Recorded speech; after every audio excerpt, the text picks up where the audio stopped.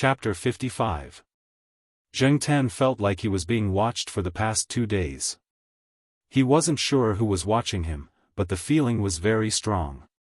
Because of Jiao Pa's instructions, Zheng Tan didn't go to the biology building to avoid Renbaqian. Not only that, but he also rarely left the courtyard at night. He only went out during the day when he couldn't hold it in.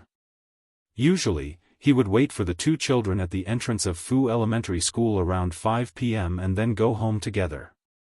Even if he went out at night, he would only take a walk in the courtyard. He wouldn't go out of the courtyard, let alone to the alley in the old building. There were a lot of people during the day, so the campus was full of people. After all, it wasn't a closed school, so the checks on people entering and leaving the school weren't that strict. However, Zheng Tan couldn't relax until he found out why he was being watched. On this day, Zheng Tan found a big sycamore tree not far from the Dong family courtyard and climbed up to take a nap. Sure enough, it was safer to be high up, and the view was wider. Zheng Tan yawned. He thought too much last night and didn't sleep well, so he had to catch up on sleep during the day. Jiao Ma and a few colleagues recently had a teaching project to collaborate on. In a few months, Jiao Yuan would be entering junior high school. Jiao Ma also had to show her presence among the junior high school teachers. When the time came, Jiao Yuan would be able to gain more benefits from the school. The other families had elderly people or children who hadn't gone to kindergarten, so it wasn't convenient to visit them. In the end, they settled on Jiao family. Therefore, Zheng Tan wandered outside every day during the day. When he was tired, he would climb up a tree and sleep. If it rained, he would go to De Pang's house. After all, Zheng Tan didn't want to stay at home and face those junior high school teachers. Zheng Tan was drowsily dozing off when the feeling of being watched came again. Zheng Tan moved his ears, but he didn't hear any strange sounds. There were only students walking around. Not far away, there was a cleaner sweeping the floor. From time to time, there were cars passing by. Not far from here, there was a sports field. Occasionally, there would be some cheering from there. These were all very common sounds, and Zheng Tan was already used to it. However, the feeling of being watched made Zheng Tan restless. Thus, Zheng Tan opened his eyes and scanned the area below the tree. He still didn't find anyone suspicious. However, Zheng Tan was more careful this time. He tried his best to remember those who were walking slowly or sitting on the benches and grass, as well as those who didn't move quickly. If the other party wanted to keep an eye on them, they would definitely not move quickly. Coming down from the tree, Zheng Tan came to a cafeteria near the teaching area of the school. After looking around, he found a big tree in the north corner of the cafeteria and jumped onto it. With his back facing the road, he continued to lie down and sleep. After a while, when the feeling of being watched rose again, Zheng Tan narrowed his eyes and looked at the cafeteria across from him. The reason why Zheng Tan chose this cafeteria and the tree in the north corner was because of the SLR glass in the north corner of the second floor. Because there was an office in the corner of the second floor, it was renovated with SLR glass. Only the inside could see the outside. If one looked from outside the cafeteria, it could be used as a mirror. Zheng Tan looked at the reflection of the glass and observed the people inside. Then, he compared them with the people he remembered. Finally, Zheng Tan's gaze fell on a seemingly ordinary student. The student was carrying a backpack and holding a book in his hand. He slowly walked towards the cafeteria. During this process, he looked at where Zheng Tan was every 2 steps.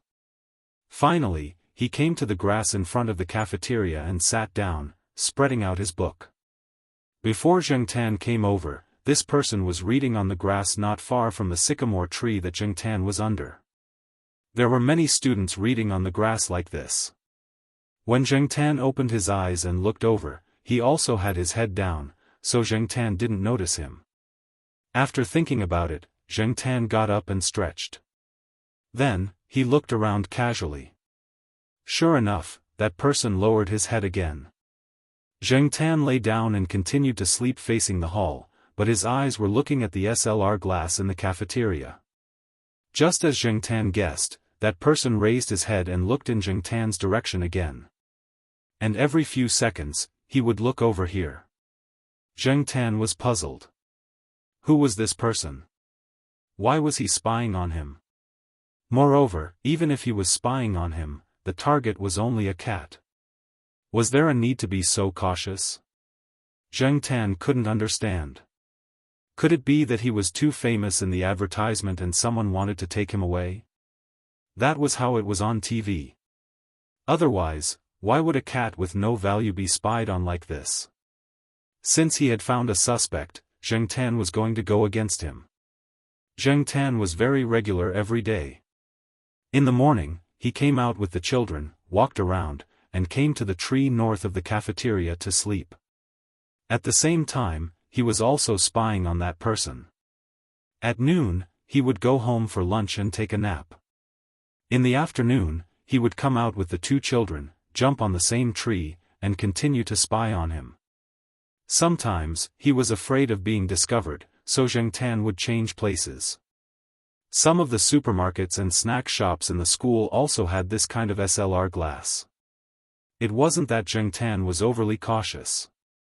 It was just that the other person's behavior of spying on a cat made Zheng Tan feel uneasy. No matter what, it was better to be careful. A week later, Zheng Tan found that the person was gone. The feeling of being spied on also disappeared. No more spying? Or could it be that there was a next step? Zheng Tan's doubts only lasted for one day. The next night, after dinner, Zheng Tan and Jiao Ma went out together. Jiao Ma went to find friends to dance and exercise. Zheng Tan walked around the courtyard. Sometimes, when he was bored, he would play with the dogs in the courtyard. Huang and Sheriff were both locked up at home. Huang had been castrated, so he might be quieter. However, Sheriff couldn't stay idle. When he was first locked up at home, he kept barking. However, he had someone at home to play with him, so he gradually stopped barking. During the day, he would occasionally be let out to play, but he was absolutely not allowed to go out at night. Therefore, if Zheng Tan wanted to find a cat to walk with him, he could only find De Pang. However, this fat man always squatted on his balcony and rarely came out to walk. After playing with Zhuang, Zheng Tan walked around the courtyard in boredom. It was almost 8:30. Jiao Ma and her friends would return from their dance party at 9 o'clock. Jiao Pa was at home today. Jiao Yuan's homework included dictation. After the dictation, Jiao Pa still had to sign, so Jiao Pa didn't go out that night. Therefore, Zheng Tan planned to wait for Jiao Ma to come back and follow her upstairs. As he walked, Zheng Tan suddenly heard the sound of wings flapping. Moving his ears, Zheng Tan looked in the direction of the sound. It was close to the courtyard wall and was considered a remote place in the courtyard. There were some osmanthus trees and wintersweet trees planted there to beautify and decorate the courtyard. However, Zheng Tan and his friends didn't usually play there. After all, there were too few trees here and the trunks were thin. It wasn't fun to sharpen one's claws and climb a tree. Compared to the small forest next to the family courtyard, this place was much more boring. Therefore, Zheng Tan and Huang preferred to walk a few more steps to the small forest outside the courtyard to play. However, Zheng Tan looked in the direction of the sound of wings flapping. It was a bit strange. Was it a bird? If it were other cats, they would definitely go in that direction. Cats didn't hunt for food. Hunting was their nature. If they heard the sound of birds, they would definitely go over. However, Zheng Tan was different. Zheng Tan wasn't interested in catching birds at all. He turned around and prepared to leave. After taking 2 steps back, Zheng Tan heard a small sound again. It sounded like someone sighing in exasperation. Although the sound was deliberately lowered, Zheng Tan still heard it. As Zheng Tan walked, he pretended to play with the branches and glanced at the courtyard wall from the corner of his eyes. The street lamp was more than 10 meters away and could only illuminate the road. It was still very dark on the side of the tree, but Zheng Tan still noticed the head on the courtyard wall with the advantage of being a cat. Something was wrong. After Zheng Tan pretended to scratch the branches twice, he heard the cage flapping a few more times. Zheng Tan took the opportunity to go over and see what was going on. Although he was curious, Zheng Tan still paid attention to the movements around him. He didn't want to get hit for no reason. The trees here were all about 3 or 4 meters tall. Although there weren't many, they were quite dense. From the surroundings, it was impossible to see what was going on under the trees. The flapping sound came from under the osmanthus trees. As he approached the osmanthus trees, Zheng Tan smelled the scent of birds and other smells. The flapping sound of wings was accompanied by the sound of metal colliding. It was just like when Zheng Tan saw the cage used to catch mice in Xiao Chu's house. When Xiao Chu patted the mouse cage, it was similar to this sound. Cage? Cat catcher? Cat catcher, or specifically to catch him? Zheng Tan's heart was full of questions. Logically speaking, there should be fewer people catching cats at this time, not to mention that this was the family compound of the university. How could these people be so bold? Zheng Tan had already walked under the osmanthus trees. As he slowly approached, he saw the cage. There were some leaves on the cage for cover. One side of the cage was open. That was the opening of the cage. The cage was about 60 centimeters long and 20 centimeters wide. A sparrow could be seen fluttering inside the cage from time to time. Perhaps it had sensed Zheng Tan's approach, for the sparrow fluttered even more violently. However, since it was chained inside the cage, it couldn't get out at all. It could only flap its wings inside the cage. Sometimes, when it struggled too violently and shook too hard, its wings would hit the top of the cage and hit the cage. Sensing that the predator was getting closer and closer, it made a few frightened cries. When Zheng Tan approached the cage, Depang, who was squatting on the balcony on the first floor of the B family building, suddenly moved its ears and opened its eyes. It looked at the old lady in the room who was wearing reading glasses and fastening buttons. It made a low meow sound, like the warning sound other cats made when they encountered a threat, but it was a little different.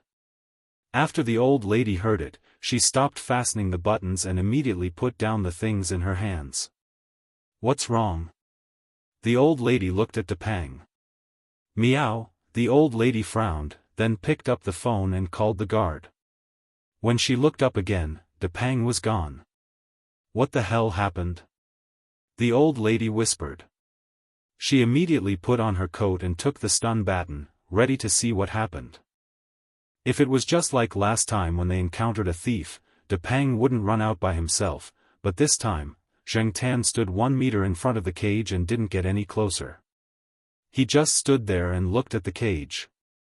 At the same time, he paid attention to the person who was leaning against the wall and looking over here. However, because the trees here were too dense, there were too many branches, and the branches were too lush.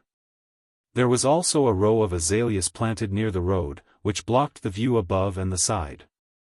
However, Zheng Tan couldn't see that person, and that person certainly couldn't see Zheng Tan. Therefore, Zheng Tan was going to wait and see when that person couldn't help but climb over the wall. As he was thinking, Zheng Tan heard a meow sound. It was Depang, and it sounded like this guy was running over here. Whoosh! Depang had already jumped over the row of azaleas and came under the osmanthus tree. Seeing Zheng Tan standing in front of the cage, he rushed over and slapped Zheng Tan twice. Zheng Tan reacted quickly and took 2 steps back to avoid Depang's claws. Depang arched his back, and the hair on his back stood up. He lowered his ears and growled twice at Zheng Tan, then at the cage. Zheng Tan knew that Depang was warning him to stay away from the cage. Zheng Tan shook his tail and walked over, ignoring Depang's look of imminent disaster. He raised his paw and gently patted his head, then walked to the back of the cage, not facing the opening of the cage. Depang was still meowing and preparing to come over. Zheng Tan shook his tail, reached out his paw, and grabbed the cage. He lifted the cage and slammed it twice. De Pang pulled his ears. Obviously, he didn't expect Zheng Tan to have such a reaction. After all, De Pang wasn't human. Even if he was relatively smart, his thinking wasn't as good as a human's. If he were a human, he would definitely be shocked by Zheng Tan's reaction. Lifting the cage and slamming it directly wasn't something a cat could do. After slamming it twice, Zheng Tan looked at the cage. The door of the cage wasn't closed. It seemed that the mechanism inside hadn't been activated. The design was quite strict. Looking around, Zheng Tan bent his paw and hooked a thin branch.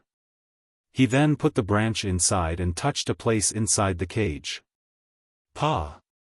When the door of the cage closed, there was almost no time for the cat to react. If a cat was playing with a sparrow inside, it definitely wouldn't react before the door closed.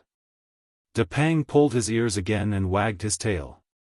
He seemed a little confused, but he didn't look like he was about to face a disaster like before. After the cage closed, Zheng Tan's attention was on the person on the wall. However, that person seemed to be more cautious and didn't immediately climb over the wall. Zheng Tan understood what had happened a few days ago. These people had been monitoring him for so long and even placed the cage here. They had probably figured out his pattern of movement, and their target was most likely him. "Whoa!" Zheng Tan roared twice at the top of his lungs. "I don't believe that you can hold back and not move before I yell at the people in the yard." Hearing Zheng Tan's roar, De Pang also meowed loudly. In the family building, many people might not have heard it clearly, but the pets could hear it clearly.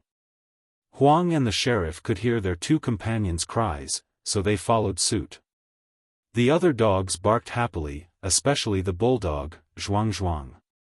It barked and scratched the iron door with all its might. For a moment, the yard was filled with cats and dogs barking. The last time something like this happened was when they were catching a thief. Obviously, after that experience, the first thought that came to the people's minds when they heard the noise was, someone is here to steal again.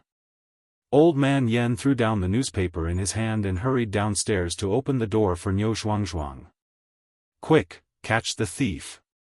Before the door was fully opened, Niu Zhuangzhuang couldn't wait to squeeze out and run towards Zheng Tan and the others. Old Man Li didn't tie up his big dog.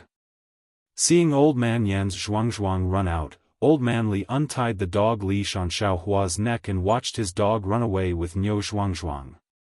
The Saint Bernard was so big, but it still had to perform at critical moments. It couldn't just be big and not do anything. Other than these two, Sahara was also released by its owner. This guy was like on steroids again. It didn't care what its owner said behind it and kept running in the direction of Zheng Tan and De Pang. As for the other people's small dogs like Chihuahuas, Pekingese, and Corgi, they weren't released. Regardless of whether they could catch the thief or not, even if they could, with the two big dogs and Niu Zhuangzhuang's ferocious lead the charge, the few small dogs would probably be accidentally hurt. On the other side, the person who had been watching the cat cages from the yard wall almost spat out blood when he heard the two cats roaring at the top of their lungs. F***CK, why did these cats suddenly roar so loudly? Chapter 56. What's going on? The Jiao Yuan stopped doing his homework. He was halfway through his dictation when he heard the commotion outside. Just like everyone else, the Jiao Yuan thought of the thief incident. He put down his pen and looked around.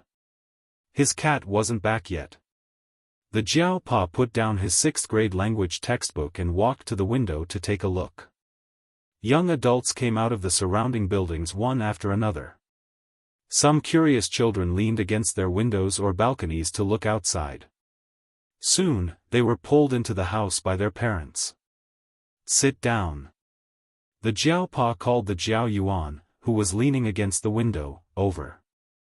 He took out his phone to ask the others and also called the old lady on the first floor. After all, people who lived on the first floor could get the news faster. After hanging up the phone, the Jiao Pa thought for a moment and walked out of the Jiao Yuan's room. He opened the door and saw Chu Xiangyang, who was sitting across from him, open the door and look over. "Hey, brother Jiao, did you hear that? Xiao Chu, you're just in time. I was going to look for you." 1 minute later. Chu Xiangyang sat on the sofa in the Jiao family's living room. The associate professor Jiao asked him to stay and look after the children. The associate professor Jiao quickly went downstairs. The commotion in the East Borough's family compound was too big, and the process from quiet to noisy was too short. The person who caught the cat did not expect things to develop like this. They had never encountered such a situation when they were catching cats in residential areas. After hearing the loud cat calls from the osmanthus tree, the catcher immediately jumped over the wall and ran to the cage. He didn't dare to delay. Besides, he already heard the dog barking coming this way. With a beautiful leap, the catcher jumped over the row of azaleas. He didn't slow down and directly ran to the osmanthus tree. But before he could see the position of the cage, 4 cat claws scratched at him. Depang's claws were frightening. Even though his strength was not as great as Zheng Tan's, he was ruthless and neat enough. Moreover, the places he scratched were close to the cat's eyes. If he had been a little stronger or his claws were a little longer, the cat catcher's eyes would probably have been blinded. Even if he wasn't blinded, there were several deep bloodstains from his eyebrows to his eyes and nose. Almost immediately, blood overflowed from the claw marks. Depang did not think about whether it had caught someone blind, or whether it would have to bear the consequences if it caught someone too badly. It had been trained to fight back when it was in danger. As for the trouble after that, someone would help it deal with it. It was the same for Zheng Tan. He scratched the same spot as Depang. As he controlled his strength, he would only cause temporary damage to that person's eyes and vision. Zheng Tan's scratches were much longer than Depang's, almost reaching his neck.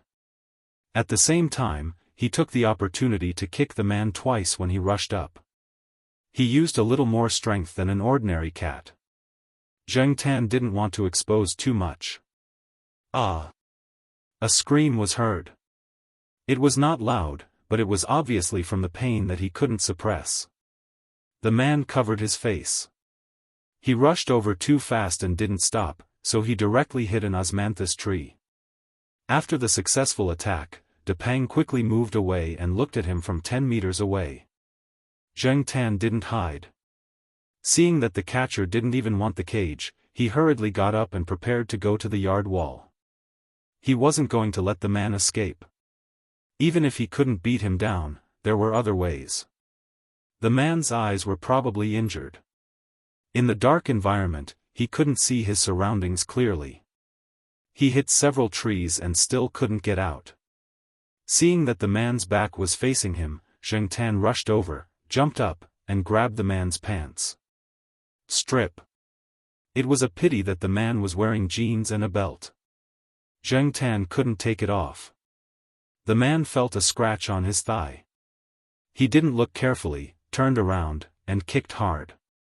However, he didn't kick the cat. He tripped on a branch and fell on his back. The catcher didn't expect to catch a cat like this. The cat didn't enter the cage, but it was so bold to come up and scratch people. Didn't they say that domestic cats were more gentle? Most of the cats he had caught in the community before didn't have such bad tempers. The cat he was facing now didn't give up after scratching him once. It scratched him a second time. If he had been wearing sweatpants, his pants would have been taken off. However, the situation didn't allow the catcher to think too much. He had to run away quickly. However, before he could get up, he felt a sharp pain in his butt.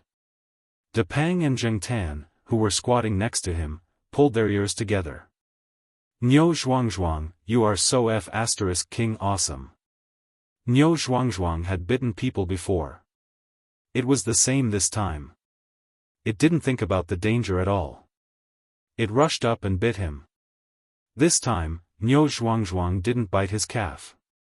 Maybe it felt that its mouth had become bigger or for some other reason, but this time, it bit his butt. Since Niu Zhuangzhuang was here, Flowery and Sahara arrived soon. Flowery didn't bite people, but it could bite other things. Seeing that its companions had bitten, it also found something to bite. The catcher was wearing clothes with a hat. Flowery bit the hat on the man's clothes and dragged it backward. As it dragged, it shook its head and made a low growl. Originally, Flowery was just playing with toys. However, the catcher raised his hand to slap the big dog because the hat on his clothes was bitten. However, this slap made Flowery angry. It had a good temper, but it didn't mean that it wouldn't get angry. In addition, there were two companions next to it, so it gradually became serious. It used more strength, and its tearing action was much more violent than before. As Flowery tore and swayed, the catcher was also pulled to the side. He was already dizzy, and now, he was even dizzier. Zheng Tan thought of a movie he had seen before. It was called Cujo. In that movie, Saint Bernard dogs were once the symbol of terror. After coming back to his senses, Zheng Tan looked at the situation again. The funny thing was that Flowery was biting the man's hat, and Sahara was biting the man's pants. The two dogs were pulling in opposite directions. Moreover, Niu Zhuangzhuang was biting in the middle. It had to be said that the catcher was really unlucky. The catcher was feeling terrible. His face was still burning, and there was a dog biting his butt. There were two dogs eyeing him from head to toe. He was getting dizzier and dizzier. After he took a breath, he didn't bother to fight with the big dog. He reached into his pocket and searched. He searched. There was nothing. He searched again. There was still nothing. He searched again. There was still nothing. Where was the knife? Zheng Tan looked at the man's movements and knew what he was looking for. However, when the man fell and Niu Zhuangzhuang rushed up to bite him, Zheng Tan took the opportunity to take the knife out of the man's pocket and threw it to the side. He didn't want the man to hurt the three dogs with the knife. The people in the courtyard weren't slow either. They quickly arrived. The first to arrive was the guard uncle. The guards in charge of this area were a few steps behind him. The guard uncle got to work quickly after he received the old lady's call. He was a retired soldier. Although his relatives had helped, it was mainly because of the old lady that he was able to come here to do this leisurely job. Her son had also helped arrange it, so he would often help the old lady a little. When the old lady called to explain the situation, he immediately notified the school's security office. He also came out with a flashlight and a shirt. He couldn't let the staff in the courtyard take the risk. However, the guard uncle was helpless when he arrived. The three dogs were too engrossed, and their tempers were obviously aroused. He would definitely be implicated if he went up rashly. Scratching his head, the guard uncle looked at the two cats squatting next to him. What should we do? Zheng Tan glanced at him, then walked over to the cat cage. The guard uncle shone the flashlight at Zheng Tan and quickly recognized the use of the cage. He walked over and took the cage out. He looked at the sparrows that hadn't moved much. He also looked at some marks on the cage. Obviously, many cats had been caught in this cage. Wow, you've got guts. You actually came to the courtyard to trap cats. The guard uncle looked back at Depang, who was squatting on the side of the road as if it had nothing to do with him, and then looked at the cat catcher who was being bullied by the three dogs. He curled his lips. Coming here to trap cats, wasn't he looking for death? Even if the laws in this area weren't perfect in our country, since he was caught, he definitely wouldn't be let off easily. Moreover, the fat dragonly was involved. A few people from the compound came over and used their flashlights to look at the situation over there. They also heard the guard talk about the use of the cage, so they didn't go up to help the cat catcher. They just stood at the side and watched, chatting with the guard. It was the first time they had seen a cage used to catch cats, so they were curious. People like this who steal cats usually sleep during the day and start stealing cats around midnight. From midnight to 5 or 6 in the morning, they can steal 10 to 20 cats. Didn't you say that a lot of people lost their cats a while ago? It's all done by these people. But it's strange. This person looks like an experienced cat thief. He actually came here to steal cats, and at 8 or 9 in the morning. The guard uncle shook his head as he spoke. Zheng Tan squatted not far away and listened to their conversation. He also wanted to know something about this. After all, before he became a cat, he didn't care about these things at all. But now, he had no choice. After all, it was related to his life. Are they all stolen pet cats? Even if they're eaten, can't the merchants raise them? Chickens, pigs, and other livestock for eating, aren't there specialized factories to raise them? Why are they stealing house cats? A younger guy asked. The guard uncle smiled. Raise them? How is that possible? It's better to steal cats. It's faster and cheaper. Cats aren't like dogs. They're easy to catch. And these people have skills in trapping cats. They specialize in trapping big cats and let go of the small ones. They'll come back next year. Anyway, they don't have to spend their own money to raise cats. Amen. Did that mean that the cats that were raised so painstakingly were raised for these people? Also, don't they often see stray cats? Catching stray cats is bad enough, but stealing house cats. The young man sighed. There aren't many stray cats. The market demand is high, so these people target domestic pet cats. Moreover, house cats are raised well and don't have diseases. They can be sold at a higher price. But the people who lose their cats are pitiful. A middle-aged teacher next to him also interrupted. That's right. After raising a cat for so long, they have feelings for it. Those who lose their cats will be sad for a long time. Wasn't that person before? After losing his cat, he couldn't eat or drink. Zheng Tan knew the person who lost his cat. He also lived in the east courtyard, but that family's cat didn't play with Zheng Tan and the others. That cat once ran into the first floor of Building B and climbed over the balcony to steal Depang's food. It was severely taught a lesson by Depang. But during the new year, Zheng Tan heard that the cat had disappeared. He didn't think too much about it. Now that he thought about it, Zheng Tan sighed. How much does this cat sell for? The young man asked curiously. Not much, just a few dozen yuan. Native cats are similar, so it's sold cheaply. After the cats were caught, some of them were skinned and sent to fur markets in other places.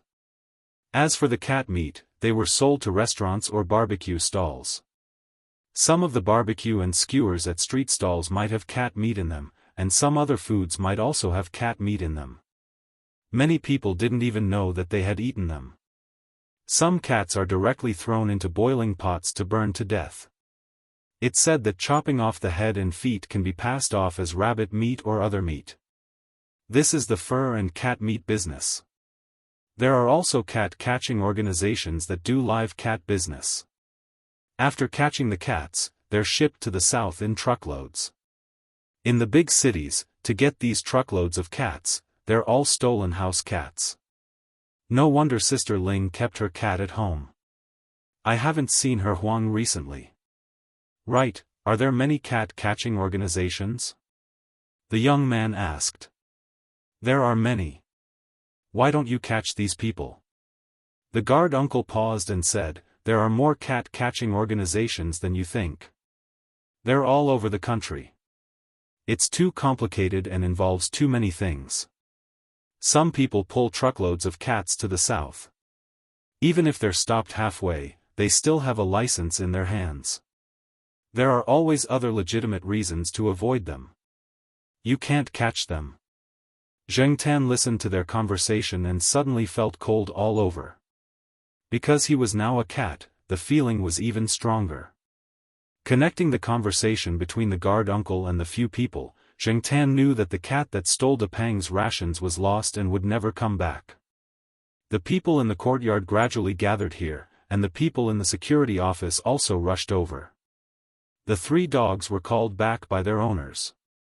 As for the cat catcher, he was in quite a sorry state. His face was full of cat scratches, his trousers were torn, his buttocks were bleeding, and his clothes were torn into rags. But no one here sympathized with him. The woman who had just mentioned that the cat was lost was very emotional. She waved her hand and wanted to come over, but she was stopped by her husband. Under the osmanthus tree, the cat thief covered his face and lay there, blood still flowing from between his fingers. Soon, this person was taken away by the security office. But the people in the courtyard didn't stop discussing. Zheng Tan saw the Jiaopa and ran over. It was safer to be with family. Depang was very excited when he saw the old lady. He rushed over and jumped on her. The old lady picked him up. Looking at the series of actions, it was obvious that she had done this kind of thing often. Zheng Tan watched from the side and was very surprised. Damn, this guy was fine just now, but now he's scared? *T fatty, with your weight, can't you understand that the old lady is already so old? Feeling Zheng Tan's gaze, Depang raised his head, squinted his eyes, and shook his ears. He buried his head in the old lady's arms and continued to seek comfort. Every time he pretended to be pitiful, the old lady would give him more food after he went back. The Jiaopa took Zheng Tan and walked with the old lady to their building. As they walked, they listened to the old lady talk about how Depang recognized the cat cage. Depang has been trained. My son said that the cat's biggest enemy is that thing, so every time I go to his place, he will train Depang to avoid all kinds of cat cages and other cat traps. Sigh, cat thieves nowadays are so wicked. Chapter 57. The news that someone had stolen a cat from the East Side family compound spread like wildfire. No one expected that someone would try to trap a cat on a university campus, and at 8 or 9 o'clock in the evening, not in the middle of the night. It had to be said that the person who had set the cat was very brave. For a time, all the residents of Tsinghua University, including the West Side family compound, tied up their cats at home at night. Even if they screamed until their throats were broken, they would not let them out. If they were annoyed, they would send them to Shaogua for sterilization. It was said that sterilized cats would not be so noisy. No matter what, it was better than running out and being trapped. If the cat was trapped, it would probably become someone else's meal. So these 2 days, Shaogua's pet center's business was very good. Even if some people did not want to perform surgery on their cats, they would run over to ask if there was any other way to keep their cats at home quietly.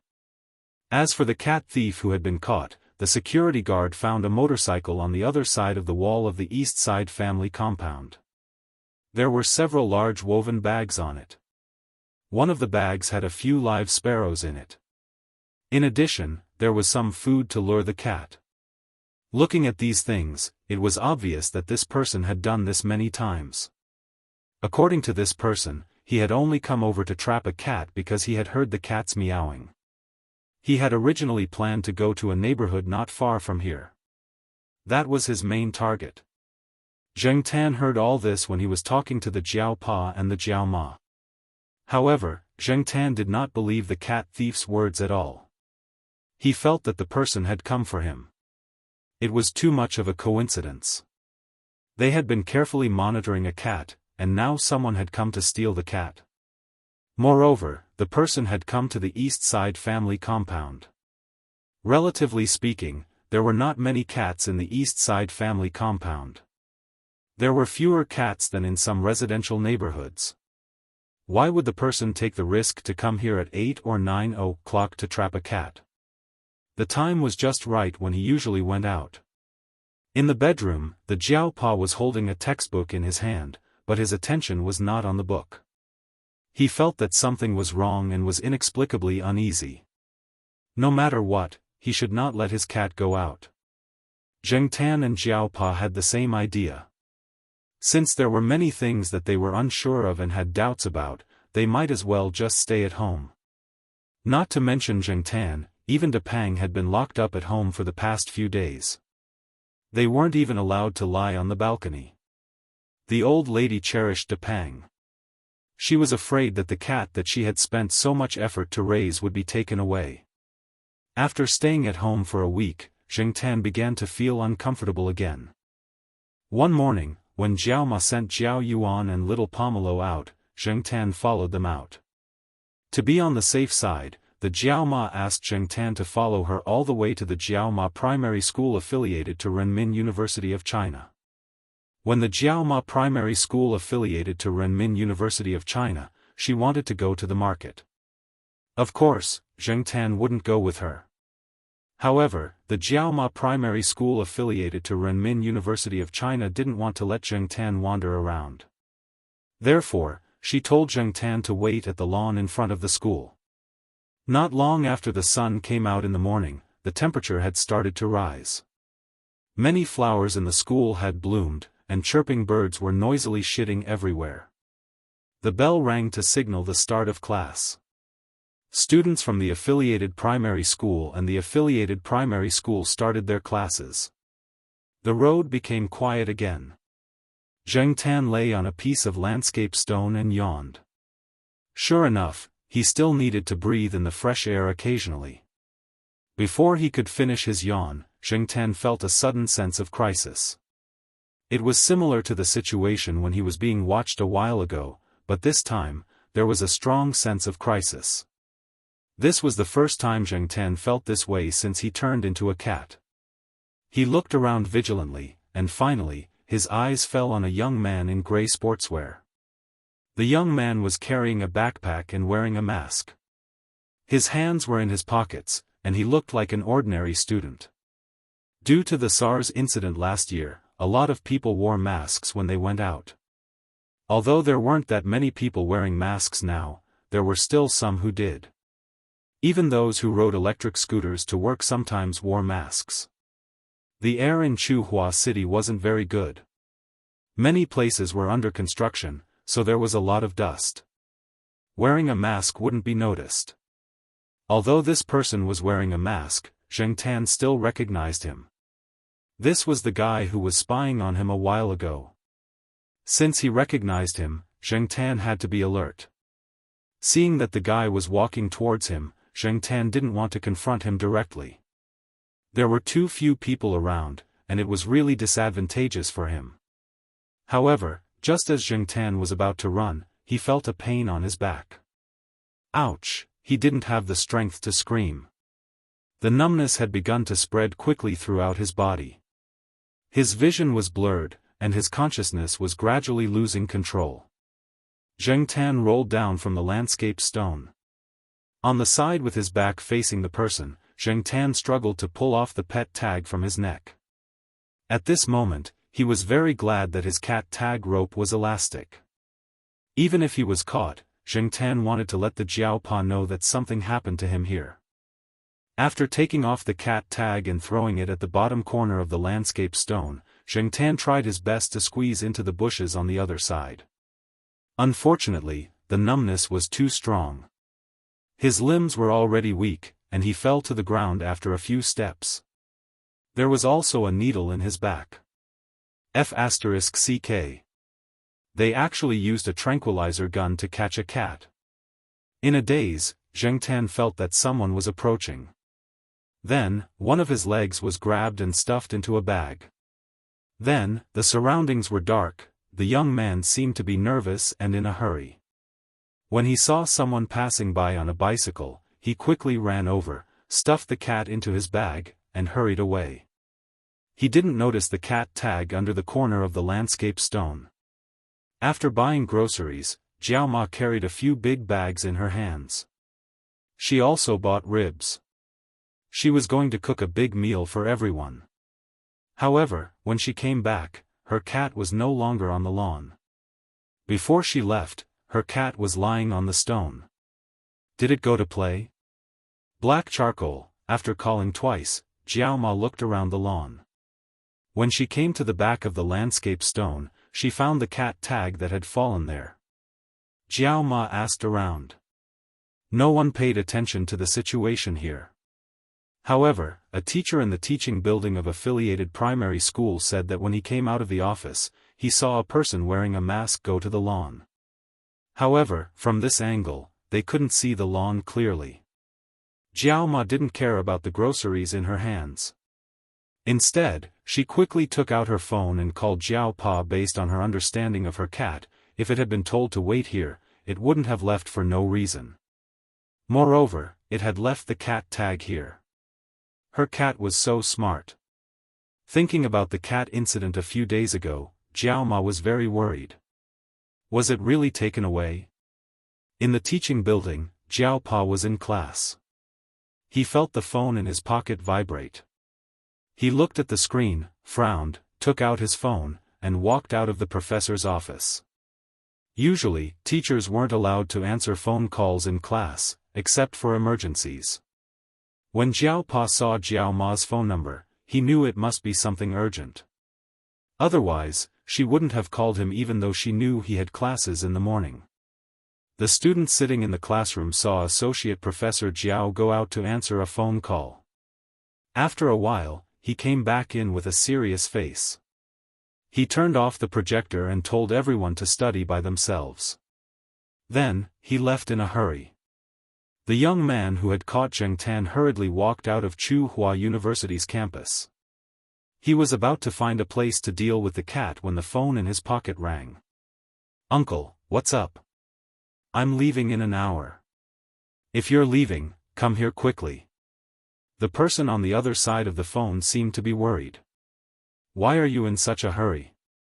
Didn't you say you're leaving at night?" "No, it's an emergency. Come here quickly." After that, the person on the other side of the phone hung up. The young man hesitated, gritted his teeth, and decided to leave first. He could deal with a cat any time. However, it might be a little troublesome to get the money. An hour later, the young man appeared in a warehouse in the suburbs. In front of the warehouse was a small truck.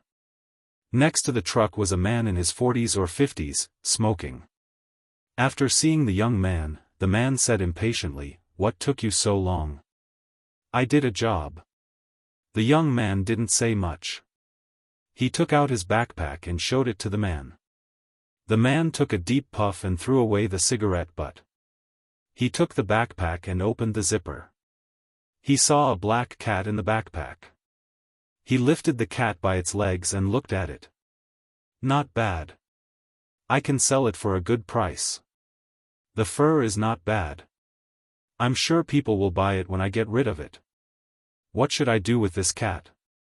My employer told me to kill it, and I was about to throw it into the river when the time came." "Uncle, you called me. Why would you throw it away?" The man stared at the young man. "This cat is well fed. If we're lucky, we can sell it for a few hundred yuan with the meat and the shiny fur. It's not common to see pure black fur." "Okay." The young man agreed. Who wouldn't want to sell it for money? The man carried the cat into the truck and threw it into the cage. This medium-sized truck was filled with cages of cats. According to the cat's appearance and the price they could sell for, they were divided into several grades and kept in different cages. Outside the truck, there were some large cardboard boxes with some sundries inside. They were brought in by the people they helped, so they had more ways to make money. After throwing the cat into a cage on the upper level, the man closed the door of the truck, climbed into the driver's seat, and drove away. The young man sat in the passenger seat. He didn't have time to ask some questions before, so he held it in until now. "Uncle, why are you in such a hurry? I don't know what's going on these 2 days.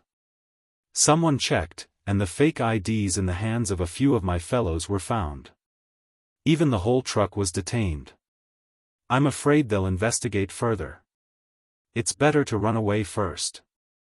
This time, he didn't catch too many cats. The cages in the truck weren't full yet. If it weren't for the urgent situation, he would have stayed here for a few more days. Even if there were no cat traps, he could still drug a few dogs. Yesterday, he saw a few big fat dogs. Investigate further? No way. It hasn't been like this in the past. The young man was surprised. Anyway, we don't plan to come to Chuhua City for the next few months. The situation here is tense. I'm so King unlucky. This has never happened before. Didn't those people turn a blind eye to it? Why are they suddenly so serious now? The man complained as he drove. The young man in sportswear didn't care about his relatives' complaints. He took out his phone and started to make a call. He hadn't met the employer, but it didn't matter if he met the employer or not. The cat is settled. When will you transfer the money to me? The young man in sportswear asked. Is the cat dead? The person on the other side asked. It was shot with a tranquilizer gun. It's probably dead if it can't withstand it. Even if it can, it's useless. My uncle took it to the south and sold it to the market there. You don't have to worry about that. The person on the other side of the phone was silent and didn't speak. The young man thought that the other party didn't want to pay, so he was anxious. Chuhua City has been tense recently. You are also anxious. I risked being found out to help you. The tranquilizer gun cost a few thousand. Your deposit is all gone. You can't disappoint me. Don't worry. I promised you 30,000 yuan. I will transfer it to you later. Also, don't contact me in the future. After saying that, the person on the other side of the phone hung up. The young man listened to the beeping sound on the phone and cursed. What?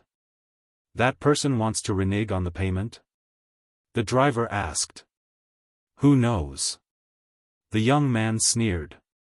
Why did you buy a tranquilizer gun to trap a cat? The driver said disdainfully. I asked around. I heard that the cat has been trained. The employer also said that the cat is very smart. I was very careful even when I was monitoring it. The young man said and gradually changed the topic. He didn't say how much the employer had paid. In fact, he bought the tranquilizer gun secondhand from a friend. It was only a few hundred yuan. Even if the employer didn't pay, he still made a profit. The person who went to the eastern courtyard to trap the cat was contacted by the young man.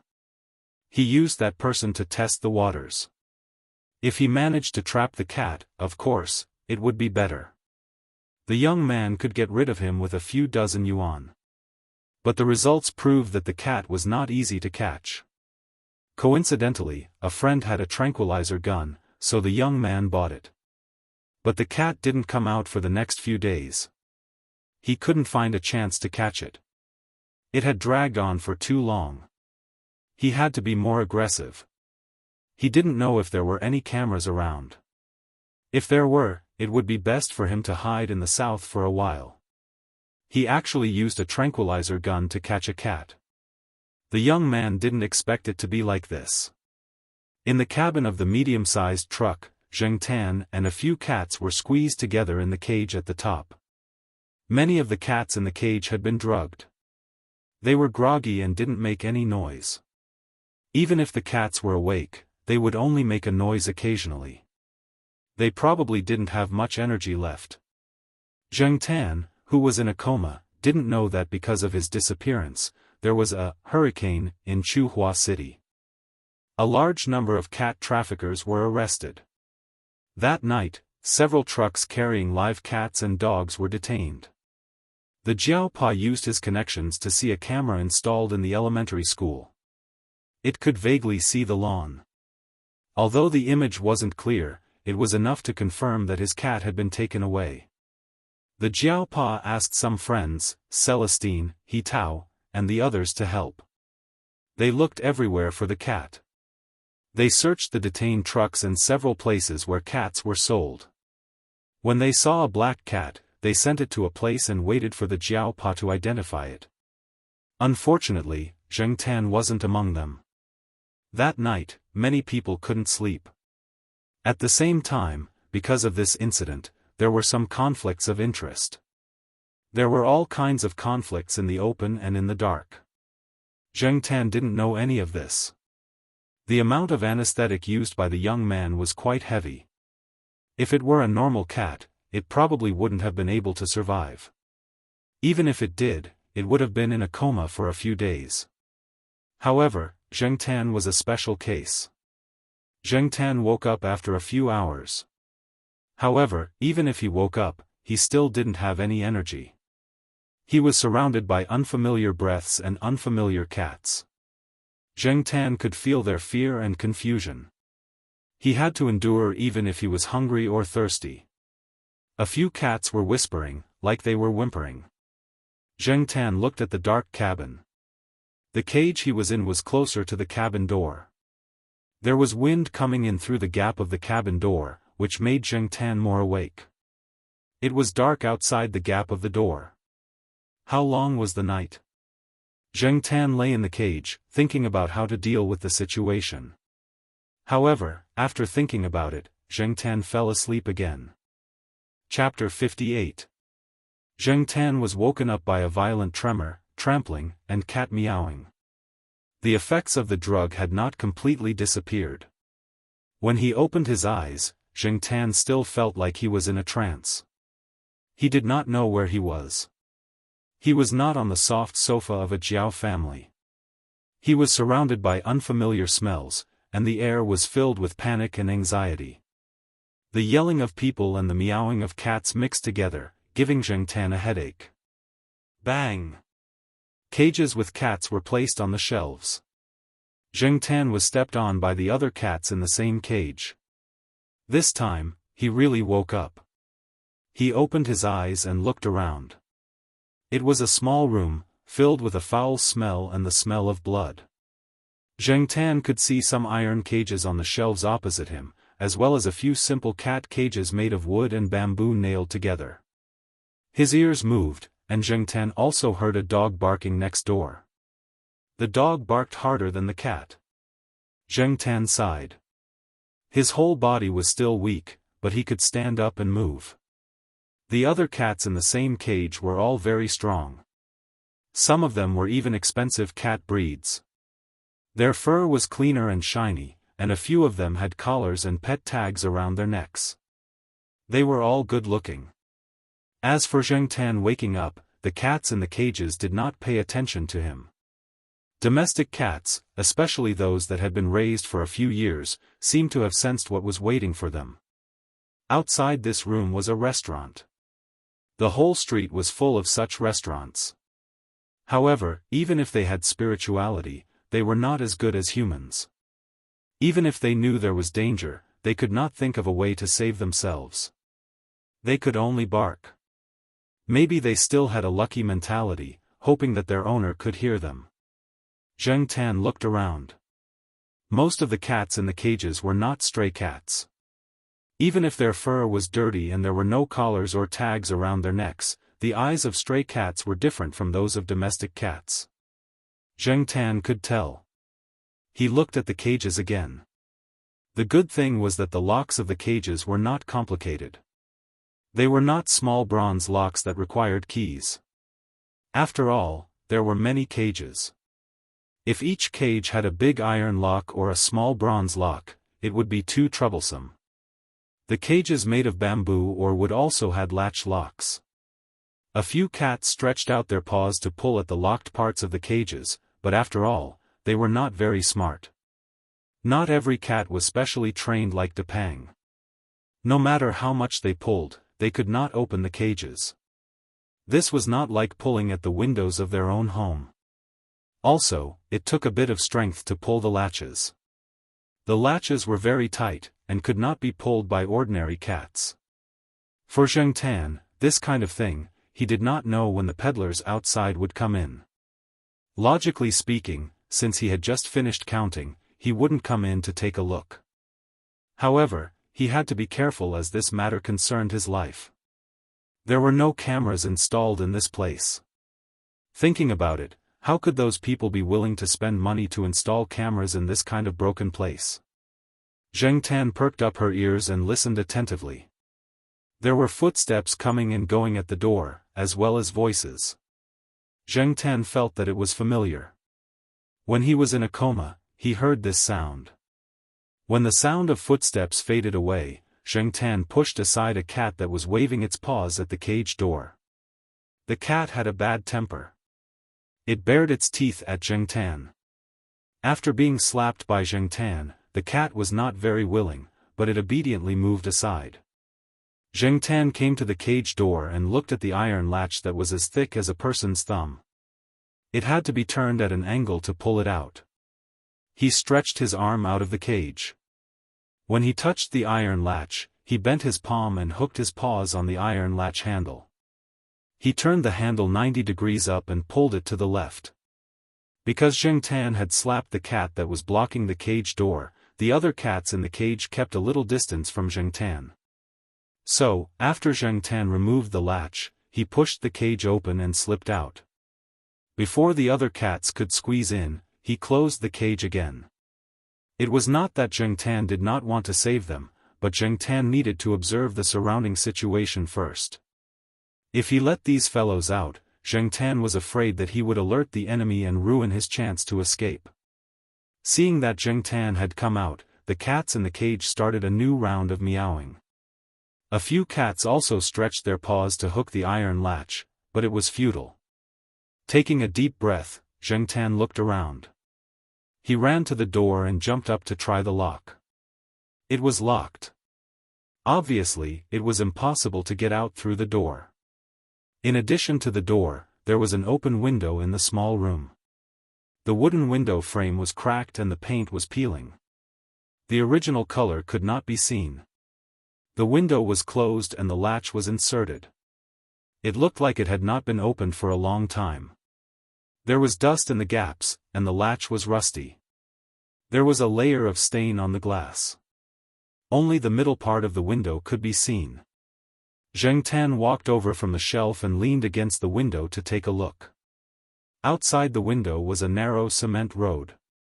The house on this side and the house on the other side of the cement road were facing away from each other. Only the back door of the house led to this road. There were a few large trash cans on the cement road. They were all filled with garbage. Although a lot of it was in bags, he could still see some of the discarded remains and internal organs exposed from the bags. There were many flies flying on them. Even if he was mentally prepared, Zheng Tan still could not help but feel a chill when he saw it. If he did not wake up and dragged on for a few hours, or a few days, would he end up like this? Would he be decapitated or skinned? But now was not the time to be emotional. Even if he had a lot of doubts about being caught, he had to suppress them and focus all his energy on escaping. Zheng Tan moved the latch of the window. It had been too long since the window was opened, and the latch was rusty. Zheng Tan's strength had not recovered, and it took a lot of effort to open the window. It seemed to be 2 or 3 o'clock in the afternoon. The sky was overcast, and it looked like it was going to rain. There was no one on the cement road. Zheng Tan climbed out of the window. When he came out, he was going to push the window closed so that no one would notice anything strange. But after thinking about it, he did not close it. He would have to come back later to save himself the trouble.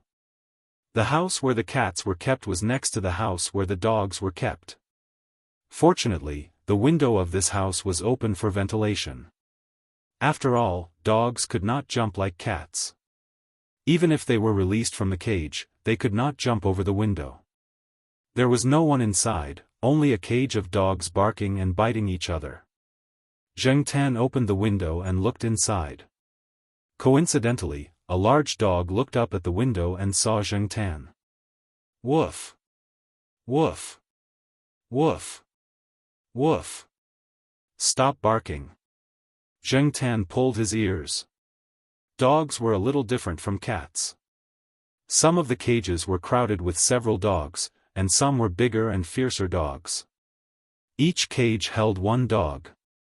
From small Pomeranians and Pekingese to big native dogs and German shepherds, there were all kinds. It was a little difficult to open the dog cages.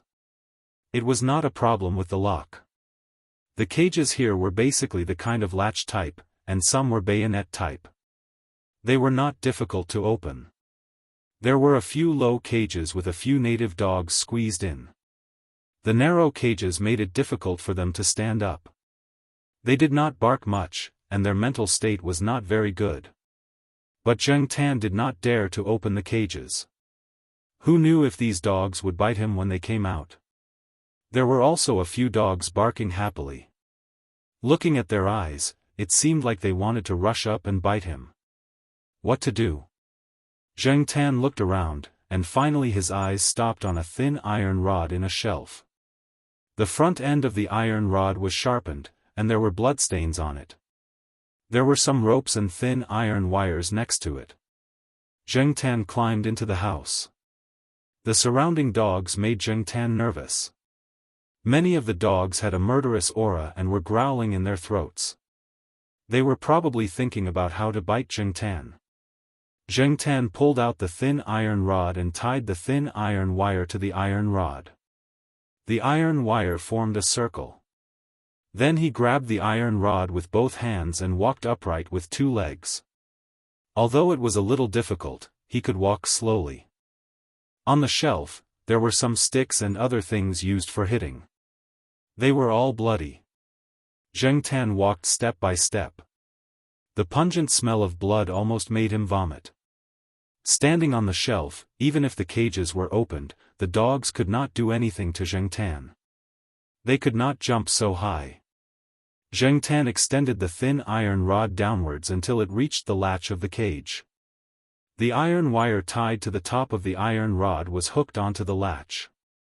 She lifted the iron rod, causing the latch to turn, and then pulled it to the side. With a click, the door of the cage opened. A few puppies ran out and scurried around looking for an exit. Zheng Tan did not care about them and continued to open the cages.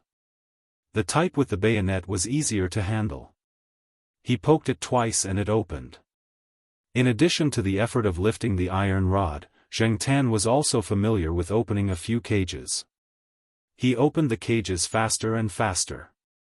However, if someone opened the door and came in at this time, Zheng Tan would throw away the tools and leave. Escape was the first priority. After opening all the cages, Zheng Tan did not stay any longer. The dogs were barking too loudly. A few of the fiercer big dogs were showing signs of going crazy. The movement here was obviously easy to attract the attention of people outside. Out of the window, Zheng Tan went to the house where the cats were kept. He opened the cat cages one by one. The windows were open, and the cats escaped through the windows. When he opened the last cage, Zheng Tan heard someone shouting outside. Obviously, the escape of the cats had been discovered.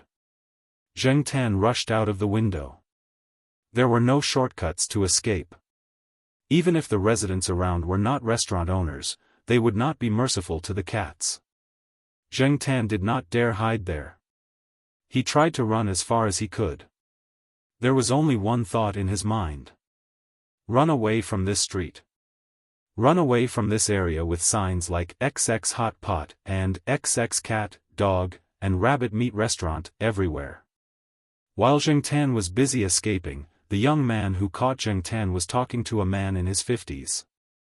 Uncle Guan, you have gained quite a lot this time, the young man said as he passed a cigarette to the man. The man called Uncle Guan took the cigarette and lit it. He took 2 puffs and said, "It was just a small fight." Boring. Uncle Guan was quite famous in this area. He was one of the earliest people who had started this business. Some of the young people had learned their skills from Uncle Guan. Of course, he did not teach them for nothing, and they had to pay him back. The young man also learned from Uncle Guan, including how to use the tranquilizer gun.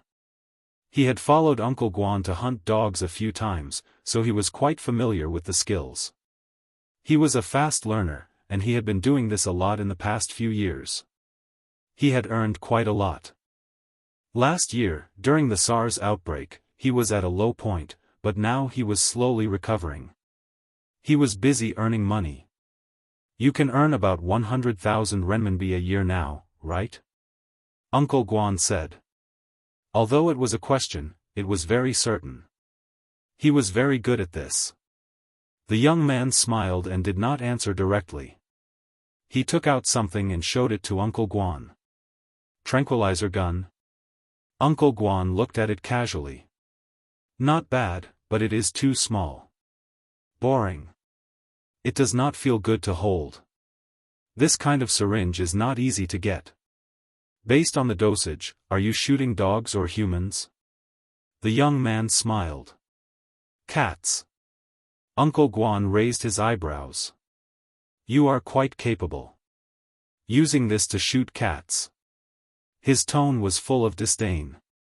Uncle Guan had always thought that cats were dumb as hell. Their curious nature could kill them, so they were easy to catch. The young man did not mind Uncle Guan's sarcasm. That cat is not easy to catch. If I was not in a hurry to come back, I would not have used this. This time, I followed my uncle to a few cities in the central region and got this tranquilizer gun. I also got a BMQ to play with. The young man told some truths and lies.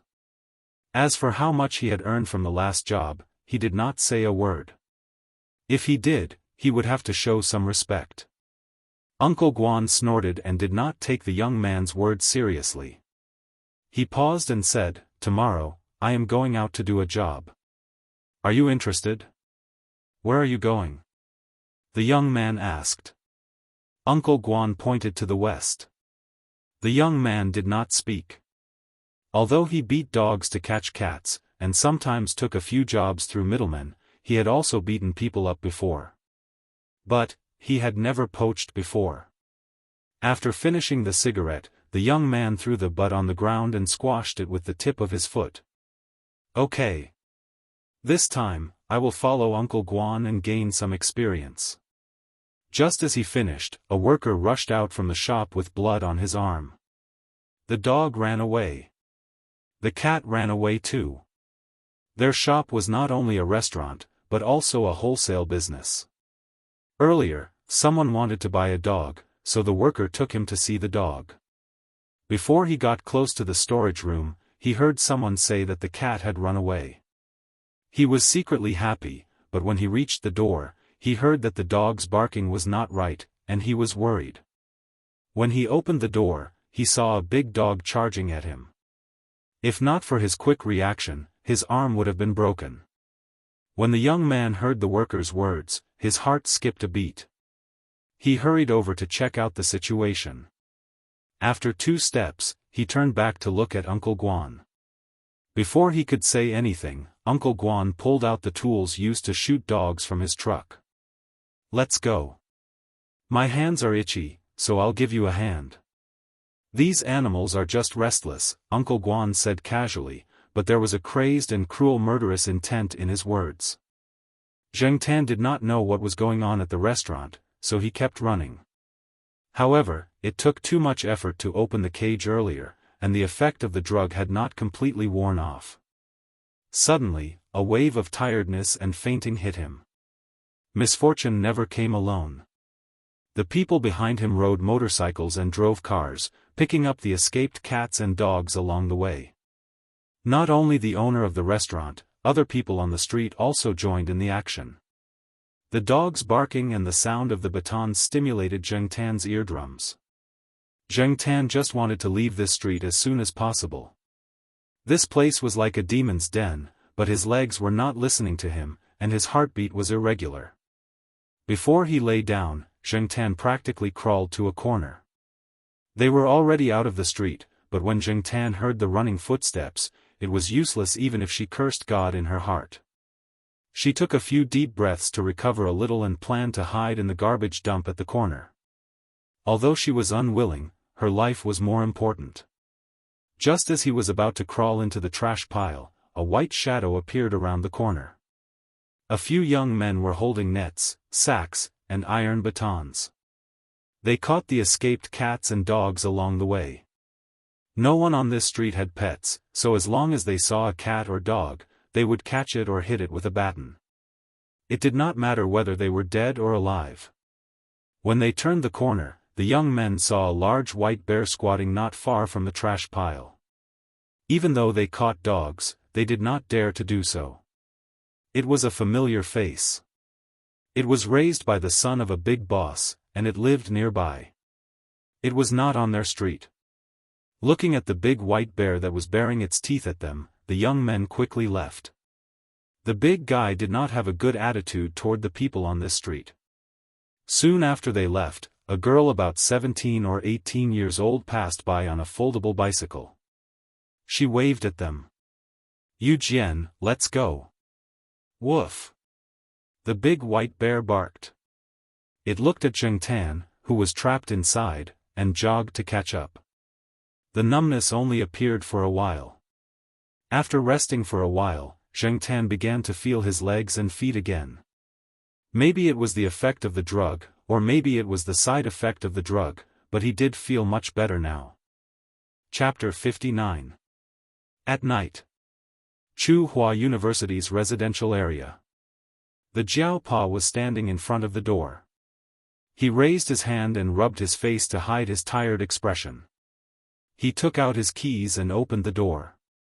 The sofa in the living room was still empty. There was no longer a black cat lying there and watching TV. When they heard the sound of the door opening, the doors of the two children's rooms opened at almost the same time.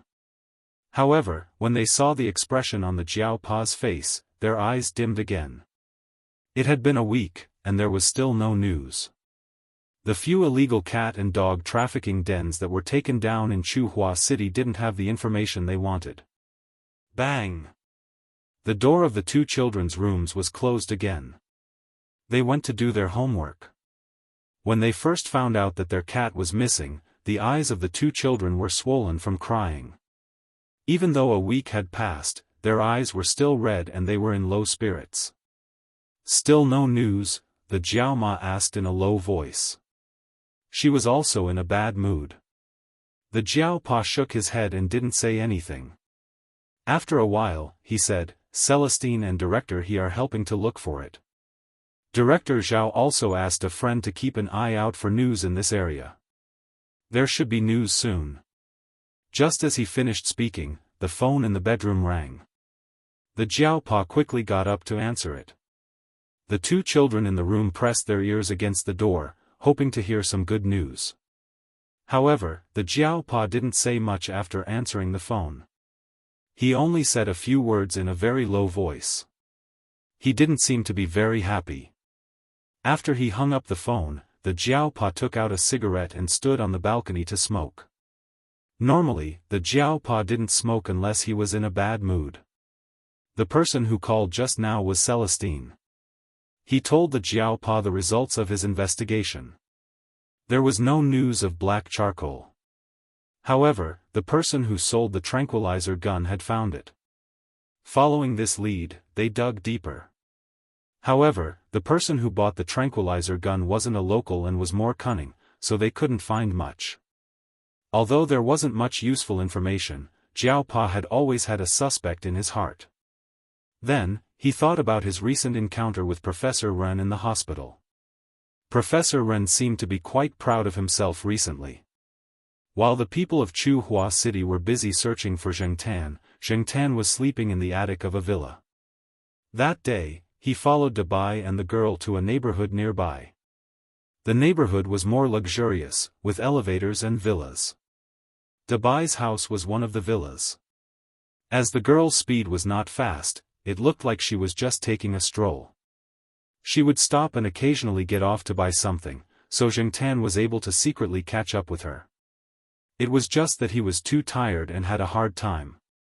His condition that day was really bad.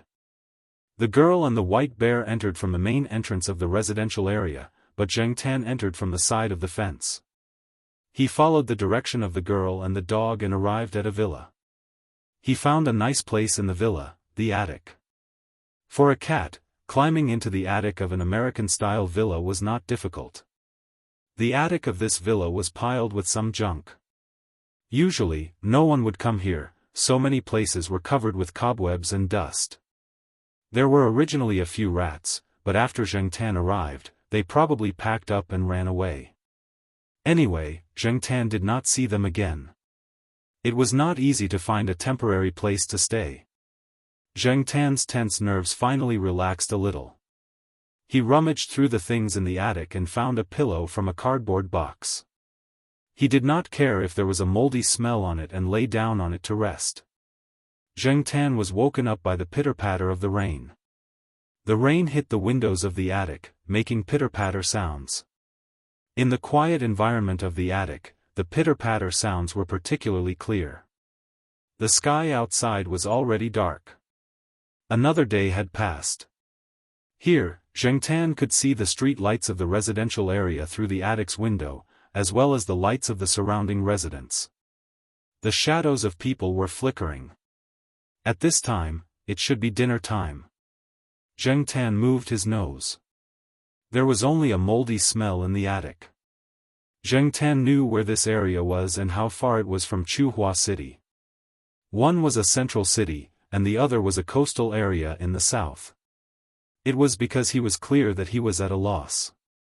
Xiahe City was not too far away from Nancheng, where he had lived for 20 years. Zheng Tan looked at the raindrops on the window. He did not know what he was thinking. To be precise, he was in a daze. However, he did not stay in a daze for long. He was hungry. Zheng Tan thought that he would wait until later, when everyone in this family was asleep, and then go down to look for food. Zheng Tan was not ready to expose himself. This family had a dog. They might not eat dog meat, but who knew if they would eat cats? What kind of character did this family have? He did not want to take the risk. Stretching, Zheng Tan moved his hands and feet, thinking about what to do in the future. If it was a human, it would be good. Unfortunately, it was just a cat. Waiting was boring. Zheng Tan rummaged through the junk and pulled out a small ball, the kind that was used for children's toys. It looked like it had not been touched for a long time. Lying on the pillow, Zheng Tan played with the ball with his 4 paws. His palm gently pushed the ball back, and then he used his foot to kick it back. Looking at the ball jumping in the air, Zheng Tan felt that he was really like an animal in a circus. Speaking of which, if he was not there, he did not know what would happen to the Jiao family. There was also Xiaoguo's advertisement. Zheng Tan played with the ball and thought about things at the same time. The sound of the family's laughter came from downstairs. There was also the sound of advertisements on the TV and the familiar dialect that he had not heard in a long time. Finally, in the middle of the night, the rain outside seemed to have stopped. There was a window in the attic that could be pushed open. The family probably did not know that a window in their attic was broken. However, even if they knew, they would not care because the window was very small. Even a 7 or 8-year-old child would not be able to climb in easily. There was no need to worry about thieves entering the attic. Coming out from the slanted window, Zheng Tan looked around. Because it had just rained, the surroundings were wet. Looking at the water stains on the soles of his feet, Zheng Tan found a place to go down from the roof and went to the kitchen. Initially, Zheng Tan saw that there was an opening on the door for pets and wanted to use it to enter. However, after trying it out, it was locked. It was probably because the white bear was too big. It could be used when it was young, but now, it had no use. Therefore, the owner had directly locked the door. Since he could not enter through the door, Zheng Tan could only climb through the window. Fortunately, there was a window above that was not closed. Zheng Tan climbed through that window. Before he climbed through the window, Zheng Tan purposely stepped on the doormat at the back door a few times to dry the water stains on his feet. He did not want to leave cat paw prints in the kitchen. There was a large refrigerator in the kitchen. Zheng Tan opened the refrigerator and looked inside. There was not much food. Looking at the family's condition, even if they did not finish their dinner, they would probably directly throw it away. However, the good thing was that there were some pre-made meatballs bought from the supermarket. Zheng Tan ate a few, but they were not cooked. He could only make do with them. Most of the other food was for children. There were some biscuits, fruit cakes, and so on. Zheng Tan ate some of them. Zheng Tan took out some of the snacks that came with individual small packaging. He would take them to the attic later. After eating some food, Zheng Tan felt much better. Although they were all cold, it was much better than starving. Gently closing the refrigerator door, Zheng Tan carried some snacks and quietly left. He was getting more and more proficient at walking with 2 legs. It was a little troublesome to climb through the window. It was not easy to climb with 2 legs, so Zheng Tan carried the snacks out bag by bag. Before leaving the kitchen, Zheng Tan looked at the gap under the closed kitchen door. Through the gap, he could see some white dog hair. The big white bear was lying on the other side of the door. Zheng Tan believed that it should have discovered him, but it did not make a sound. What a good dog! It could bare its teeth at the people who beat the dog, and it would cover for him. It was quite smart. After looking for food, he moved the bags of snacks to the attic. Zheng Tan lay on the musty pillow again. He never thought that he would steal food at night like a mouse. He had fallen to this point. At night, he slept well. He did not know if it was because of the drugs, but Zheng Tan had been sleepy recently. Sometimes, he slept very deeply. Even if someone was next to him, he probably could not hear it. The next day, Zheng Tan heard several news. For Zheng Tan, the news was not bad. First, he heard that there was a murder on the street that sold cat and dog meat. The victim was Uncle Rod, the famous person on the street. The cause of death was a rabies attack. It was strange that this experienced person did not get vaccinated, or rather, he did not get vaccinated in time. Theoretically speaking, he should have known better than others how to protect himself, but in the end, he did not escape death. Zheng Tan listened to the discussions of the people around him and came up with many possibilities. Maybe there was a problem with the vaccine, or maybe the veteran had been careless. Or maybe he had been infected for a long time but had not been vaccinated. Or maybe he had eaten dog meat. After all, the hygiene of the street was not very good. They had cut corners when cooking, and the rabies virus was not completely eradicated. These were all possibilities. In any case, there were many different opinions, but the truth was that the famous Uncle Rod had died of rabies. Other than this famous Uncle Rod, there was another unlucky person, and that was the young man who had captured Zheng Tan. It was said that when Uncle Rod was sick, the young man had gone to find him. In the end, Uncle Rod, who was not in his right mind, had hit him with a bottle of alcohol. He was still lying in the hospital. Hearing these 2 pieces of news, Zheng Tan was very happy. Even though he did not know Uncle Rod well, from the discussions around him, the old man had killed countless dogs. He had even taught a group of people to kill dogs and trap cats. He had even poached, so he deserved to die. Furthermore, because of Uncle Rod, everyone on the street was in danger. Even those who did not kill the dogs in their own restaurants went to the hospital to get vaccinated. After all, many animals could carry rabies. As for the young man, Zheng Tan thought to himself, even if you can walk out of the hospital alive, don't let me see you, or I'll kill you. Zheng Tan would remember this grudge. Other than these 2 pieces of news, Zheng Tan also heard that the family was going out for a vacation that weekend. There would be no one at home, and it would be easier for Zheng Tan to do what he wanted. Zheng Tan wanted to use the family's phone to inform the Jiao Pa. Even if he could not say what he wanted to say, at least he could let them know that he was still alive. Zheng Tan had thought it through. He would call the Jiao family, and then the Jiao Pa would call the family, and then they would come to pick him up.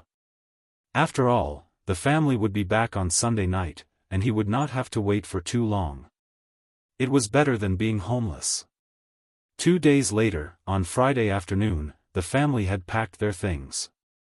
When the children came back from school, they drove an off-road vehicle and left with the family and the dog.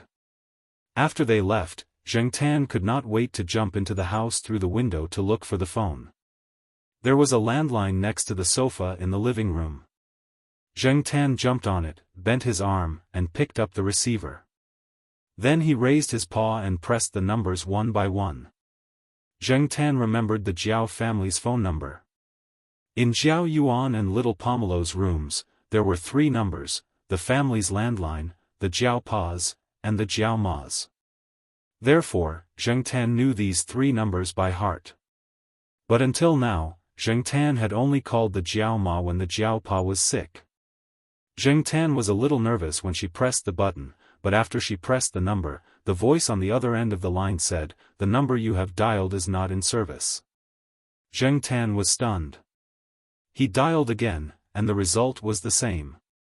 Had the Jiao family's landline changed? Zheng Tan dialed the Jiao Pa's number again, and the call did not go through. He tried the Jiao Ma's number again, and it still did not go through. F***CK. Was there a problem with this phone? It could not make long-distance calls? That was not right. Yesterday, he heard the family's owner calling someone overseas. How could it be a long-distance call? Zheng Tan did not give up and tried again. The result was the same. Zheng Tan was so angry that he wanted to throw the phone away. Unfortunately, he could not remember the phone numbers of other people in Chuhua City. Zheng Tan squatted on the sofa and scratched his head. If he had known this would happen, he would have memorized more numbers and tried them one by one. Celestine's, Exin's dormitories, Zhao Li's, Little Zhua's, Huang's, Depang's, Old Man Lan's, Chu Xiangyang's. Zheng Tan could not remember any of these people's numbers. That time, Celestine had said that he had changed his phone number. Unfortunately, Zheng Tan had forgotten about it when he turned around. F***CK. He regretted it. The sound of cloth tearing rang out. Zheng Tan came back to his senses and looked at the sofa under him. He had accidentally scratched the fabric sofa. He hoped that the family's owner would not link it to the cat. Zheng Tan pulled his ears and jumped down from the sofa. He looked for something to eat in the kitchen and even found a can of milk to drink. Even though he was full, Zheng Tan still felt a chill in his heart. Night fell. The large mansion was quiet. Zheng Tan did not like this kind of quiet. He wagged his tail and slapped the ground repeatedly. The cars of the surrounding residents drove past. The light changed, and the shadow of the window frame moved on the wall of the living room. Beep beep. When the family returned home, they honked twice. Vaguely, he could hear their laughter outside the house. Stop arguing. Zheng Tan sat up irritably and jumped out the window. Under the cover of the night, Zheng Tan could avoid being captured. The incident with Uncle Guan had made the people on that street behave themselves. Furthermore, this place was no longer within the area of that street, so no one was out there catching cats. Zheng Tan strolled aimlessly. He came to the edge of the neighborhood and squeezed through the gap in the fence. He did not walk far. When he passed by a fast food restaurant, Zheng Tan's attention was attracted by the conversation of 2 people. "Okay, I have something to do. I'll find you when I come back from South Town," the man in the leather vest said to the other person. "Be careful when you drive at night. When you reach South Town, give me a call." "Got it."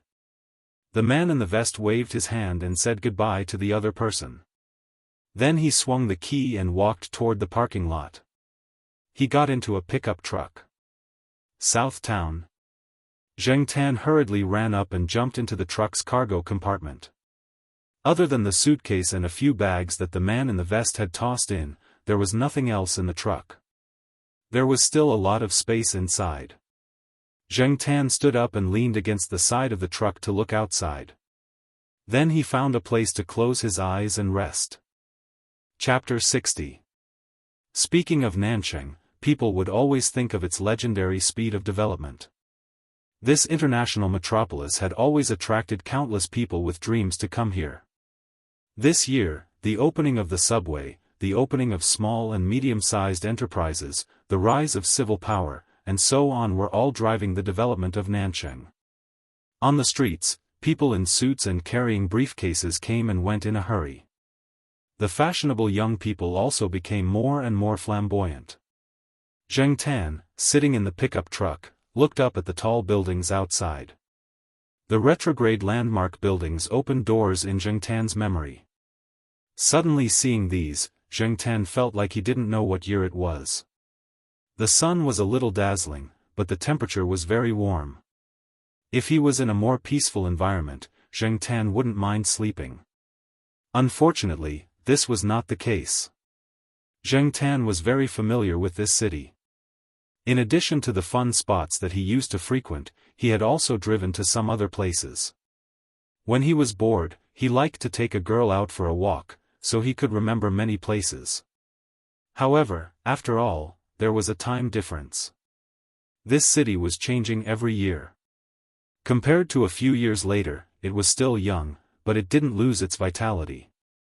The bus stops and street signs were constantly telling Zheng Tan the direction and route of the car. The pickup truck drove towards the city center, and Zheng Tan was happy to do so.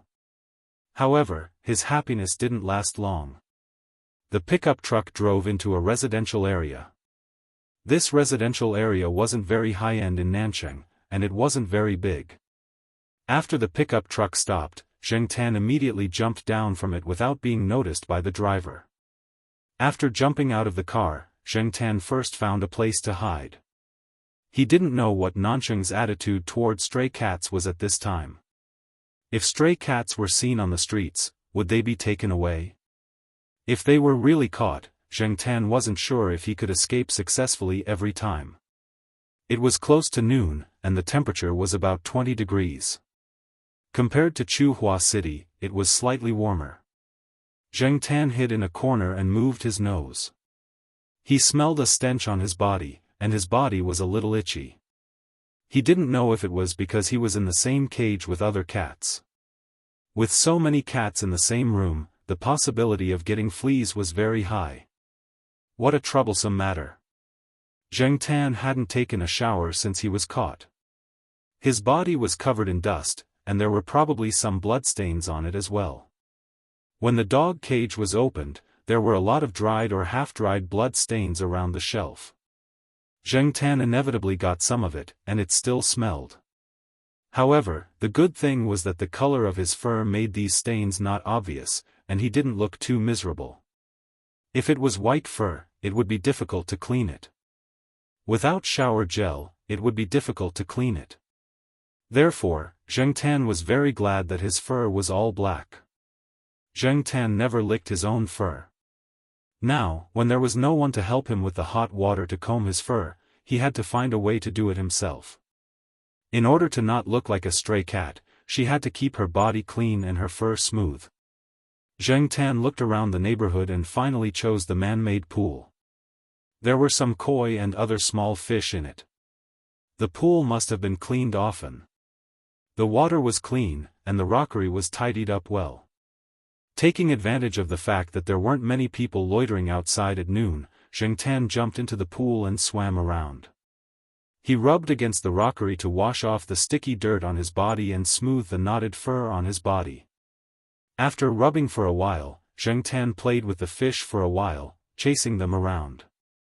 However, Zheng Tan had no interest in raw fish, so he didn't eat them. After feeling that it was enough, Zheng Tan came out of the pool and shook his fur to get rid of the water on his body. Sometimes, Zheng Tan wondered why cats would lick themselves when there was water on their bodies, but dogs would shake their fur vigorously or rub themselves on the ground when there was water on their bodies. Especially dogs with long fur.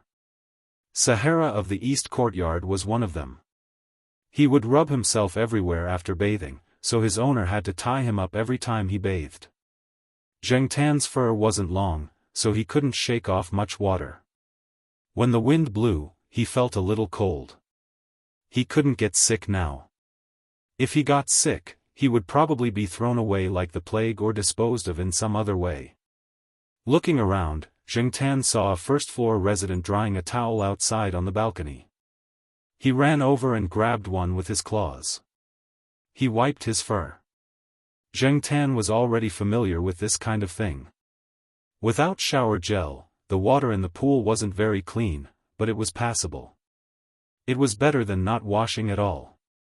After washing, Zheng Tan felt a lot more refreshed. In order to let his fur dry faster, Zheng Tan jumped onto a tree and found a place with sunlight to dry his fur. The neighborhood was quiet. Occasionally, he could hear some dogs barking.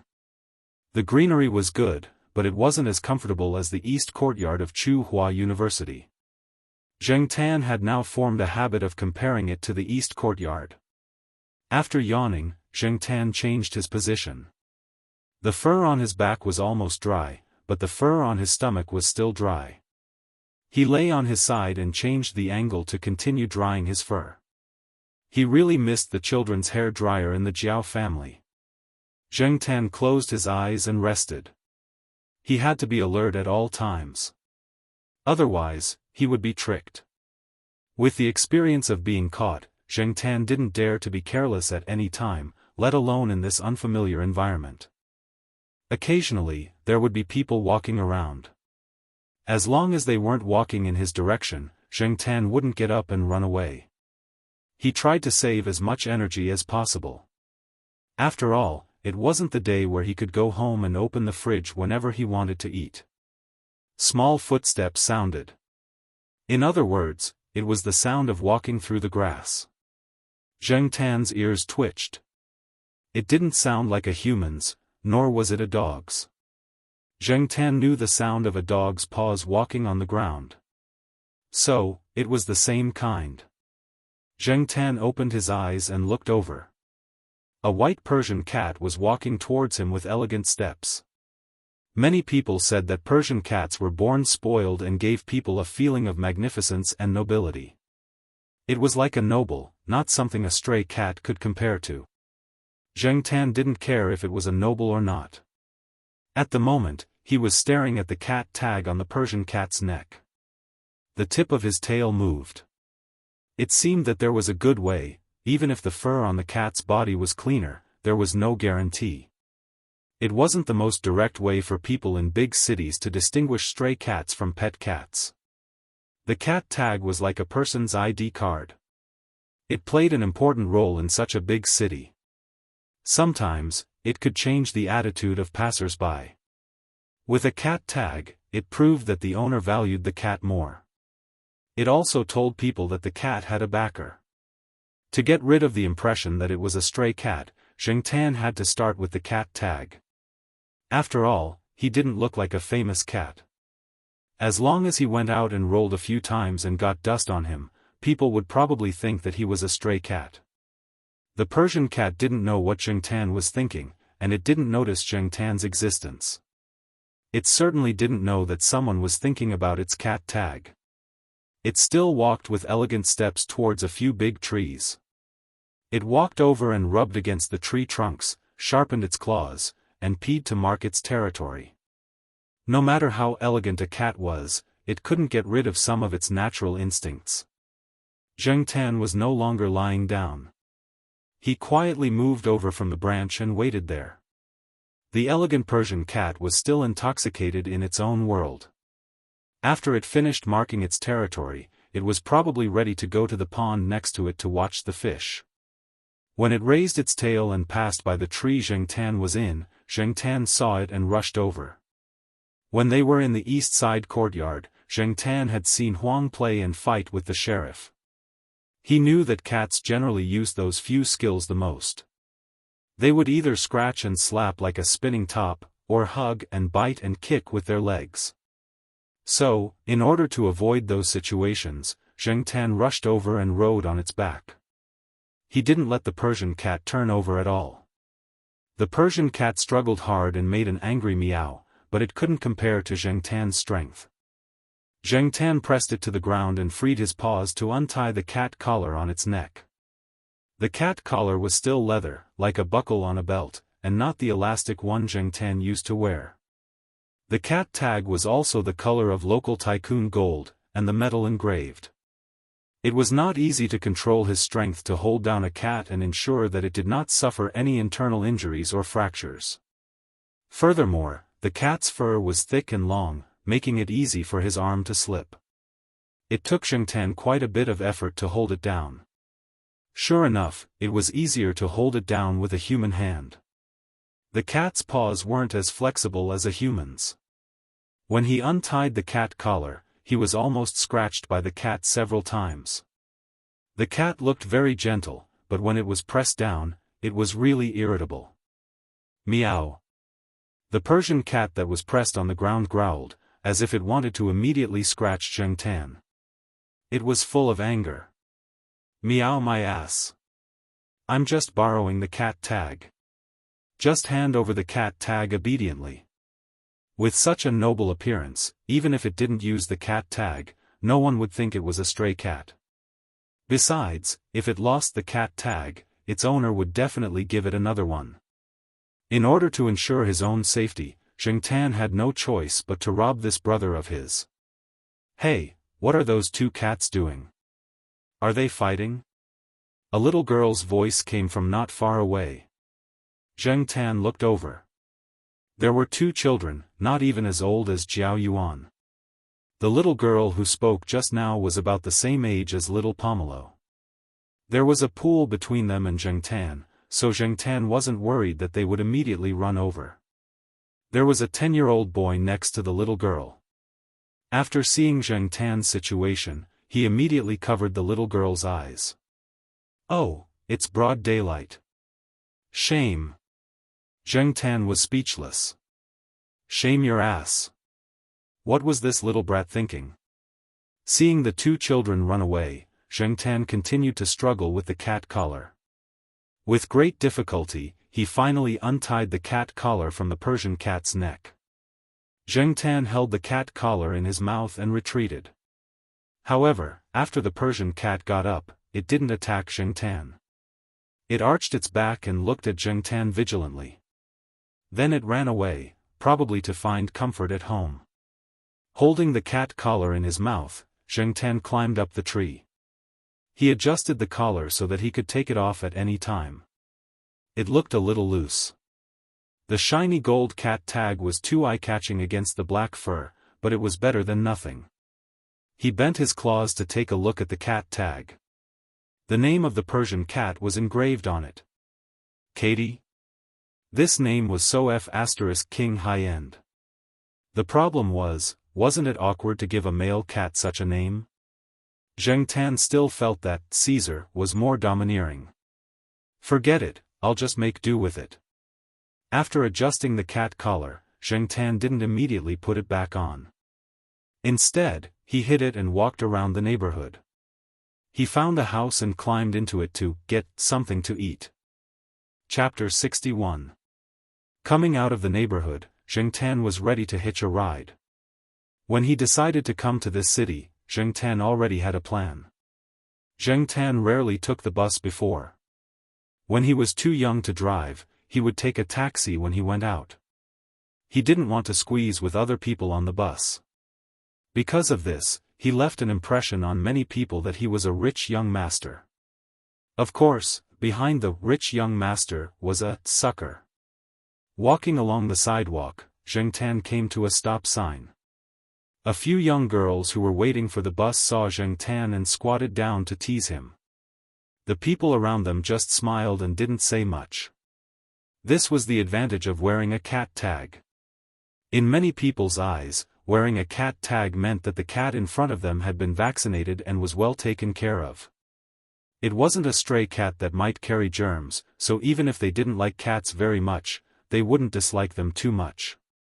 If it was a cat that didn't wear a cat tag and looked very ordinary, even if the cat acted very close to people, they would still be very repulsed. Zheng Tan didn't immediately walk away when he saw the young girls. He cooperated with them and rubbed against them. He was happy to be touched by the girls. If they took out some trinkets from their keychains, Zheng Tan pretended to be very interested and raised his paw to touch them a few times to earn their favor. While pretending to cooperate, Zheng Tan also paid attention to the bus routes and stops on the stop sign. He wasn't familiar with many of the stops, but he knew the names of some of the landmark buildings and places. He couldn't move around in the daytime, so he could only wait until night to hitch a ride. After figuring out the general route, Zheng Tan found a place to sit and wait for night to come. It was impossible to find a pickup truck every time, and not every pickup truck would take the route Zheng Tan planned. So Zheng Tan decided to hitch a ride on the bus. Forget about the double-decker buses, and forget about the trams. To avoid accidents, Zheng Tan chose to hitch a ride on the more common single-decker buses. Finally, the sky turned dark. Zheng Tan's chest tightened as he looked at the crowded buses. Fortunately, he didn't have to squeeze in. When the bus he wanted arrived at the bus stop, Zheng Tan sped up and rushed over without waiting for the door to open. Then, he jumped onto the roof of the bus. It was noisy inside the bus, so no one heard the noise from the roof. What happened just now? A passenger sitting by the window saw a black shadow flash by from the corner of his eye. What do you mean what happened? Forget it, I guess my eyes are playing tricks on me. I'll take a nap first. Wake me up when we arrive. The man leaned against the window and began to take a nap. At this moment, Zheng Tan, who had jumped on the roof of the car, was still a little surprised. He thought that he would step on the window or something to assist him when he jumped. He didn't expect that when he accelerated toward the car, he suddenly had a strong feeling of confidence that he could jump directly. After that, he was already on the roof of the car.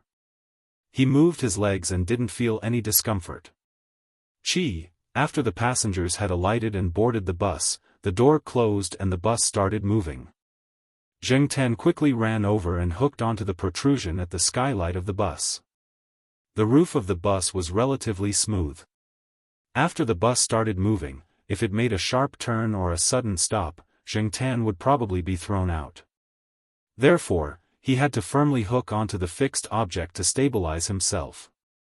Probably no one would have thought that there was a cat lying on the roof of this very ordinary bus. Zheng Tan couldn't tell where the bus was going. He could only pay attention to the bus's stop announcement every time it arrived at the bus stop. This bus's route was only part of the route that Zheng Tan wanted. Therefore, after arriving at a certain stop, Zheng Tan had to get off the bus and change to another route to continue his ride. Some buses stopped at 9:00 in the evening. Some were open all night.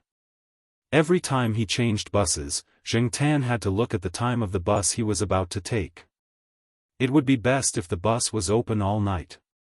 That way, he wouldn't have to worry about not being able to wait for another bus.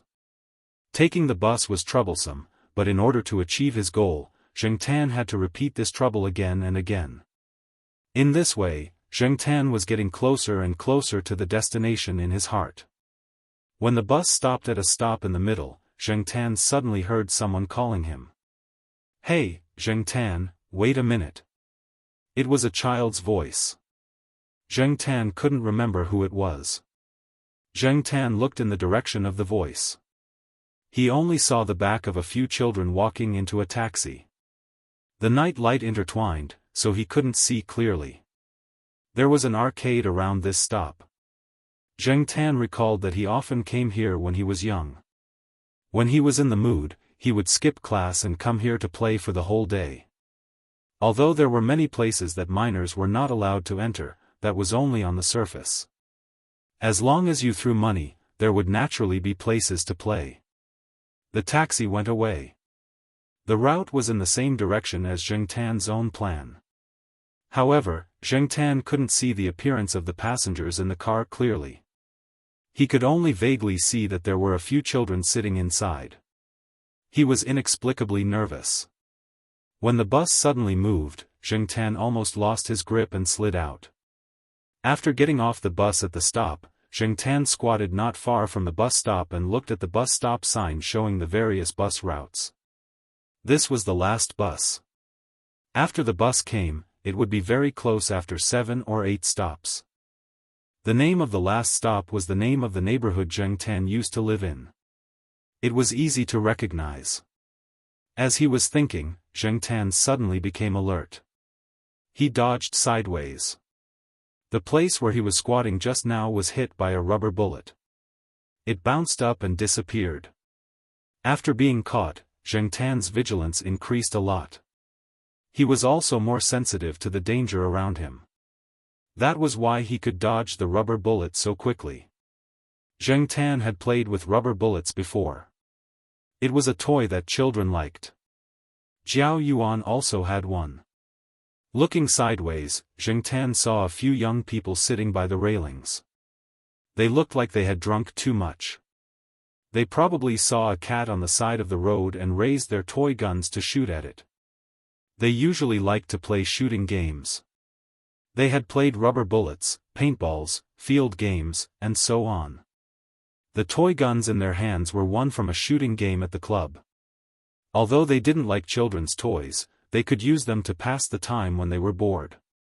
Moreover, even if they had drunk, they were very confident in their shooting skills. They thought they would hear the cat scream, but they didn't expect that the cat could dodge it.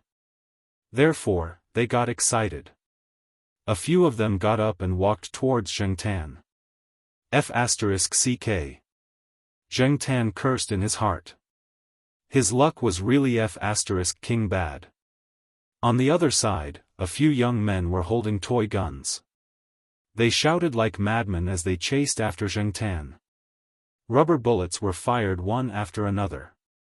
Zheng Tan didn't want to run too far. He wanted to wait for the last bus, but the crazy people behind him kept chasing.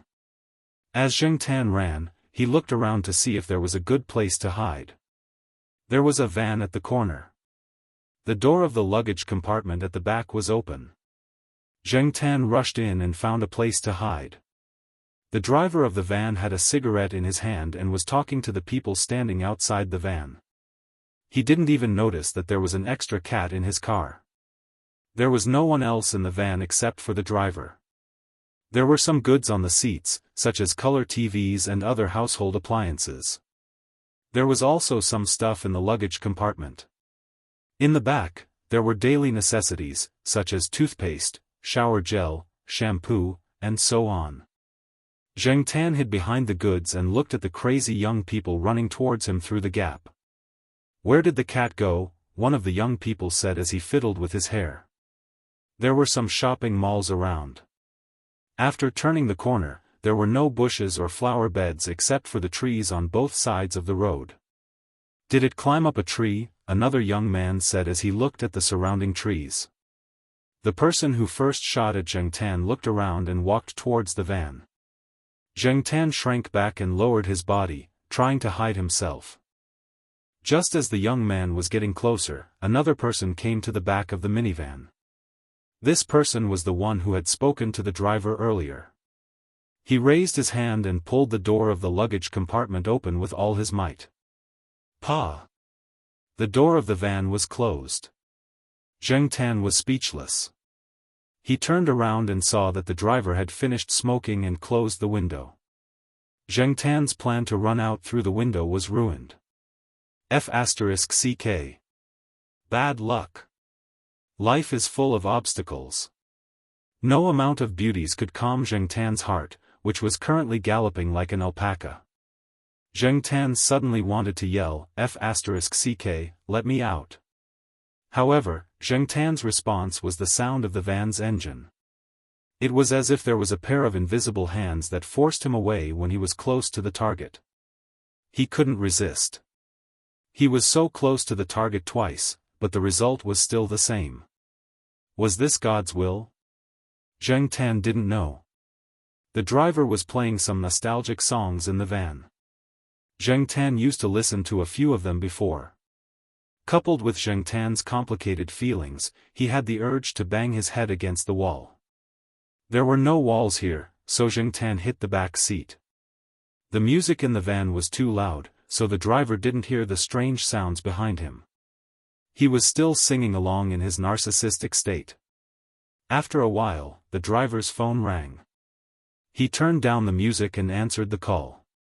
Zheng Tan wanted to say that it was dangerous to talk on the phone while driving, but he used to do this often. Even drunk driving was common. Zheng Tan really felt that he was lucky to be able to grow up safely. Okay. I'll call him. Yes, I know how to call the landline. Oh, what's the area code in Beijing? 010. Okay. I got it, the driver happily talked on the phone, but Zheng Tan felt like he was stuck in mud and then struck by lightning. Area code? F*CK, he didn't add the area code last time. As for the phone, it seemed like he needed to add a 0 when he called a long-distance call from another province. Zheng Tan, you're a pig. He hadn't used a phone for so long that he didn't even remember this basic knowledge. Zheng Tan wanted to slap himself a few times. His brain wasn't working at the critical moment. He really didn't expect it to be so severe at that time. The opportunity was so close, and he had suffered so much for nothing. His current situation was even more unpredictable. If the Jiaopa knew about it, he would definitely blame himself for not teaching his cat how to make long-distance calls. Zheng Tan lay on a cardboard box, thinking back to when he made the call. His brain wasn't very clear, and he wasn't very rational. It must be the side effect of the drug. Yes, the telecommunications company was also at fault. Even if they couldn't recognize the number from another province, they should have given some hints. No matter what, the opportunity was missed. What should he do now? Zheng Tan was annoyed. Should he hit the driver until he fainted? Zheng Tan looked at the flashing street lights outside the car window, estimated the speed of the car, and then looked at the cars coming and going outside. It was quite dangerous, and he could get into an accident if he wasn't careful. Forget it, he would find a chance to call the driver when he reached his home. Since he had found the key, he wasn't afraid that he couldn't solve it. Zheng Tan was still optimistic as she planned her next course of action. However, when the car stopped, Zheng Tan jumped out of the van while the driver was moving the goods, and was stunned by the woods and fields that filled his vision. Chapter 62. When Zheng Tan got out of the car, the sky was already a little bright. Because he was too engrossed in his thoughts, Zheng Tan didn't pay attention to how long the minivan had been running. He didn't even expect that he would be so unlucky. He just happened to sit in this car and the car left the city. He didn't even know if this place was still in Nanchang. However, according to the time, he was afraid that he was already far away from Nanchang. What he saw were patches of woods and fields that stretched to the horizon. The countryside was not poor. The houses of the residents were modern, and only a few places still had the old-fashioned tiled houses. Zheng Tan didn't know where this place was on the map, but seeing that many of the residents' houses were 2- or 3-story bungalows, he knew that the living conditions of these people were good. It was easier to find a phone. If it was a poor place, it would be difficult to find a phone. Zheng Tan wrote down the address of the minivan driver's house. If the driver drove again, he could continue to ride. After that, Zheng Tan was ready to walk around to familiarize himself with the terrain and the unfamiliar environment. To wait for an opportunity, he must spend the waiting days peacefully. He wanted to see which residents were easier to kill and easier to find food. He also wanted to see which villagers had phones at home and whether it was easy to find an opportunity to make a call. Another important thing was to find a safer place for himself. In terms of safety, Zheng Tan preferred the taller branches. Perhaps because the temperature here was slightly higher than in the central region at this time of the year, it was warmer. Many deciduous trees were leafy, which was good for Zheng Tan to hide. Walking around the village, Zheng Tan met a few dogs and a cat that was playing with bugs outside. They were all kept in captivity. Seeing them wandering around leisurely, Zheng Tan felt more at ease. The fact that these cats and dogs were wandering around meant that no one was trying to trick the dogs and cats. Zheng Tan found a large locust tree with lush foliage as a temporary foothold when the weather was clear. She jumped up and tried it out. Overall, she was quite satisfied. She chose a branch to lie down on and looked around. From here, he could see the situation in the village. At the same time, he was not very close to the village, so he would not be harassed by the villagers. There was a citrus grove near the locust tree, and there were 2 dogs tied up in it. Zheng Tan had just seen a cat enter the citrus garden and walk past the 2 dogs. The 2 dogs only glanced at it and then did not respond. They were probably familiar with each other and did not bother to bark. A black butterfly flew past the big locust tree and into the citrus garden, dancing among the citrus trees. Zheng Tan remembered that this seemed to be a type of butterfly. He had seen something similar in Old Man Land's small garden before. In the end, the butterfly that flew into the small garden was made into a specimen by Old Man Lan. At that time, there were still a few students present. Zheng Tan overheard their discussion, saying that in some places, this phoenix butterfly was the legendary Liangzhu butterfly. The butterfly was also very particular. To be able to become a butterfly, this butterfly had to be type 2. The so-called type 2 meant that there were inherent and obvious differences between female and male individuals, allowing people to determine the butterfly's gender through these differences. Liang Shanbua and Zhu Yingtai were a man and a woman. Connecting it to the legend, people felt that there should be differences when they turned into butterflies. On the other hand, for example, the Damo butterfly, because the male and female phoenix butterflies were similar in color, it was not easy to distinguish them. Therefore, they were not advocated as Liangzhu butterflies. Zheng Tan looked at the pattern on the wings of this phoenix butterfly. It looked like a female butterfly, which was Zhu Yingtai. Zheng Tan was admiring Zhu Yingtai. Suddenly, the cat that walked into the citrus garden jumped up from behind a citrus tree and slapped the butterfly down with its paw. It slapped it a few times and played with it with its paw. Then, it ate it. Zheng Tan, he did not know how the people who told the legend would feel when they saw this scene. After Liang Shanbua and Zhu Yingtai turned into butterflies, they were eaten by a cat. The people who heard this cruel version of the story would probably have constipated expressions. Yawning, Zheng Tan closed his eyes and began to sleep. He had no choice. If he wanted to take action, he had to wait until night. Zheng Tan had a dream when he was sleeping. He dreamed of the days when he was in the Jiao family during the New Year. He remembered that day when Zheng Tan and the two children sat on the sofa and watched TV. The show was playing, The Dog is Talking. At that time, the Jiao Yuan said, "Black charcoal, you must remember the way home. If you get lost and we can't find you, can you come back by yourself?" Zheng Tan had been conflicted about whether he should stay in Nancheng or find a way to go back to Chuhua City. However, in the end, he decided to go back to Chuhua City. After all, the lives of cats and humans were different. It was really not easy to find a good family. Moreover, Zheng Tan had already begun to miss the courtyard in the eastern district. When night fell, Zheng Tan jumped down from the locust tree and walked towards the villager's house. The people in this place ate early and went to bed early, so Zheng Tan did not have to wait too long. He first found a few houses and found some food to eat. It was not very delicious, so he could only make do with it. After eating, he went to find a phone. It was a bit difficult to find a phone. The people in this place also liked to put the phone in the bedroom and at the head of the bed. In other words, the phone was always guarded at night. Zheng Tan went to a few houses, but the situation was the same. Even if the villagers were asleep at night, Zheng Tan did not dare to call them immediately. The phone was at the head of their bed, and it could easily wake them up.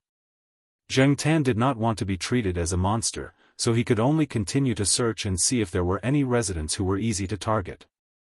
Zheng Tan would not choose those who had dogs at home. These dogs did not recognize Zheng Tan and would bark when they saw him. Zheng Tan could not do anything about this, but most of the villagers had dogs at home, so Zheng Tan's choices were much narrower. Fortunately, Zheng Tan finally found a good household, and what was more coincidental was that this household was the family of the driver of the minivan. Hiding in the dark, Zheng Tan eavesdropped on the villagers' conversation. It turned out that the younger brother of the minivan driver was preparing to get married. A few days ago, he had gone to the southern part of the city for some business, so he bought some related necessities and appliances. The wedding date was the day after tomorrow. This family had a big yard. Because they had an open-air banquet, but the kitchen was not big enough, so they had a meal in the yard. Now the people in his family were basically busy in the yard, and they continued to work when it was dark at night. In this way, there was no one in the room. What was better was that this family did not have a dog, which made Zheng Tan very satisfied. The first floor was where the elderly lived. The phone was not here, and there was nothing in the hall. Zheng Tan did not look much. There was a simple shed next to the two-story house for cars. Zheng Tan climbed into the second floor from this simple shed. There was a phone in the bedroom on the second floor. Like other residents, the landline phone was also placed on the bedside table. Zheng Tan observed that there were indeed no adults on the second floor at this time. They all went to the yard to help.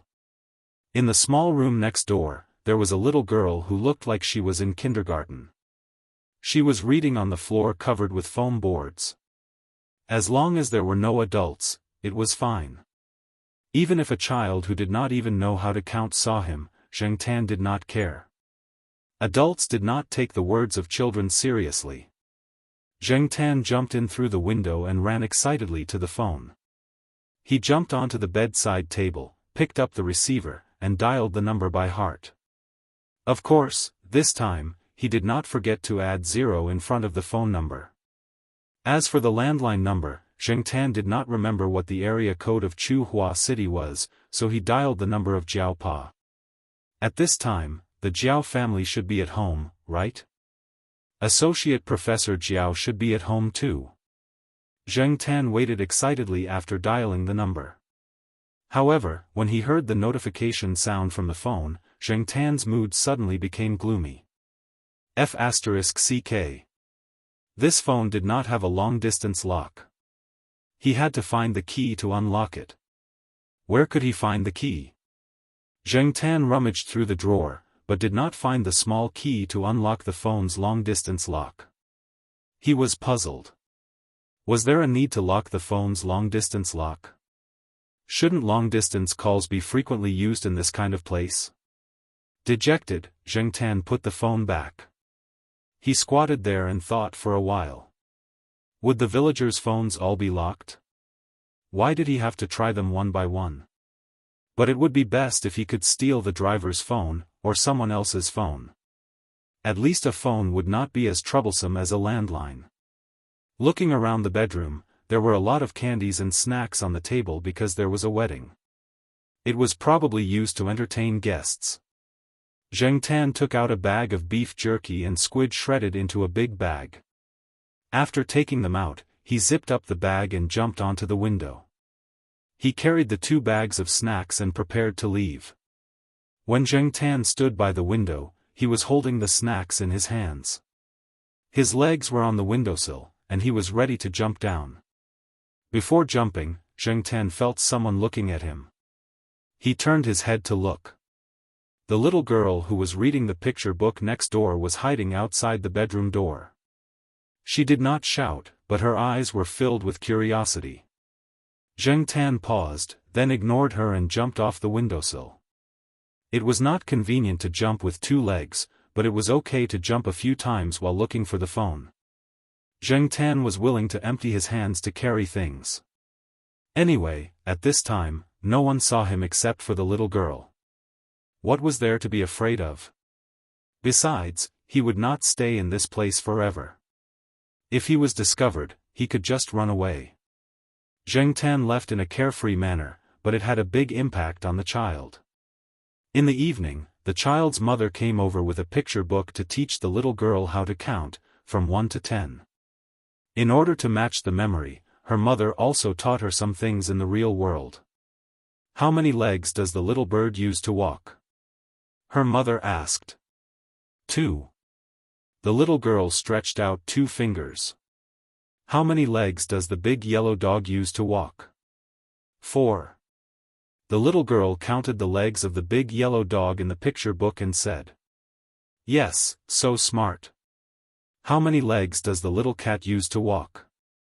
Her mother asked with a smile. The little girl thought about the cat she saw today and counted with her fingers. Then she stretched out 2 fingers and said, 2. Her mother was speechless. Zheng Tan did not know the impact he had caused. At this moment, he was holding 2 bags of snacks and walking towards the big locust tree. At this time, there was no one in the field. There were only a few dogs guarding the orchard. No one would see a cat that walked very naturally with 2 legs. As Zheng Tan walked, he thought about how to borrow the phone. Suddenly, he heard a faint humming sound. Zheng Tan perked up her ears and tried to distinguish the sound. She felt that it was similar to the sound of a dog. Putting down the snacks in his hands, Zheng Tan walked in the direction of the sound. If there was any danger, 4 legs would be faster to run. Chapter 63. Puppy? And it was locked in a dog cage. This kind of dog cage was not like the ones Zheng Tan had seen in dog and cat meat restaurants. The cage in front of him was obviously more high-end and looked like it was for pet dogs. Zheng Tan remembered that when he ran from the big locust tree to the villager's house, he didn't hear anything. This should have happened when he was looking for the phone. However, when he was looking for the phone, he avoided some residents who had dogs, so he didn't know who the owner of the cage and the dog belonged to. He moved his ears, but there was no sound of other people around, and there was no smell of strangers. Zheng Tan went to the cage and looked. Because the puppy was too small, Zheng Tan couldn't tell what breed it was. He didn't know much about it. The door of the cage was not locked, but there was a small catch. The puppy didn't know how to open it, so he didn't know how long it had been trapped inside. The temperature at night in the mountains was relatively low. Although it was not as cold as late autumn and winter, it was still not something that a puppy of this size could withstand. Dogs, like cats, had a slightly higher body temperature than humans. The surrounding temperature was about 10 degrees. He didn't know if the puppy could withstand such a difference in temperature. Noticing that Zheng Tan was standing outside the cage, the barking puppy came to Zheng Tan and looked at Zheng Tan through the cage. Seeing that Zheng Tan didn't move, it continued to hum and bite the cage with its small teeth that hadn't grown much. Zheng Tan opened the cage door with his paw. The puppy paused, tested the door, and then ran out. Although it was still a puppy, this kind of dog should be relatively large. Compared to the current Zheng Tan, the size of these 3 puppies was not much smaller than him. Ignoring the puppy that ran out, Zheng Tan looked at the other 2 in the cage that didn't move. He raised his paw and touched them. They were still soft. He thought that the 2 puppies were dead. He didn't expect them to kick their legs and open their mouths twice. Did they sleep too soundly? Zheng Tan looked around. The pit was too big to block the wind. The wind was relatively strong at night. If 2 or 3 of them were left here, they probably wouldn't survive for long. But Zheng Tan didn't want to get into trouble. He had a hard life, so how could he take care of these 3 puppies? It was more practical to steal a phone as soon as possible and figure out a way to go back to the east courtyard. However, when Zheng Tan turned around and walked 2 steps, the puppy that ran out of the cage immediately came over and rubbed against Zheng Tan. Zheng Tan pushed it aside. It ran back happily, probably thinking that Zheng Tan was playing with it. Zheng Tan simply threw it directly into the cage and closed the cage door. He didn't care and it began to hum. He turned around again. But after walking for about 10 meters, he slowed down again. Zheng Tan looked back at the dog that was squatting by the cage and looking straight at him. The night sky was dotted with stars. With the starlight, Zheng Tan could see that the dog's body was basically white. There was a large patch of black where one of its eyes was, as if it was wearing an eye patch. This reminded Zheng Tan of Niu Zhuangzhuang in the courtyard. But the 2 looked different.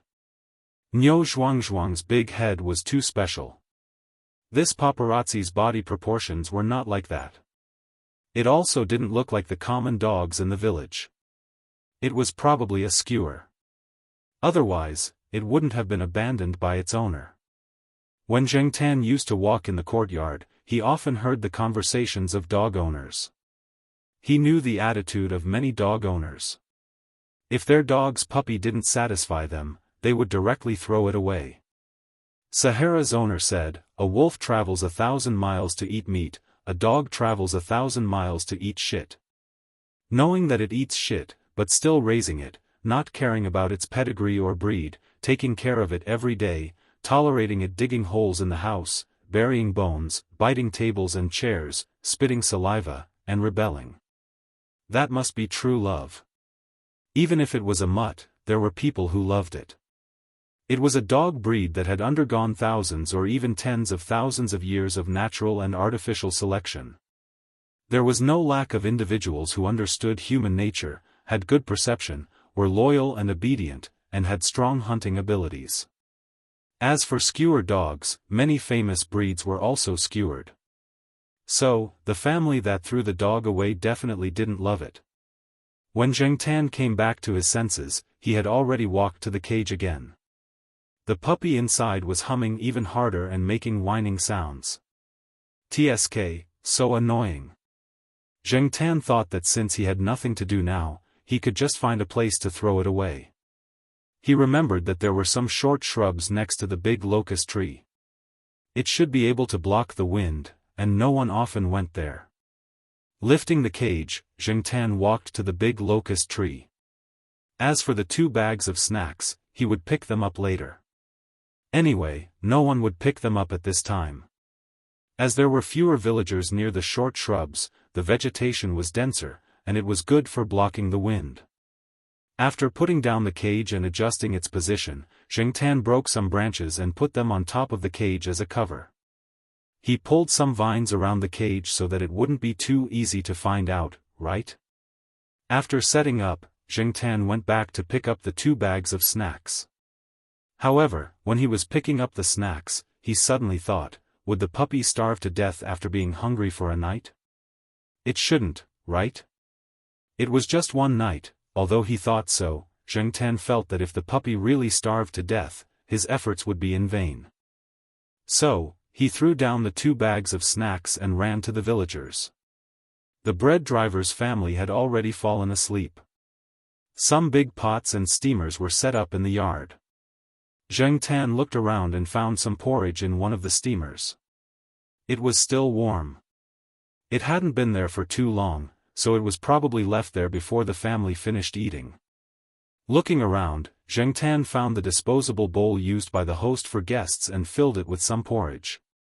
There were some boiled eggs in the other big pot.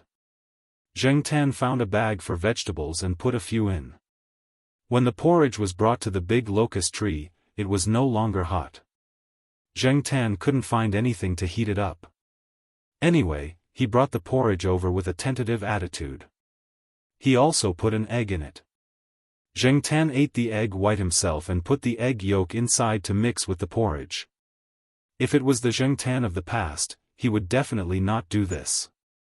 As for his current behavior, for the time being, he attributed it to the derivative emotions of wandering outside.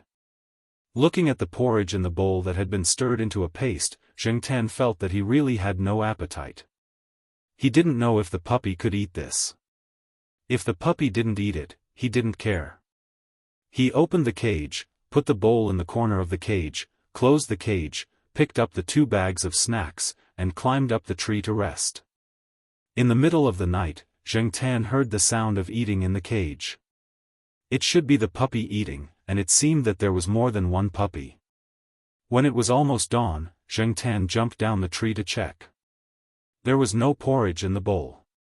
Zheng Tan thought that the 2 puppies would not survive. Now that their stomachs were bulging and their breathing was strong, he guessed that they had gotten up in the middle of the night to eat. It was good to have a strong vitality. The next day, Zheng Tan continued to go out to find out what the villagers were doing at what time. If the villagers were busy in the fields or orchards, Zheng Tan would try to steal the phone even during the day. However, he didn't find anything that day. In the end, he ran to the driver's house to look for food. He jumped to the 2nd floor and took a bag of thumb pancakes that children ate. Before leaving, Zheng Tan saw the little girl again.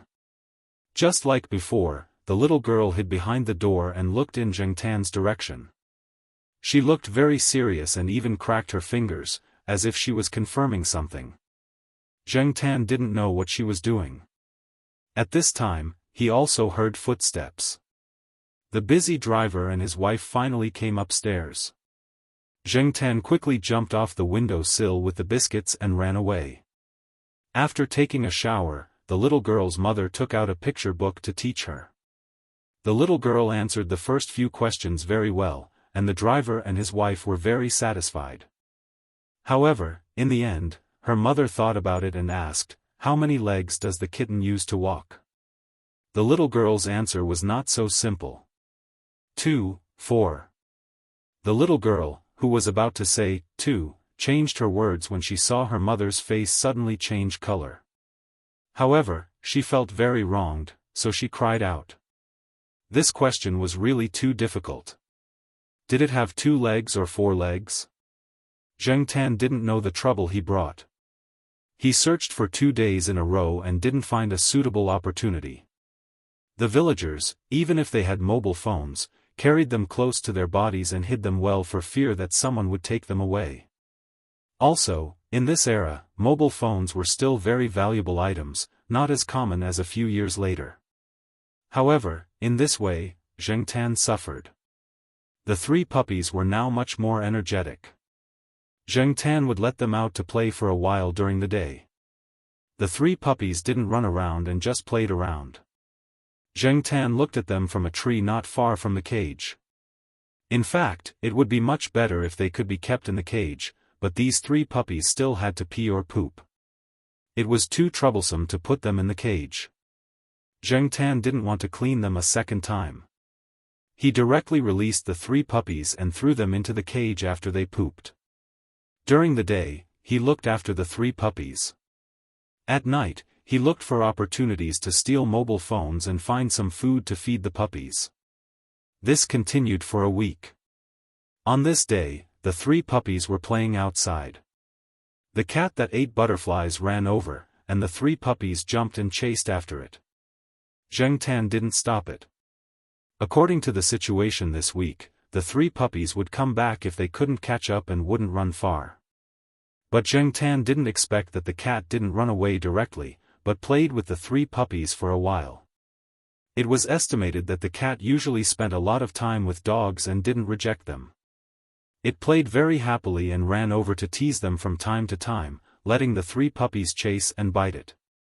The puppies were so small that even if they had teeth, they didn't have much strength to bite. Zheng Tan didn't care about them. It was good to get along well, and there was a cat to play with, so Zheng Tan didn't have to worry about them. Just as he was about to take a nap, Zheng Tan heard a voice. Looking out from between the leaves, Zheng Tan saw a man in his 30s, carrying a big bag, walking over here. As he walked, he was holding a mobile phone and talking to someone on the phone. The man's accent on the phone didn't sound like a local, and he looked a little down and out. Chapter 64. Zheng Tan was so focused on his phone that he didn't notice the 3 puppies and the cat running towards him.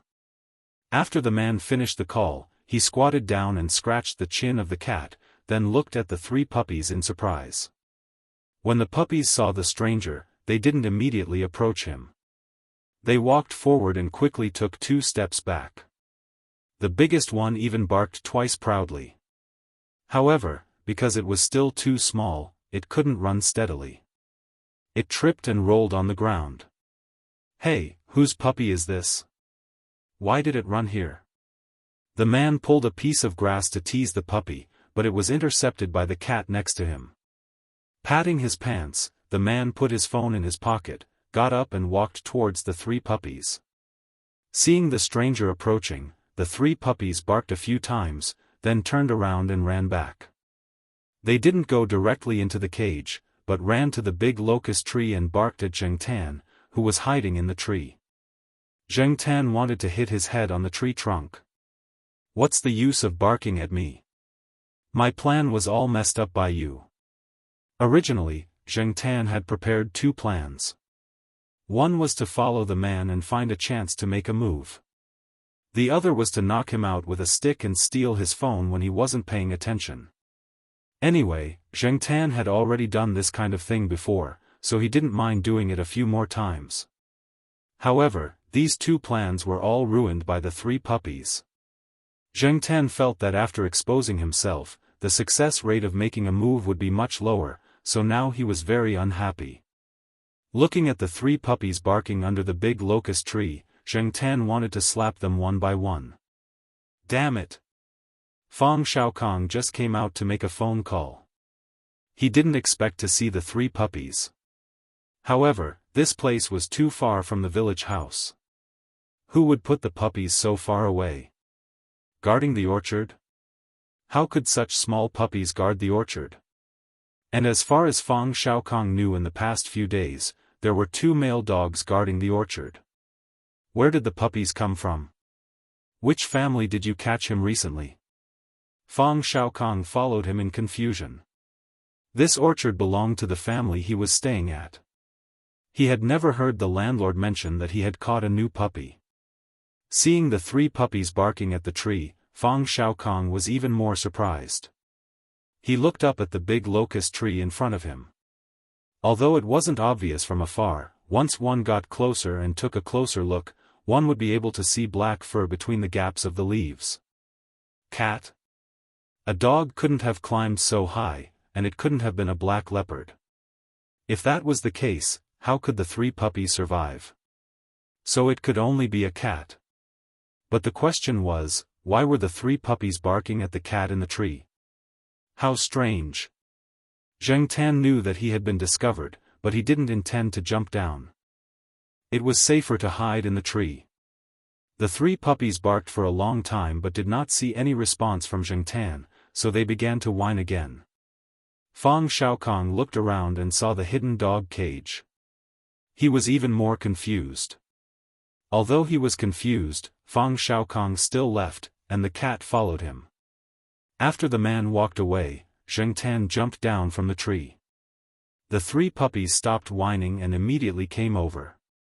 As a result, they were slapped by Zheng Tan one by one. He didn't use much strength.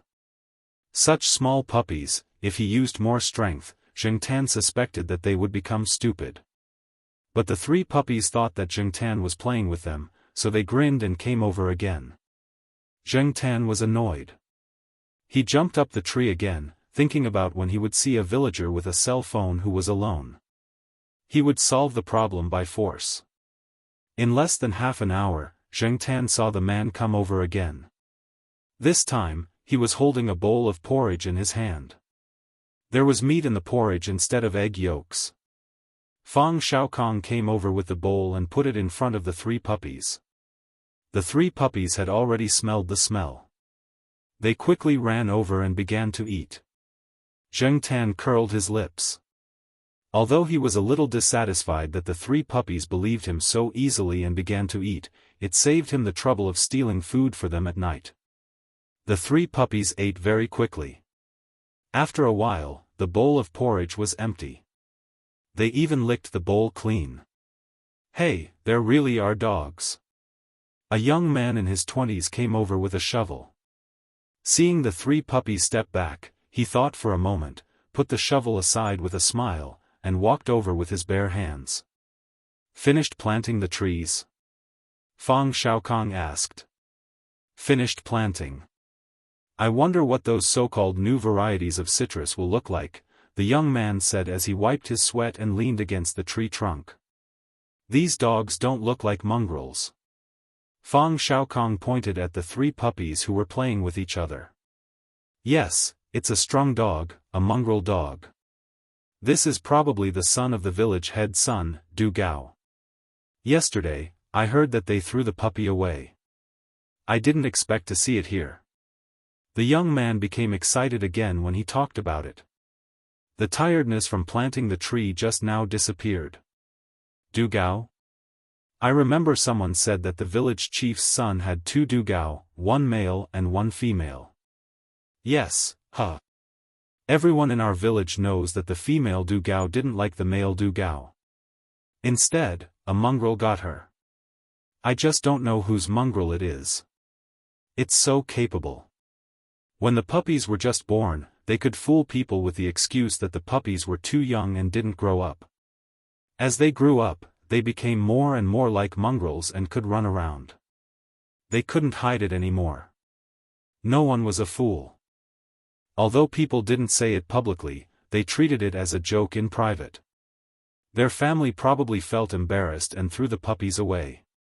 In the beginning, they were so proud of raising the Dugao. They even bought it at a high price.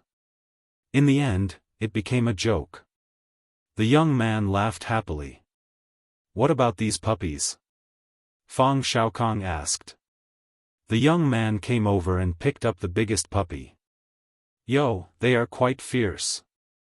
If he wasn't prepared, he would have been bitten by the puppy. The puppy that was picked up saw that it couldn't bite people and made a low growl in its throat. "These puppies are not bad, but it's probably not good to keep them in the village. The village chief's family will definitely have opinions. I'll call my friend later and ask. His family has a ranch. A few days ago, they said they wanted to buy dogs. I think these three are good. Your friend likes this kind of dog?" It's not that he likes this kind of dog. He likes native dogs the most. He often goes to the mountains to find pure native dogs and brings them back to train. That kind of pure native dog is stronger, has spiritual energy, and is smart enough. After a long time, it's also loyal enough. They are also brave and can hunt. They can also be used as working dogs. The dog he raised before was like that. That dog didn't look like much, but it was really strong. It often caught rabbits and brought them back for dinner. It definitely wouldn't lose to those so-called world-famous hunting dogs. Unfortunately, it was shot during the New Year. The dog forced itself to go home with an anesthetic needle on its back. It died when it came home. He was sad for a long time because of this. It's been a few months and he hasn't raised it again. A few days ago, I heard that he wanted to buy a dog. As the young man spoke, he pinched the puppy's bones in his hand and looked at the dog's paw. Zheng Tan looked at this person. He seemed to be very satisfied with the puppies.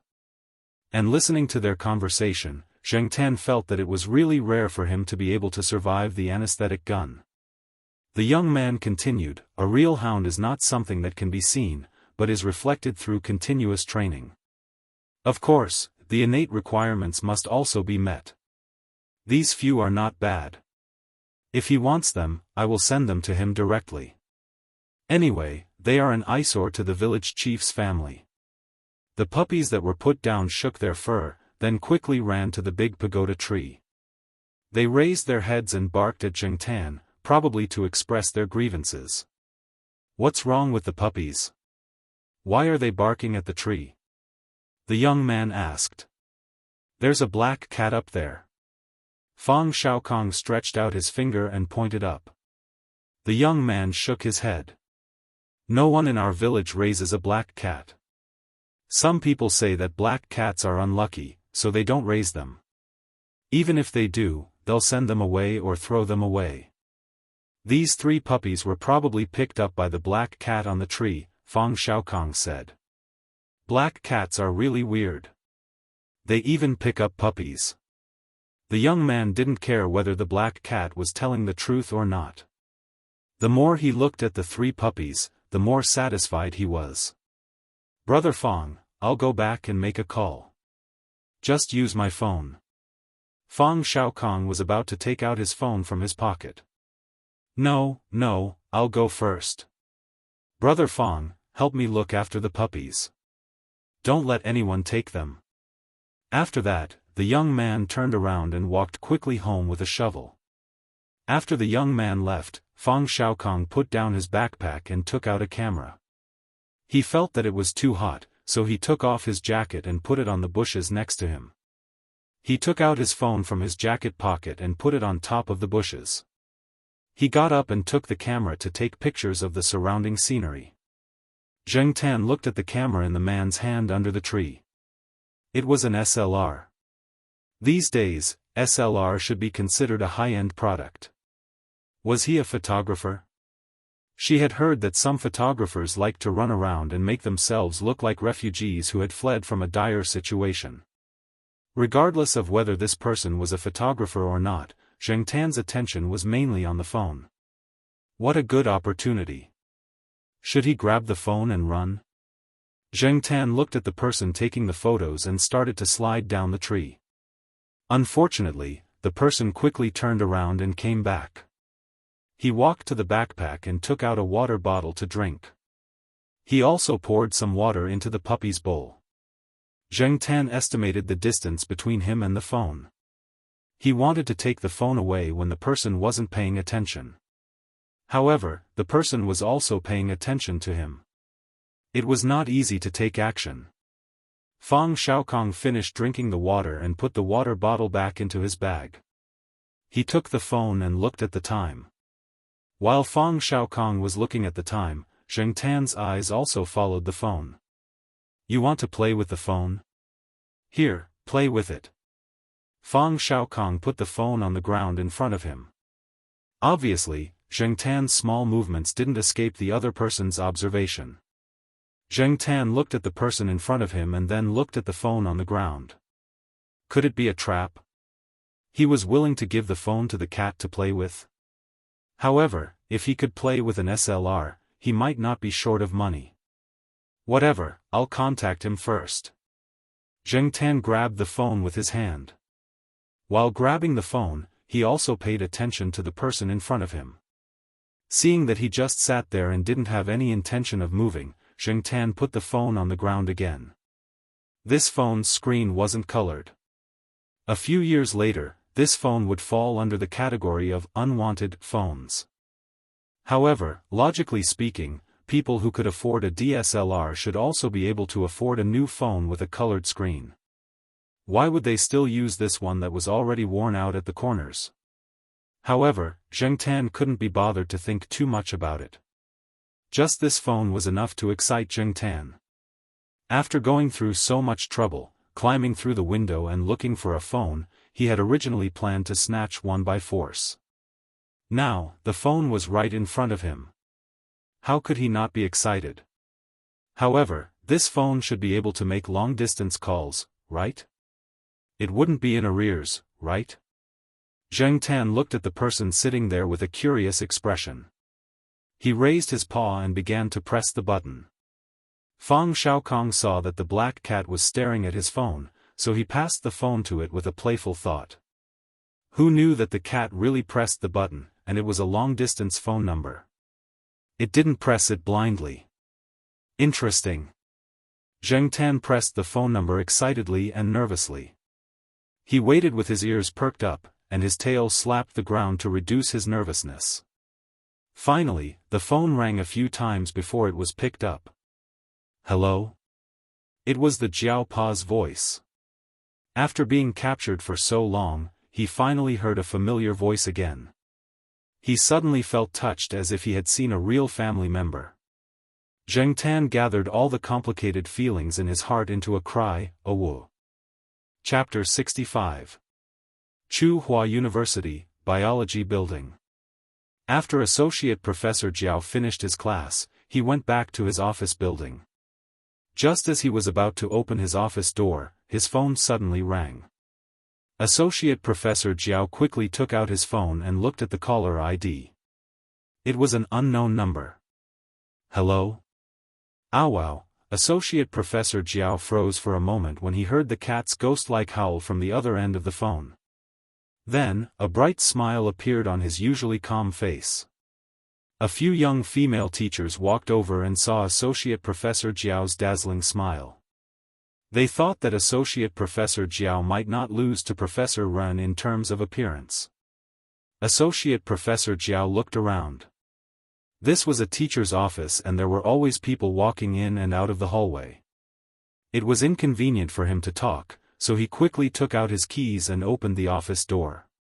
He was so happy that he tried a few times to insert the key into the keyhole. After Associate Professor Jiao entered the office, he closed the office door and threw an important meeting note onto the table. Black charcoal? Jiao Pa asked tentatively. As for the fact that his cat would call him, Associate Professor Jiao was just imagining it. Associate Professor Jiao looked at problems too rationally. He analyzed the probability of all kinds of situations, but the conclusion he came up with was very disappointing. There were so many people in the city to help, so many channels and manpower to search, but there was no news. Director He and the others said that the cat must have been transported to another province. It was very difficult to find the cat outside the province. Even in the south, they had asked for help and put up notices, but there was no news. Also, if the cat was out of the province, even if it was fine and had the chance to call, it wouldn't know that there was a prefix in front of the phone number. But now, he really did receive a call from his cat. Associate Professor Jiao felt that this was even worse than when he heard that the project application was successful. Unknowingly, they had already treated Black Charcoal as a member of the family. After Black Charcoal disappeared, it was as if there was a missing piece in their lives. Every time they went home, they would feel sad when they saw the missing piece. The two children were also in low spirits. The neighbors offered to find another black cat to comfort the children, but the two children refused. Everyone in his family knew that Black Charcoal was irreplaceable. On the other side, Zheng Tan was also excited. He howled again, louder and louder than before. He didn't notice Fang Xiaokong's expression when he saw E.T., nor did he notice the three puppies who were stunned by the howling. Even though the howls were terrifying, Associate Professor Jiao still felt a sense of familiarity. The people outside who were talking about Associate Professor Jiao would never have thought that the person they were talking about was talking to his cat on the phone. Black Charcoal, is there anyone around you? Associate Professor Jiao asked. Zheng Tan's excitement gradually calmed down. He looked around, and then his eyes fell on Fang Xiaokong. After answering the phone, he pushed the phone to Fang Xiaokong. When Zheng Tan pushed the phone, someone knocked on the door of Associate Professor Jiao's office. "Come in," Associate Professor Jiao said without taking the phone away from his ear. It was Zhao Lu who came in. After she found out that the black cat that saved her had been taken, she had been looking for it. She had also asked many friends to help, but the person who took the cat was too slippery and didn't leave any useful clues. Although she and Associate Professor Jiao both suspected that Ren Chong was suspicious, they didn't find any evidence. It was Celestine who went to Ren Chong's house and hid for a while to find some clues. Today, she came to discuss with Associate Professor Jiao how to deal with Ren Chong and get some clues from him. Zhao Le didn't expect to see Associate Professor Jiao smiling when she walked in. Her heart skipped a beat. Did he find it? At Zheng Tan's office, Fang Xiaokong was very confused by the cat's behavior. He looked at the screen of his phone and saw that it was still in the middle of a call, so he picked up the phone. "Hello?" Associate Professor Jiao heard the voice and didn't have time to talk to Zhao Lu. After introducing himself and the identity of the black cat, he asked a series of questions. As Fang Xiaokong answered the questions, he also learned about the general situation. He was surprised to encounter such a situation. There was actually a cat that called home. In the office, Jiao Pa wrote down Fang Xiaokong's name on a piece of paper when he heard his introduction. Fang as in square and round, Xiao as in 2 ears, Kong as in health, Fang Xiaokong. "Third Uncle Fang?" Zhao Lu asked. Although Zhao Li's voice wasn't loud, the area around the citrus garden was too quiet. Everyone could hear what Zhao Li said on the other end of the phone. Fang Xiaokong also heard Zhao Li's words. Fang Xiaokong was the third child in his family. He had 2 older brothers. Someone who could call him Third Uncle Fang must be an acquaintance. "Who's that?" Fang Xiaokong asked. Associate Professor Jiao looked at Zhao Lu and handed the phone over. "Is that really Third Uncle Fang?" "I'm Zhao Lu, Zhao Lu." Zhao Lu told him about Zheng Tan, then said that the black cat had helped him a lot. He hoped that Fang Xiaokong could help him. Fang Xiaokong looked at the cat who was still in the mood to play with the dog. He was very surprised. He did not expect that a cat he met in such a remote village would know an old friend. This cat was very capable. Just like what the elders in the village said, a black cat was always a little strange. Zheng Tan was in a good mood. He hadn't been in such a good mood in a long time. Ever since he was caught, he had been in a constant state of fear. He doubted everyone he met for a long time. Every step he took, he had to think about whether this would work or not. Every day, he had to sleep in the open and take the risk of being caught to steal food. After all, he couldn't stand raw food. All in all, this was a rather bitter experience. But this bitter history was coming to an end. He was about to return to that familiar place, see those familiar people, have a warm bed at night, have someone to help him brush his fur, and have breakfast prepared in the morning. Now that he thought about it, he really missed it. While Zhao Lu and Fang Xiaokong were discussing how to bring the cat back to Chuhua City, the Jiaopa gestured to Zhao Lu, then said softly, "Ren Chong." Zhao Lu reacted quickly.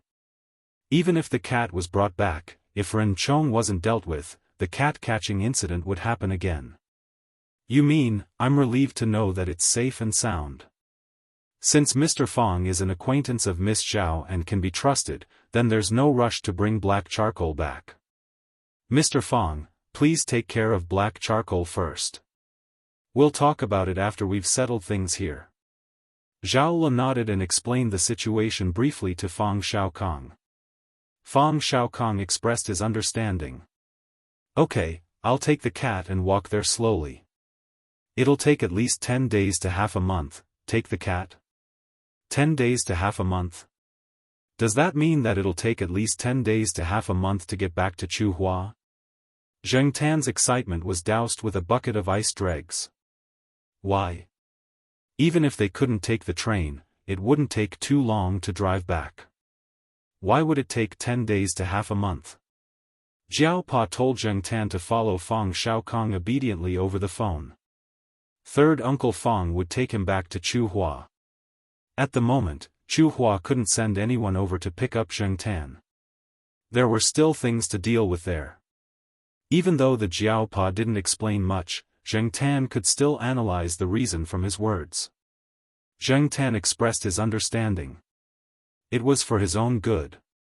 He didn't want to face people with bad intentions once he got back. Fang Xiaokong looked at the cat in front of him, who was listening to the phone attentively. Even third Uncle Fang, who boasted that he had seen the world and seen many strange things, couldn't help but be amazed. That cat's father was also special. He actually explained so much to a cat.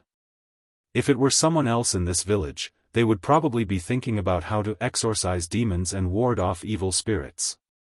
After the phone call, Zheng Tan was less wary of Fang Xiaokong. Since Fang Xiaokong was someone Zhao Lu knew, and he had Zhao Li's guarantee, Zheng Tan didn't need to spend so much effort on guarding against him. At this time, the young man from before also ran over after the phone call. He said that he would drive out tomorrow and bring the 3 puppies to his friend. Knowing that the 3 puppies were settled, Zheng Tan was completely relieved. From the conversation between Fang Xiaokong and the young man, he knew that the person who was going to adopt the 3 puppies was a good person. That night, Zheng Tan followed Fang Xiaokong to the young man's house. Of course, Zheng Tan hid in his backpack. The people in this village didn't like black cats. He was afraid that the landlord would be unhappy if he found out. As for the 3 puppies, the young man also put them in cages and carried them back.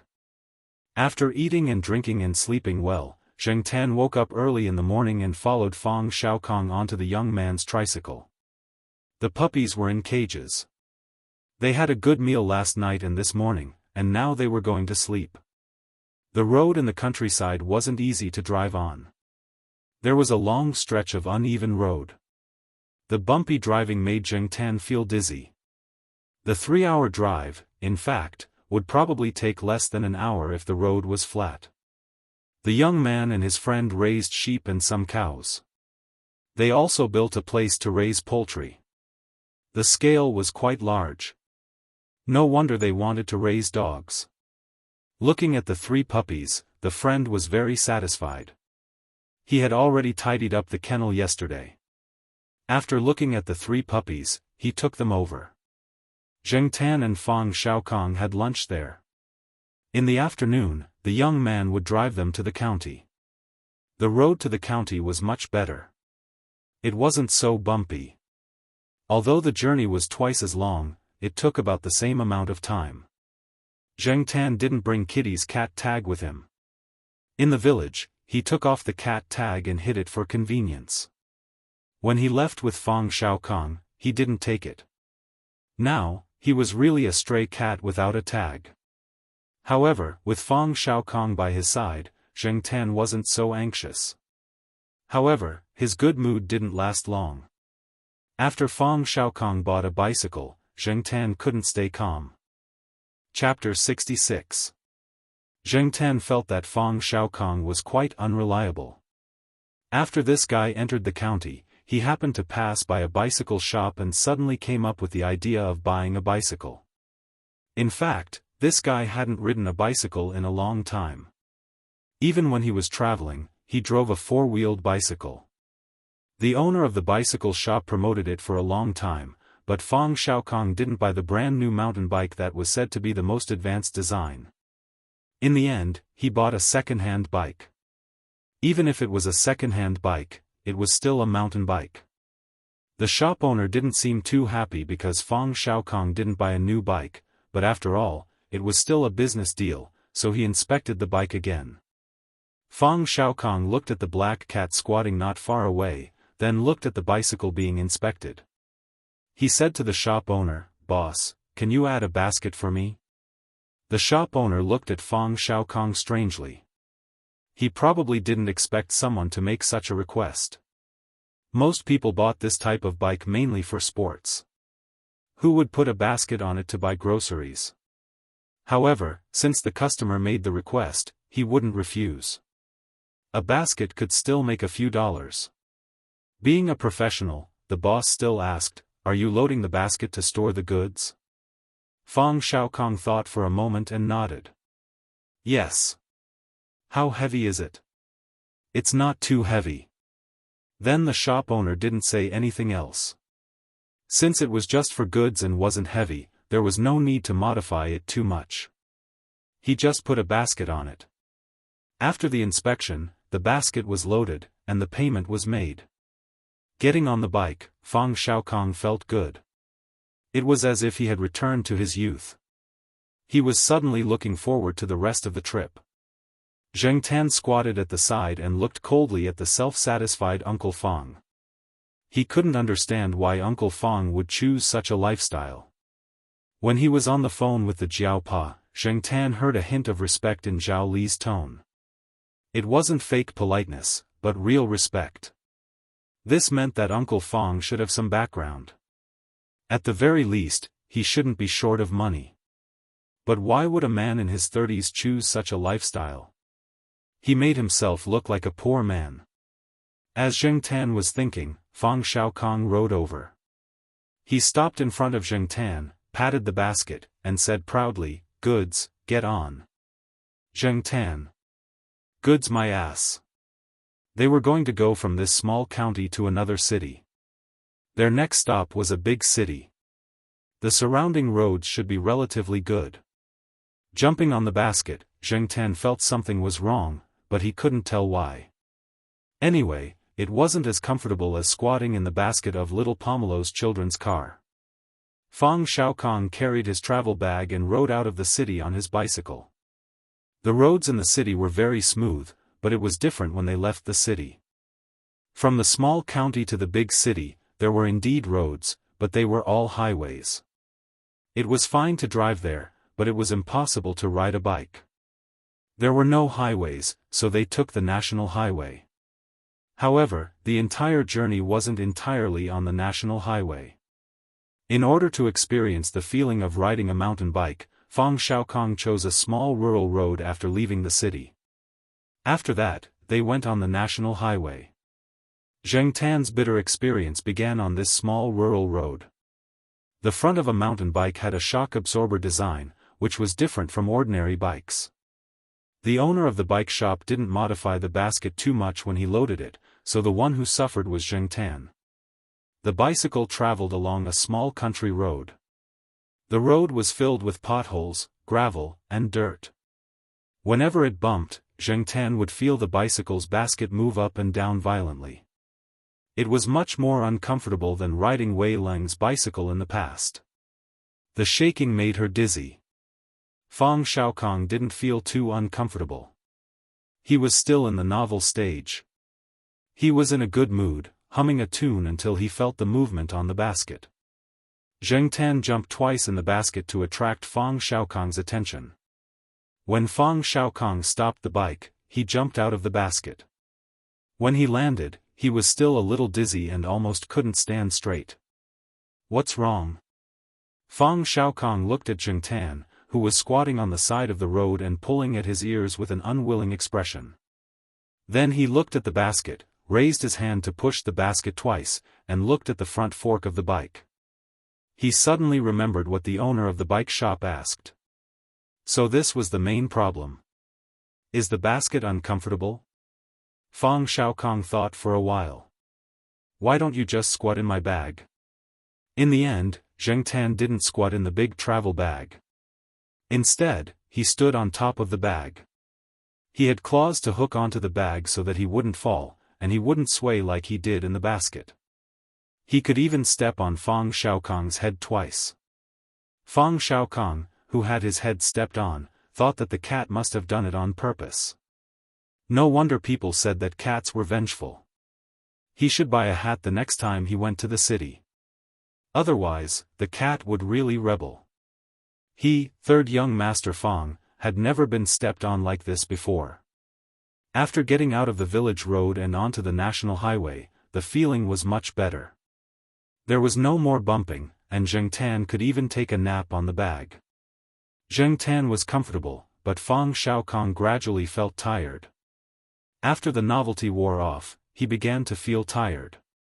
The backpack was heavy, and with a cat, it was even heavier. After riding for a few hours, they found a place to rest. When they set off again, under Fang Xiaokong's complaints, Zheng Tan went back to squatting on the basket to relieve the pressure on third Uncle Fang. The roads on the national highway were much better than the village roads, so Zheng Tan didn't have much of an opinion. Just like that, they rode and stopped, and they didn't enter the city until evening. They found a small hotel to stay in. Because he didn't know if the owner of the hotel allowed him to bring a cat, Zheng Tan hid in the bag and went in. The room wasn't big. It was a single room. The other facilities were quite complete. After riding for half a day, Fang Xiaokong was so tired that he almost collapsed. However, before he collapsed, he took out his digital SLR camera and looked at the photos he took today. He also took out a small notebook to make some notes. While Fang Xiaokong was organizing the photos and notes, Zheng Tan ran to the bathroom. He filled the bathtub to the brim and adjusted the temperature of the water. Then, he started to take a bath. He hadn't taken a bath in a long time. In addition, he was too tired from riding the basket today.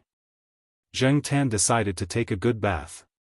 His main purpose was to drown the fleas on his body. Zheng Tan was helpless about fleas. They couldn't be eradicated. Even if he didn't come into contact with other animals, he could still get some in the grass. He squeezed some shower gel, rubbed it casually, and started to swim.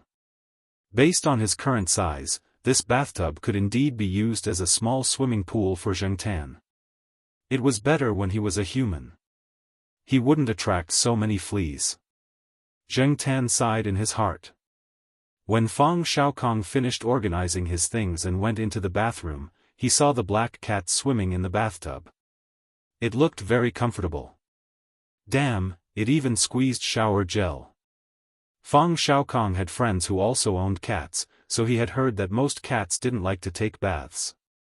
Just as Zhao Lu said, this cat was very special. Black cats were really strange. Fang Xiaokong thought to himself. After Zheng Tan finished bathing, he found a hairdryer and dried his fur. The hairdryer was placed on the table. He turned on the button and set it to hot air. Then, Zheng Tan constantly adjusted the angle to dry his fur. It was a little troublesome. As long as it could solve the problem, it was fine. When Fang Xiaokong came out of the bathroom, he looked at the only bed and the black cat lying in the middle. He was speechless for a long time. The cat's habit of occupying territory was really king annoying. The next day, the man and the cat slept until almost noon. Zheng Tan was fine. After taking a bath and getting rid of the fleas, he also had a good sleep and was full of energy. Fang Xiaokong, on the other hand, felt some intense pain in his neck and back. His spine also hurt, the after-effects of riding a bike. Riding a mountain bike for a long distance also required attention. From the bike to the rider's posture, there were rules. Fang Xiaokong didn't know anything, so it was natural for him to be like this. After lunch, Fang Xiaokong and Zheng Tan went out. Fang Xiaokong wanted to take a good look around and learn more about the city. Zheng Tan didn't have anything special that interested him, so he just treated it as a free trip. Fang Xiaokong hung the camera around his neck. Zheng Tan stayed in the bag. Like before, he looked out from the zipper of the bag. These days, many big cities in the inland didn't have subways. The urban construction definitely couldn't be compared to a few years later. Zheng Tan didn't care about many things nowadays. He just looked around to kill time when he was bored. He didn't know what Fang Xiaokong was looking at, but he looked quite serious. In the evening, Fang Xiaokong came to a square. There were more people here. There was a commercial street nearby. Some people were dancing in the square. There were groups of young people and middle-aged women. The surroundings were noisy. Fang Xiaokong didn't want to stay here and was ready to leave.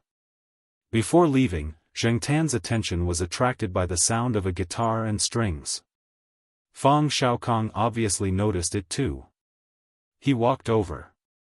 In the corner of the square, a few young people were singing. There were also people around watching, but not many. Some people even threw coins in front of them. Fang Xiaokong watched for a while. When they were resting, he went over to chat. These 5 young people weren't from this city, nor were they from the same place. They all met here and got along well. They were planning to start a band. They were in high school. They were still underage kids, but they didn't go to school. They said that they liked music so much that they wanted to go out and see the world. In many people's youth, they would have a dream of being a vagrant complex. This kind of vagrant was a yearning for freedom and the pursuit of dreams. It seemed that nothing could stop the young, restless, and ignorant heart. Zheng Tan vaguely remembered seeing a vagrant singer in his 20s.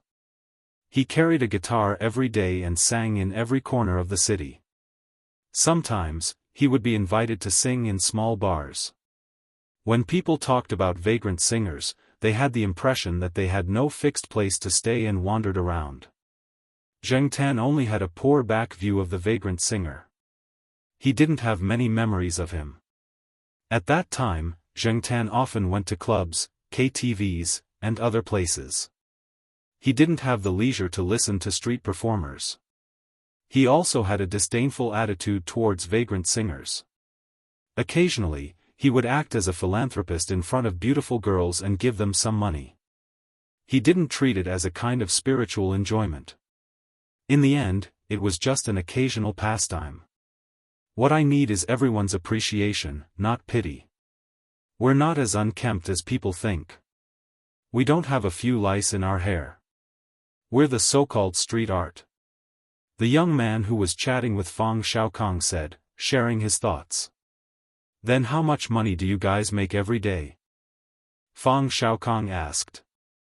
The young man scratched his head, a little embarrassed. Not sure. When I was alone, I didn't make much. It took me a few days to get enough money for a bus ticket. Now it's better. We'll just sing here for a while. The day before yesterday, we contacted a small bar. We'll sing there later. It's still early. Singing here is just for practice. Fang Xiaokong looked at the coins on the ground thoughtfully. Before he left, he found a shop and rented a guitar. It was not a very good guitar, and it was not as good as the ones in the hands of the children. At night, when he returned to the small hotel, Fang Xiaokong tried the guitar. At first, he was a little shaky, but gradually he became proficient. Obviously, he had practiced before. Zheng Tan was about to go to bed when Fang Xiaokong called him over. "Black charcoal, let's go perform tomorrow." Zheng Tan was speechless. Why would this guy suddenly have such an idea? I heard that a lot of people perform with their pets. They make a lot of money. Here, I've specially prepared this for you. As he spoke, Fang Xiaokong took out a glass can that he had finished eating. In his other hand, he picked up a metal spoon from who knows where. He knocked the can with the spoon, making a crisp ding sound. Looking at the can and the spoon, Zheng Tan roughly knew what Fang Xiaokong wanted him to do. However, at this time, he pretended that he didn't understand. Seeing that the cat in front of him didn't respond, Fang Xiaokong thought to himself, "That's not right." Zhao Lu said that this cat can understand human language and is very capable. If you want to express something, you can just say it directly. There's no need to use food to induce it. After a moment of silence, Fang Xiaokong said, "Didn't they say that you're very smart? Don't you know how to do this?" It's not as magical as Zhao Lu said. Provocation didn't work. Zheng Tan continued to lower his head, pretending that he didn't know. "How about this? You see, I don't have much pocket money. Look at the small hotel we're staying in now. The conditions are too bad. Tomorrow, we'll perform on the streets. If we make more money, we'll stay in a better hotel. The kind with double rooms. Each of us has a bed. It's spacious, not crowded, and we don't have to fight for pillows and blankets. What do you think?" Zheng Tan really thought about it this time. Just because Fang Xiaokong said that he didn't have pocket money didn't mean that he didn't have money. Therefore, Zheng Tan treated this sentence as a fart. However, if they could really change to a better hotel, Zheng Tan would certainly be willing. There were flies and mosquitoes in this place, and it was annoying. Also, if we make money, we'll take a bus to the next city. We won't ride a bike. Zheng Tan looked at Fang Xiaokong. He believed that they wouldn't ride a bike. Fang Xiaokong had suffered a lot riding a bike. He didn't want to ride a bike anymore, but he used it as a condition. However, if that was really the case, Zheng Tan was willing to give it a try. He was afraid that Fang Xiaokong would suddenly decide to walk on foot. That would be terrible. Today, he saw Fang Xiaokong shopping in a shop that sold tents. He probably did have that idea. Fang Xiaokong knocked on the glass jar twice with a metal spoon.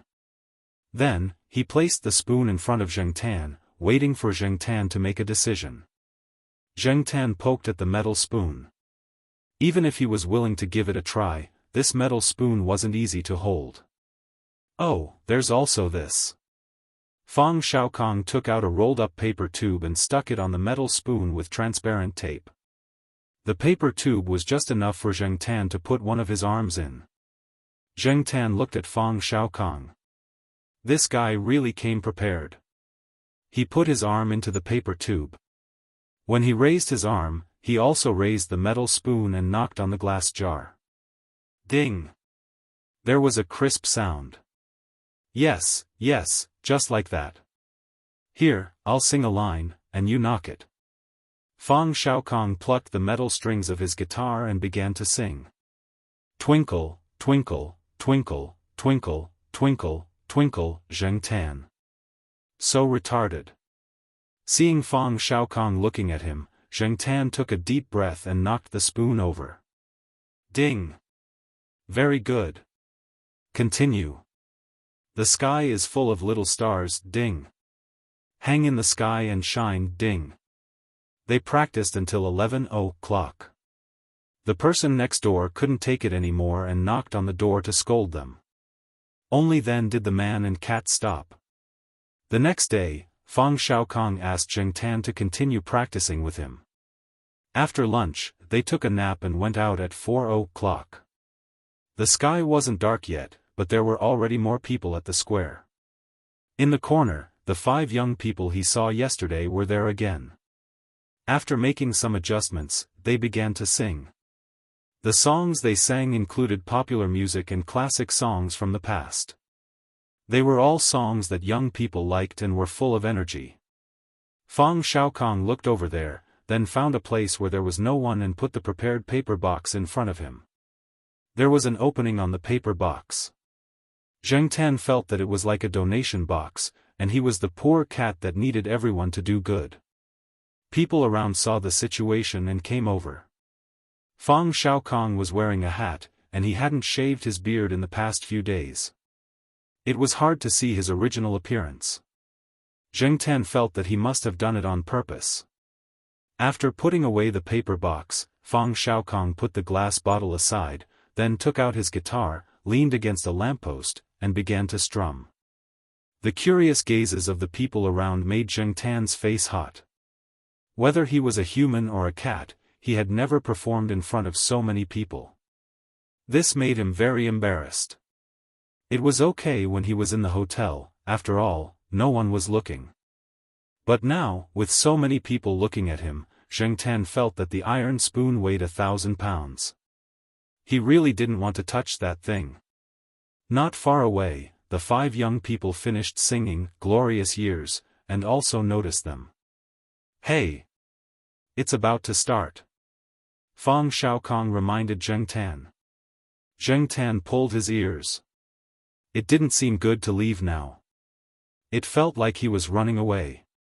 After mentally preparing himself, Zheng Tan put his arm into the paper box of the iron spoon. More and more people gathered around out of curiosity. Fang Xiaokong also began to strum the guitar. His skills were not very good in the eyes of the young people. After a prelude, Fang Xiaokong's heroic voice sounded. Walking in all directions, the road is long and the river is long. Zheng Tan braced himself and lifted the iron spoon to hit the glass bottle. Ding! Hazy and hazy, a village and a village, ding! Watching the setting sun come back, ding!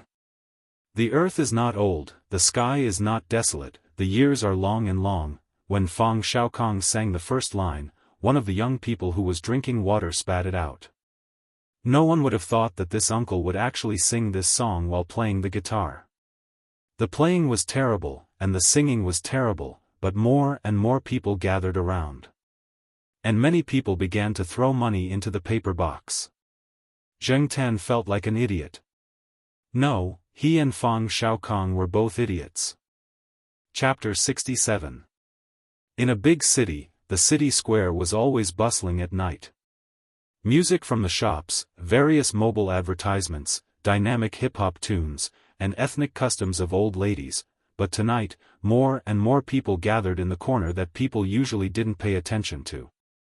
Hey, let's go and see. There's a cat knocking on a bottle over there. Knocking on a bottle? Yeah, I heard that it's a homeless singer's pet. The 2 of them are performing. Sounds interesting. Let's go and see. Mom, I want to see the cat knocking on the bottle too. Okay, let's go and see the cat knocking on the bottle. The people in the city didn't have so many scruples about the black cat. They came to watch for something new and for fun. People's living standards had improved, and they didn't have to worry about food and clothing anymore. They would try to find entertainment for themselves to pass the time. It was the first time in a long time that they saw people performing with cats in the square. And the coordination was really good. Zheng Tan looked at the increasing crowd of onlookers. He lowered his head and looked at the glass bottle in front of him seriously, but he didn't look at the audience. For Zheng Tan, even if he didn't have a good character when he was a human, he still cared about his reputation. He never thought that there would be a day when he would be reduced to performing on the street and being watched by people. Zheng Tan could only feel lucky that this wasn't the era of advanced communication a few years later. Otherwise, his knocking on the bottle would be posted on the internet, and it might even be reposted many times. That would be even more embarrassing. Following the tune of Fang Xiaokong's broken voice and knocking on the glass bottle, Zheng Tan sighed in his heart. How could time pass so slowly? It felt like hours had passed, but in fact, it was only 2 songs, less than 10 minutes. Zheng Tan suddenly remembered something that Jiao Pa once said to Jiao Yuan: people have to learn to adjust themselves. When you don't want to face it but have to face it, you can try to change your mindset to comfort yourself. This will give you a better mentality to face the next challenge. Change my mindset and adjust my mentality? Zheng Tan raised his head slightly and looked at the cardboard box that had been stuffed with an unknown amount of money. Looking at it from another angle, this money was earned by knocking on bottles, not by sneaking through windows and doors. Speaking of which, why didn't he feel guilty when he was stealing things through the window? Why did he feel embarrassed when he was working as a street performer to earn money? To put it bluntly, it was just a matter of face. This was also a very ridiculous and shameless attitude, but it was something that many people had. However, under the watchful eyes of the crowd, it was indeed very unnatural. Looking at Fang Xiaokong, who was singing enthusiastically next to him, he had already gone off key and forgotten his lines several times, but wasn't he still singing cheerfully? It seemed that he still had to grind his skin a little more. In order to roam the Jianghu, one had to be thick-skinned. For the first time, Zheng Tan understood the meaning of hard-earned money. His hands were sore from knocking on the bottles. Just as Fang Xiaokong was considering changing songs, Zheng Tan switched hands. The onlookers gasped in amazement again. Aya, that cat can even switch hands. My cat can do this too.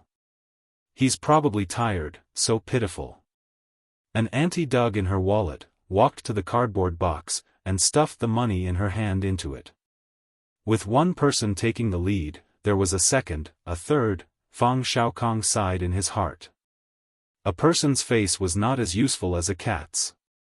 He had been singing for so long, and his voice was hoarse, but no one cared. Instead, the cat next to him got sympathy just by changing hands. That woman just now took out 100 yuan in one go. It seemed that the living standards of the people in this city were indeed good. After singing 2 more old songs, Fang Xiaokong came to an intermission. At this time, someone came over to talk to Fang Xiaokong, asking him where he was from, where the cat came from, why he wanted to come here to sing, and so on. Zheng Tan was too lazy to listen to Fang Xiaokong's nonsense. This guy was not telling the truth, and he was trying to trick people into sympathizing with him. As for the enthusiastic aunties around him, Zheng Tan could not stand it. He climbed up a tree next to him, and no matter how the people below called him, he did not come down. Sometimes, Zheng Tan did not understand why people liked to call cats Mimi when they saw them, regardless of whether the cat was male or female, or whether the cat had a name or not. The first person to call a cat that way was really King Talented. In the past, this word was only associated with big-breasted girls in Zheng Tan's dictionary. However, ever since he became a cat, he did not know how many times he had been called that. Every time he heard this word, no matter who it was, Zheng Tan would turn his head and walk away. Therefore, after the aunties below shouted Mimi at Zheng Tan's ears twitched, and he decisively climbed up the tree. While Zheng Tan was hiding from the enthusiastic aunties, and Fang Xiaokong was talking nonsense, the 5 young people singing in the corner were also talking. Is it the guy from yesterday? That uncle came to ask us questions yesterday. I didn't expect him to come with a guitar today. That uncle. I think I saw a camera hanging around his neck yesterday. It's a DSLR camera. Yes, a digital DSLR camera. That thing is quite expensive. The reason I remember it is because of his camera. After saying that, the 5 people were silent for a while, and then one of them said, "Damn, so this uncle actually has nothing better to do, so he came to steal business from us?" When young people did this occasionally, it was called rebellion or curiosity. But if a man in his late 40s did this kind of thing, people would think that he was crazy. Actually, the important thing is that black cat, right?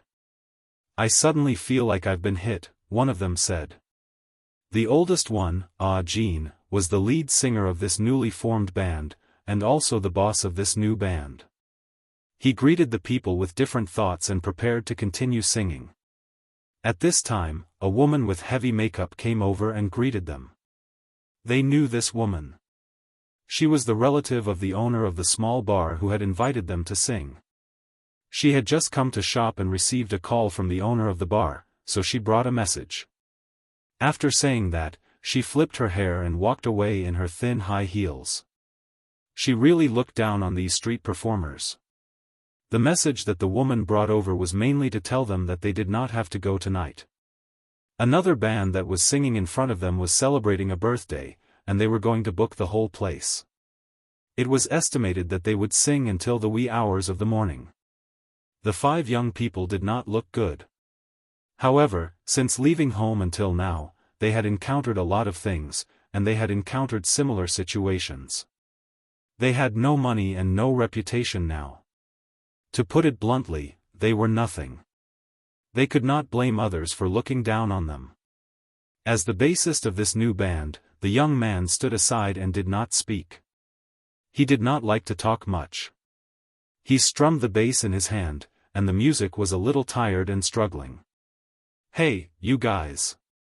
Just as the 5 young people were thinking about what to do for the rest of the night, Fang Xiaokong came to them and told them about his plan. Ensemble?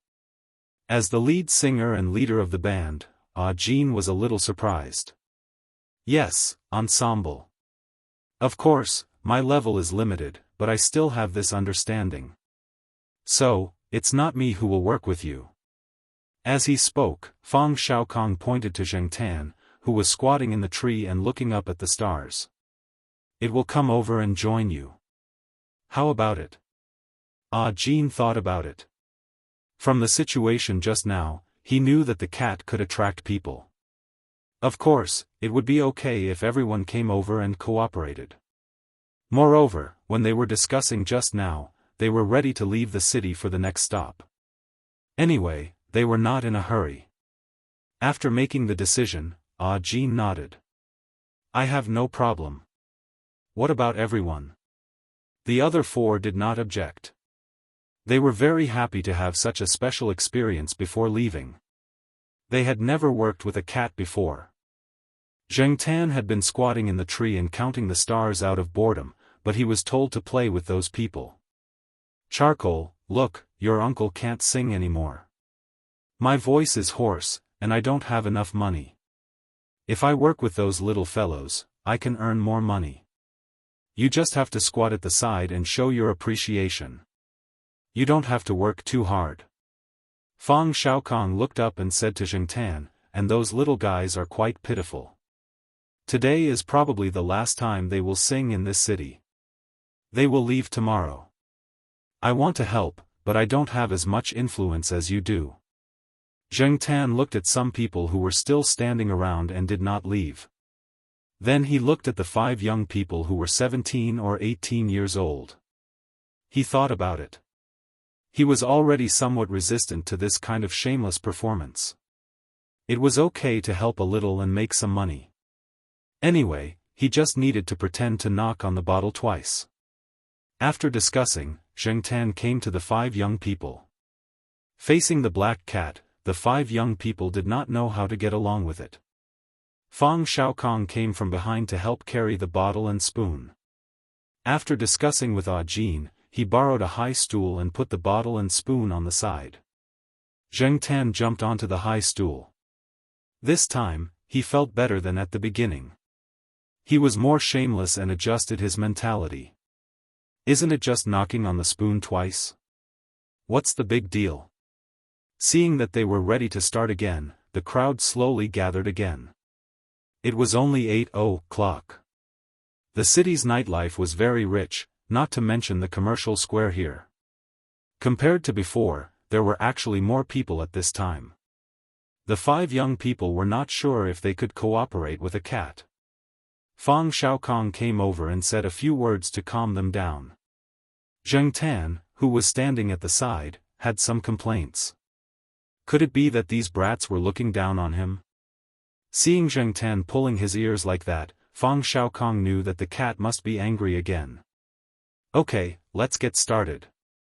Fang Xiaokong waved his hand and put the paper box in a conspicuous place.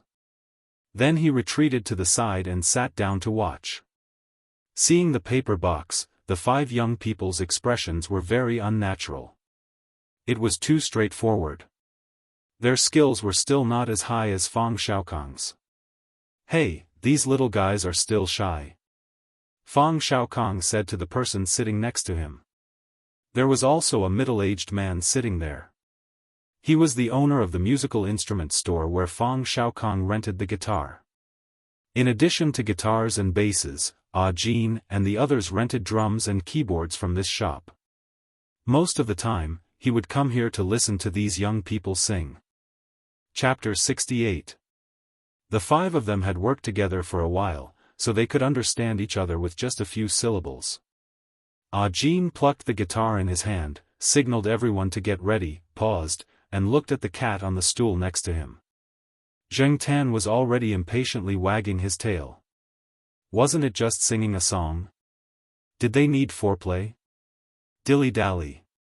To be on the safe side, their first song was not fast, and the rhythm was similar to Fang Xiaokong's.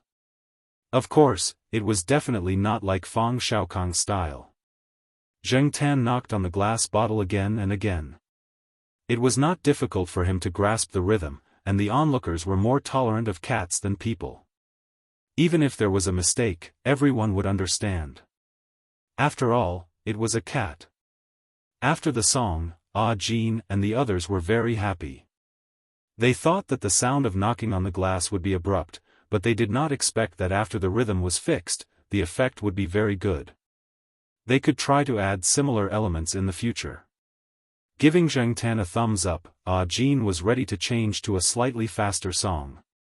Zheng Tan was secretly proud, and the tip of his tail unconsciously twitched.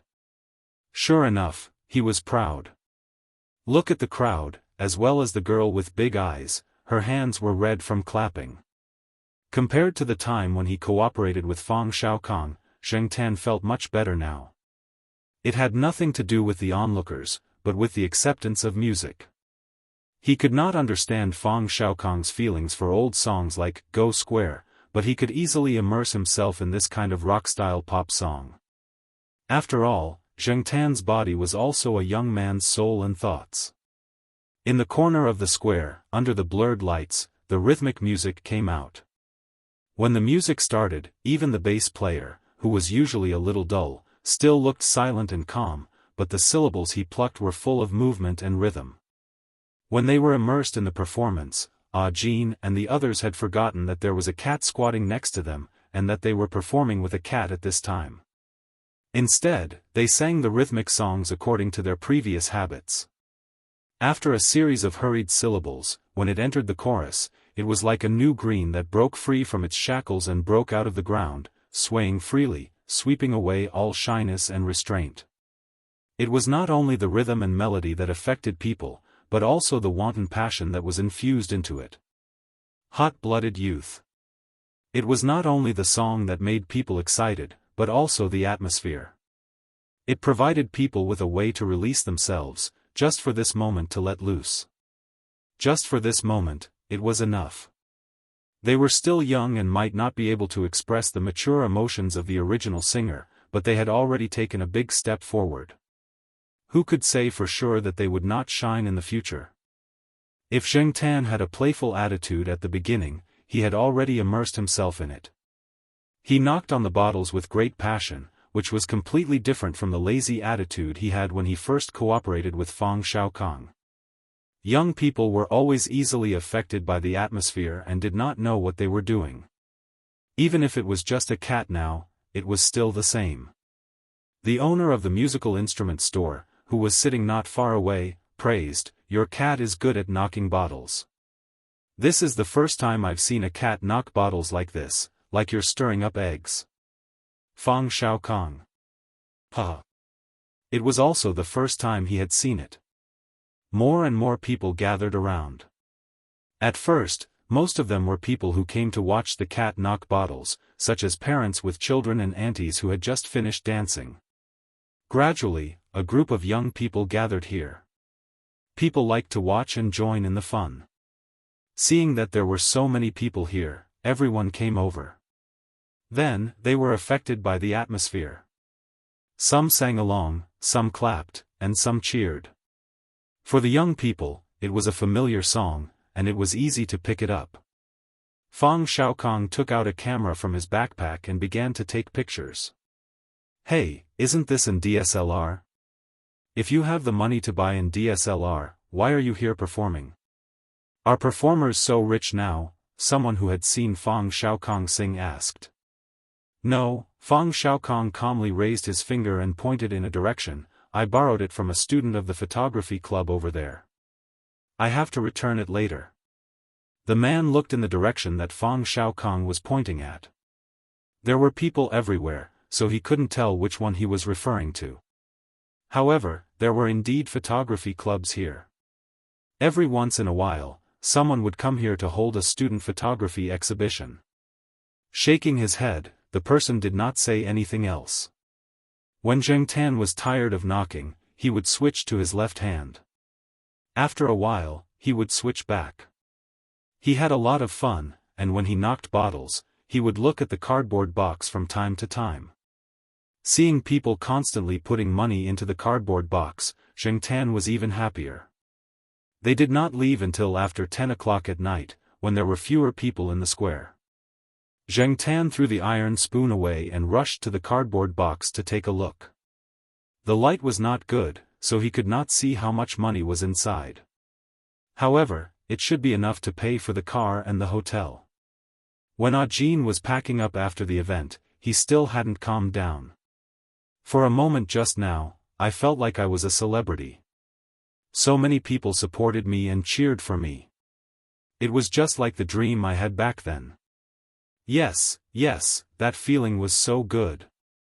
The others echoed his sentiments. The owner of the music store went over to talk to them. Tomorrow, these boys would go to the north. He wanted to encourage and teach them a lesson now, so that they would not be unable to get out of a bad situation in the future. There was still a long way to go. Fang Xiaokong did not immediately calculate the money in the box. After the show, he sealed the box, helped the boys pack up their equipment, and carried it to the music store. He also calculated the money in the store. 3,600? Ajin and the other four were shocked. Usually, when they sang in the square, they would only earn a few dozen yuan an hour. When they were alone, it was even less. Therefore, they usually just regarded singing in the square as an experience, a kind of training for themselves. They did not expect to make much money from it. However, the number now made them unable to believe it. They were not from a serious school, nor were they famous. They were just novices. After experiencing street performances, this money was really a lot for them. Fang Xiaokong took 1,800 yuan and handed the rest to Ajin. Here, we agreed to split it 50-50. Well, Mr. Fang, your money is also in there. You should take more, Ajin said. Even if they knew that they had made more money this time, they also understood that without the black cat, they would not have been able to successfully attract the attention of so many people in the square. That's it. Let's go. Without further explanation, Fang Xiaokong stuffed the money into his bag and walked out with his bag on his back.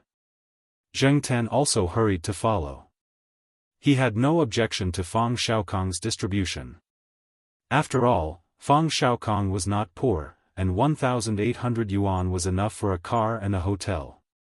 He did not need a 5-star hotel, as long as it was better than the previous small hotel. Thanks, Brother Cat.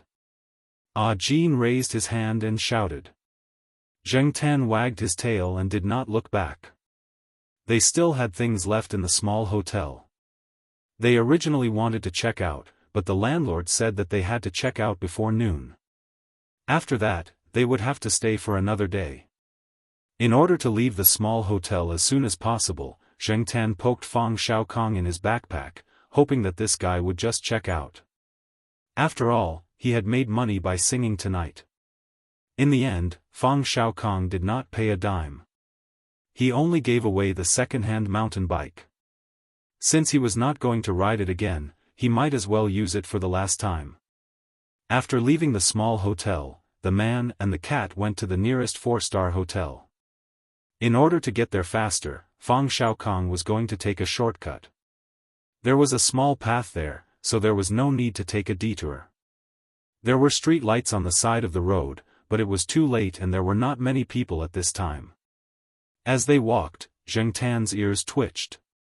He looked out from the zipper of his backpack and saw 2 sneaky figures behind them. Were they robbers? No matter if they were or not, they did not seem like good people. Zheng Tan poked Fang Xiaokong.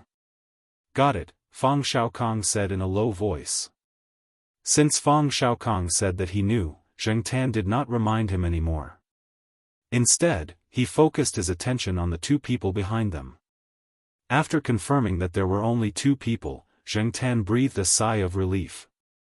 If there were only 2 people, it would be fine. If there were more, he would not be able to handle it. The 2 people were getting closer and closer, and they were holding a steel pipe in their hands. It was obvious that they were not good people. When one of them came closer, Zheng Tan jumped out of his backpack and clawed at the man's face. Then, with his flexibility, he dodged the man's swing. He jumped up and kicked the man twice.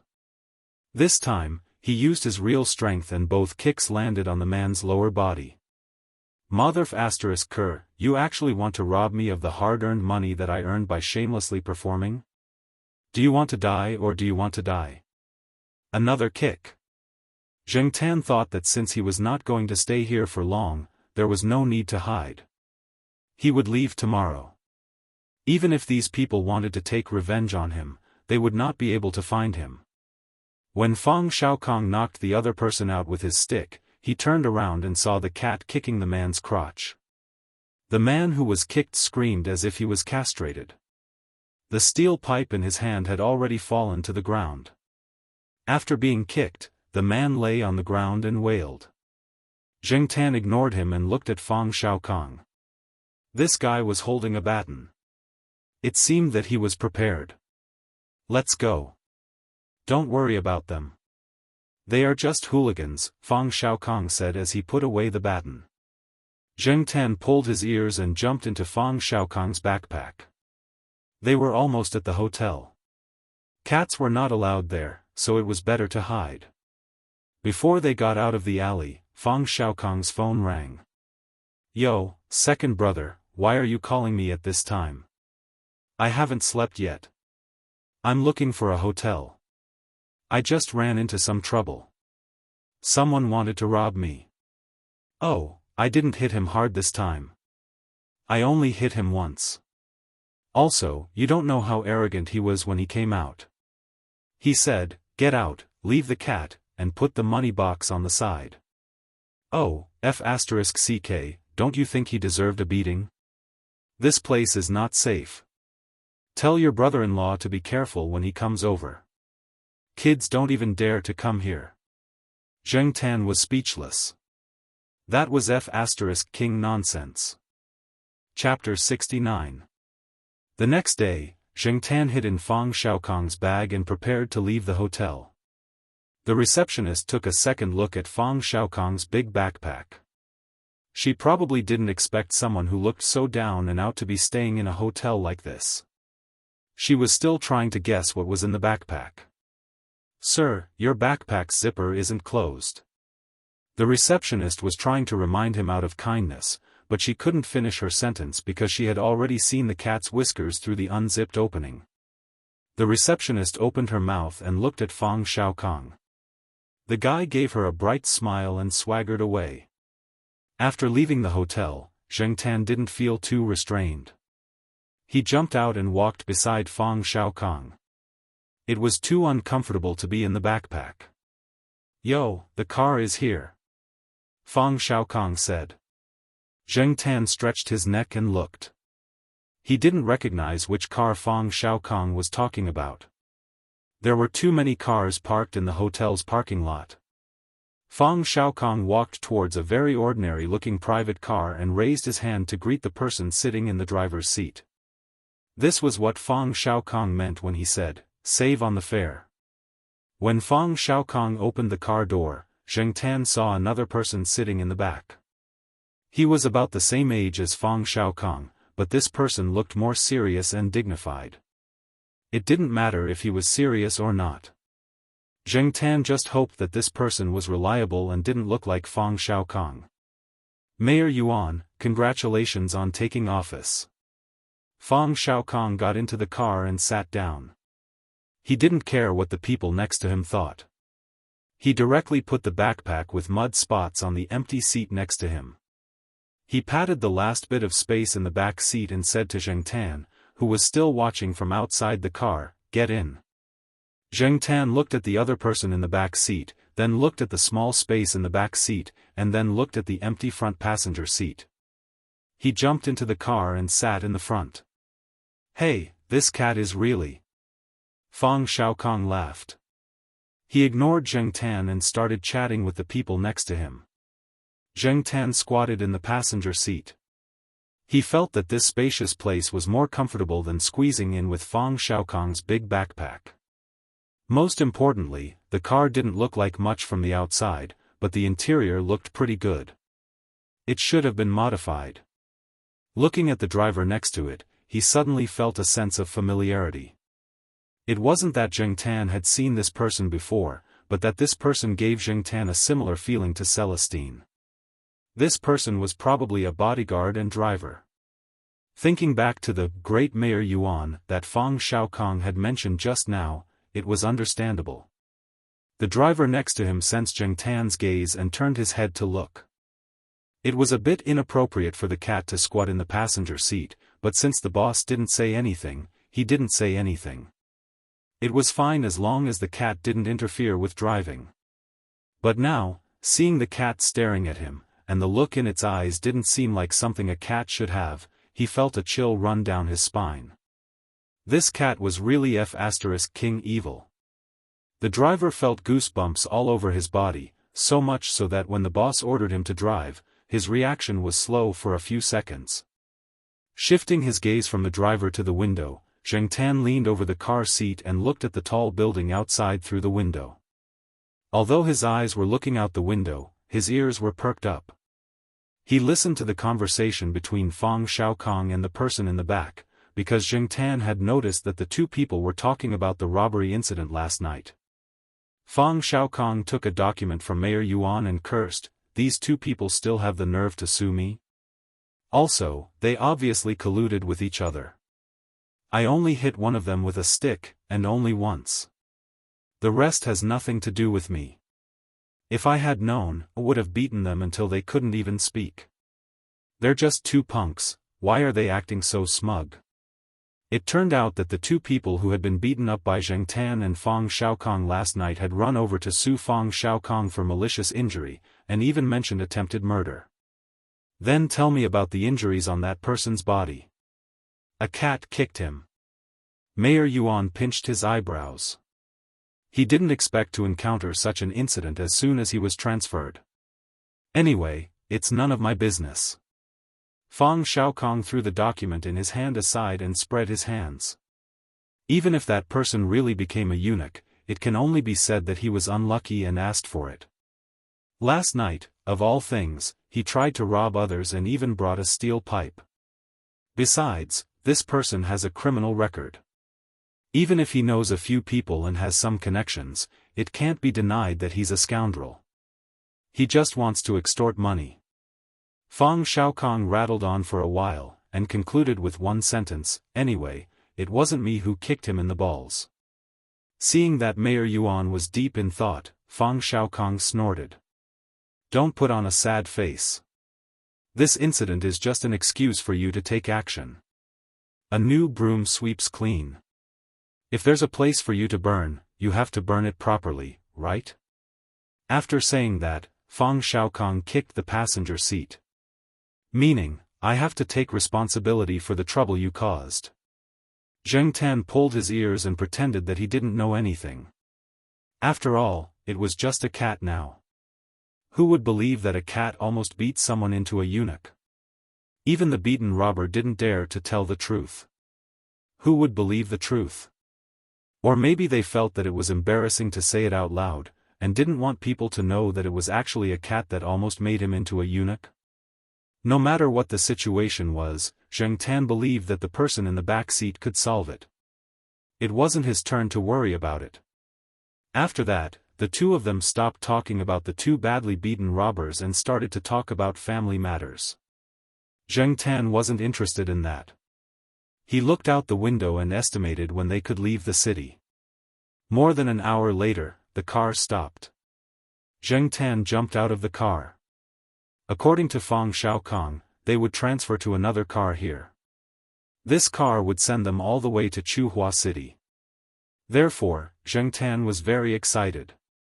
He didn't have to walk, squat in the bicycle basket, ride on the little tricycle, or perform on the streets. Most importantly, it meant that he could return to Chuhua City very soon, and return to the peaceful family compound. Just thinking about it made Zheng Tan so excited that he couldn't sleep. Counting the days carefully, it had been more than a month since he was caught. Zheng Tan felt like a few years had passed in the past month. Using the word torture wasn't enough to describe how Zheng Tan felt about this experience. The car that sent Zheng Tan and Fang Xiaokong to Chuhua City was quite luxurious. There were some clean clothes and other things in the car. They were all for Fang Xiaokong. In the words of Mayor Yuan, pay attention to your image. Don't go there and become a joke. Zheng Tan wasn't sure who the joke referred to by Mayor Yuan was, but he was too lazy to guess. He just needed to know that he could return to Chuhua City. The driver of the SUV knew Fang Xiaokong. He was sent by Fang Xiaokong's second brother. Looking at the SUV driving away, Mayor Yuan sighed. He's almost 40 years old, but he's still less worrisome than a cat. If Jiao Pa knew how Mayor Yuan felt, he would definitely say, this cat is actually even more worrisome. After the SUV drove onto the highway, Zheng Tan would occasionally look at the signs on the highway. Fang Xiaokong was holding a map, and Zheng Tan would also look at it.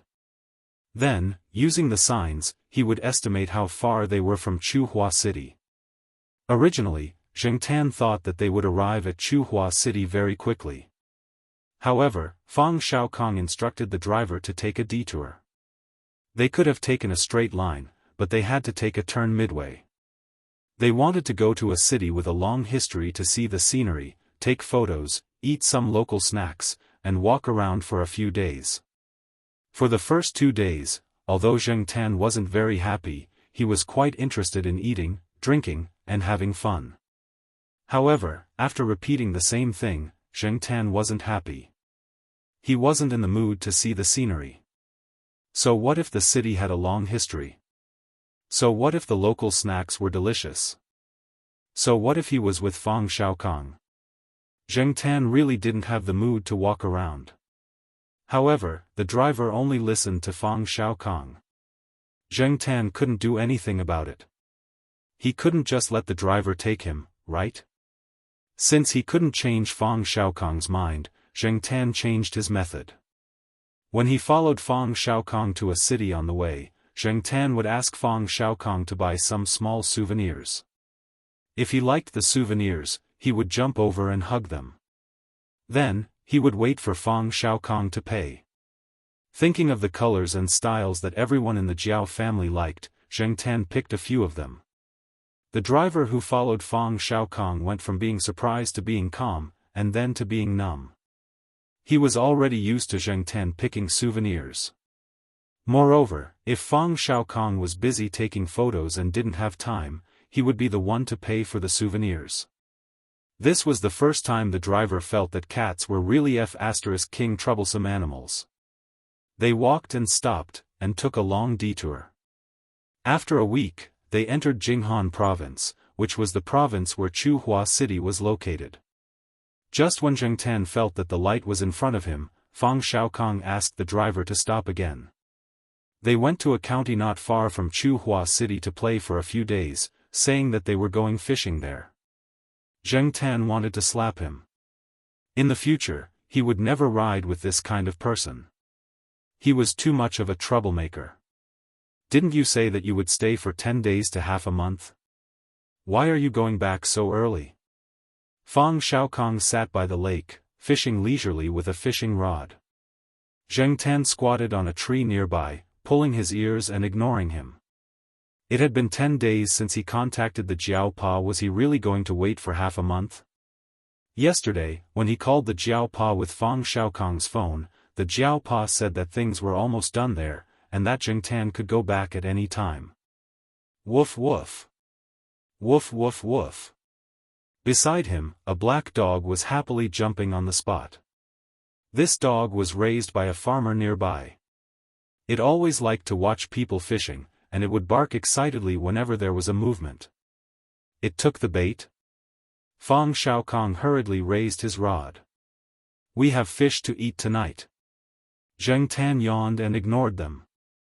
He was bored, so he ran to Fang Xiaokong's big backpack, unzipped it, and took out his phone. Chapter 70. Zheng Tan decided to make phone calls every day because he felt that he wouldn't be able to return to Chuhua City anytime soon. Every time he called, Zheng Tan would be on the dot. By this time, the two children should have returned home from school. Then, he would listen to little Pomelo and Jiao Yuan complain about what happened at school. Even though there was not much substance to the conversation, Zheng Tan's mood was inexplicably better after the call. Even though he could not speak on the phone, hearing the voice on the other side of the phone made him feel at ease. The tip of his tail wagged slowly. After the phone call, Zheng Tan threw his almost dead phone into his bag. At this time, Fang Xiaokong also put away his fishing pole. He asked the driver to help deliver the fish to the farmer. Since he was bored, Zheng Tan saw a small plant next to him. He raised his paw and played with it. Zheng Tan often saw this kind of plant. It could be found everywhere. There was almost no geographical restriction. Are you playing with plantain? Fang Xiaokong held a bun in his hand and nibbled on it as he walked over. He was hungry from fishing. Dinner wouldn't be ready anytime soon, so he asked for a few buns to fill his stomach first. Fang Xiaokong handed the bun that he took a bite out of to Zheng Tan. He asked, "Do you want to eat it?" Zheng Tan looked at the gap on the bun and turned his head. He was very disgusted. "Oh, I remember Associate Professor Jiao said that you don't eat things that others have bitten." "Okay, I'll bite off the part that I've bitten." Fang Xiaokong took a few more bites from the gap and handed it to Zheng Tan. "Do you want to eat it?" Zheng Tan. "Are you F*** insulting my intelligence?" "Forget it. This bun is pretty good. It's made with good pork. I can tell." Fang Xiaokong finished the bun in his hand in a few bites. He then squatted down and looked at the grass in front of Zheng Tan. "Do you know why this grass is called plantain?" Fang Xiaokong asked. Zheng Tan paused in the middle of plucking the grass. He really didn't know about this. Perhaps it was because it was too common, so he didn't pay much attention to it. In ancient times, whether it was official carriages, private carriages, ox carts, horse carriages, rickshaws, wedding carriages, torture carriages, or war chariots, there would always be this kind of grass on the side of the road. However, why did it have to be called plantain grass and not plantain grass or plantain grass? There was a story that had to be mentioned. In the Han Dynasty, there was a famous general called Ma Wu. He was defeated in a battle. Coincidentally, there was a drought, and all the crops died. His troops retreated to the wilderness where there was no sign of human habitation. Many people and horses died of thirst. Those who did not die also fell ill and peed blood. Later, a coachman found that a few horses were no longer peeing blood, and they were very energetic. They no longer looked sickly. After observing them, he found that these horses were eating a kind of wild grass. He tried it himself, and his condition was much better. Ma Wu asked him where he found the grass. The coachman said that it was in front of the carriage. Ma Wu laughed and said, "What a good plant in grass." Zheng Tan listened to Fang Xiaokong's story of the plant in grass. He raised his paw and plucked the grass with wrinkled leaves. He really didn't expect this grass to have such a story and medicinal value. However, after listening to Fang Xiaokong's story, this person also had a lot of feelings for the plant in grass. After telling the story of Ma Wu and the plant in grass, Fang Xiaokong looked into the distance. On the other side of the pond, behind the brick wall with grass and vines growing on it, there were a few wisps of smoke floating in the air. The smell of oil that belonged to a farmer's family was overflowing. My grandfather said that he was like this grass. It was so common that it could be found anywhere, and it was easy to find. However, at the right time, it could display its brilliance and make people unable to forget it. Hey, speaking of which, when I was young, I used this grass to cure my mumps. Before that, I never thought that the grass that I stepped on every day would become my own medicine. The driver who came out of the farmer's house saw third young Master Fang squatting beside the cat and talking to himself.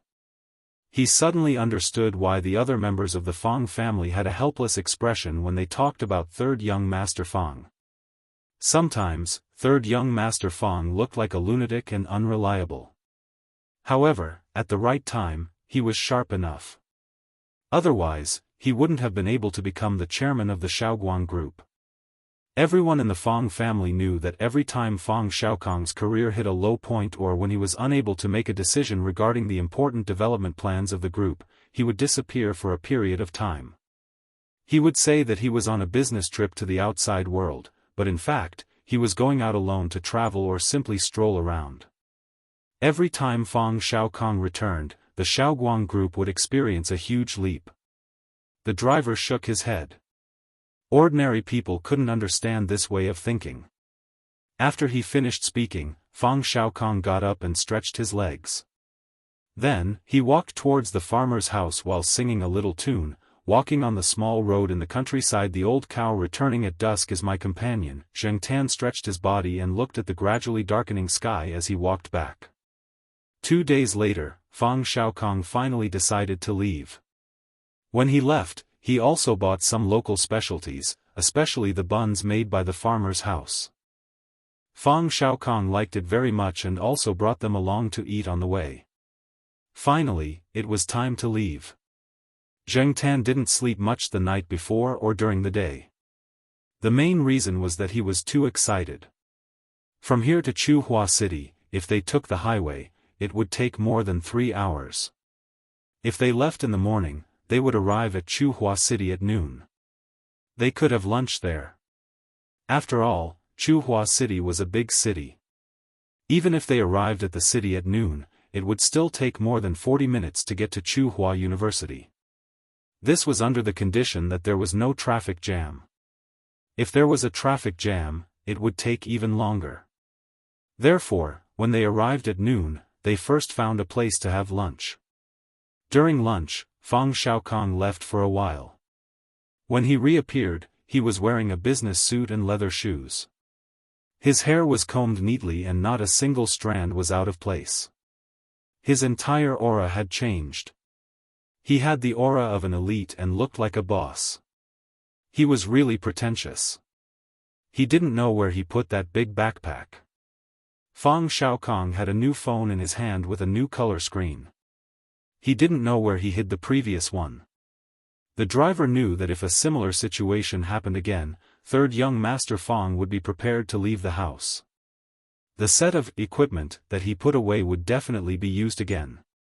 On the way to Chuhua University, Zheng Tan listened to Fang Xiaokong talk nonsense with a few bosses in Chuhua City on his phone.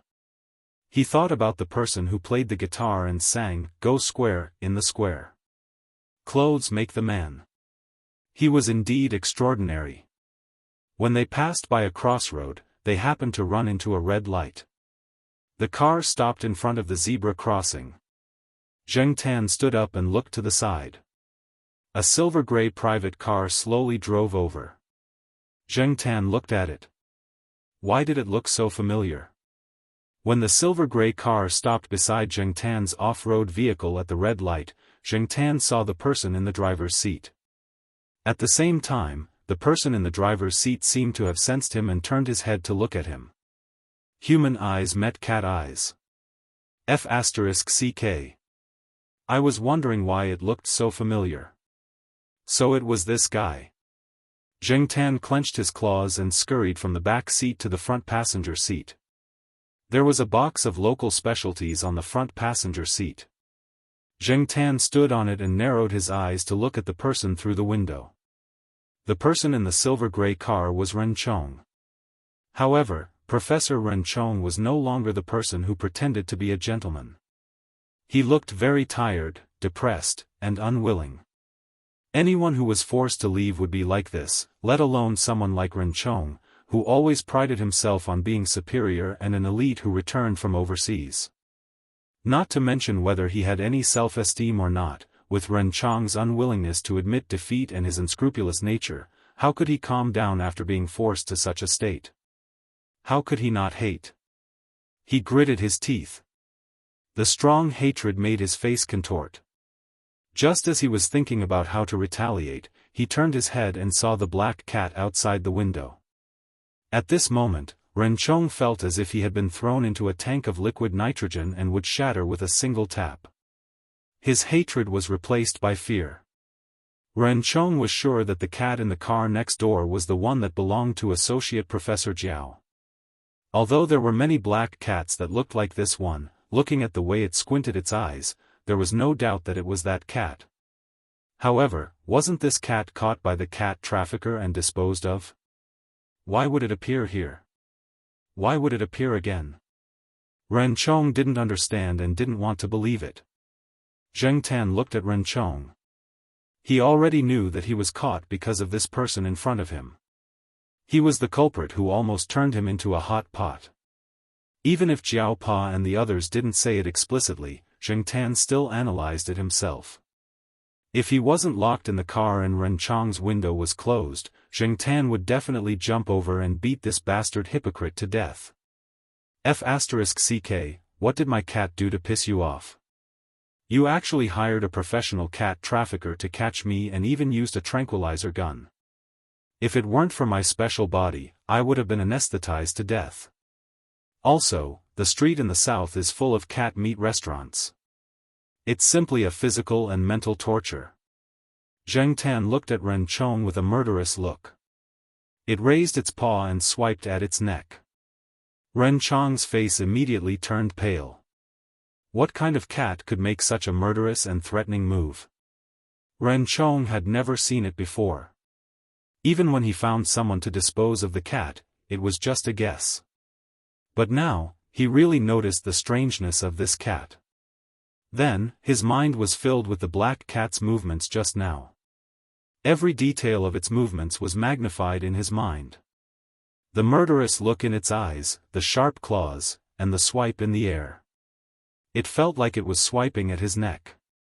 It felt cold. Ren Chong shuddered. Just then, the light turned green and the SUV started. Ren Chong's car was still in the same place. The cars behind began to honk to urge him, but Ren Chong didn't know. His back was now covered in cold sweat. The things that had happened in the past few days had drained him. He often had nightmares at night, all about the black cat. Every time he woke up, he could comfort himself that the cat had been disposed of and that he didn't need to worry. But, he didn't expect to meet the cat here. Bang bang bang. The sound of knocking on the car window brought Ren Chong back to reality. F***King Drive. What are you doing here? Did you bring your brain? It's red light again. F***ck. A car owner took advantage of the red light to come out of the car and knock on the door. When the green light turned green again, Ren Chong was still a little out of it. He should have turned left, but he kept driving. When he reacted, he hurriedly made a sharp turn. He didn't control the car well and directly hit the roadside lamp. Chapter 71. Not far from the intersection, there was another inconspicuous car parked there. The person inside was making a phone call. We really didn't do it. We haven't even stopped him, and he got into trouble himself. It can only be attributed to fate. Tell Brother Leopard that Renchong has been sent to the hospital. We'll see what Brother Leopard says about the rest. We'll call it a day. Chuhua City High-Tech Development Zone, Tianyuan Biology. A person sat opposite Celestine. He was about the same age as Celestine. He had no expression on his face, and it was the same when he answered the phone. Celestine had long been used to this. After all, they were buddies who grew up together. What's up? Is there a new situation? Celestine asked. The person opposite him put his phone in his pocket and said, Leopard said that the person got into trouble while driving. They didn't do anything. Oh? Celestine was curious. Even if Renchong got into trouble, he wouldn't be so crazy that he couldn't drive steadily. Your people really didn't do anything? Didn't they threaten him? No. The person opposite him said affirmatively, now he's in the hospital. He'll probably stay there for a while. What are you going to do? Celestine thought for a while and waved his hand. Forget it. Ask your people to leave. I'll take care of the rest. The person opposite him nodded, made a brief phone call, and sat down again. Howsy, have you thought about the matter I told you last time? Celestine asked. About the transportation?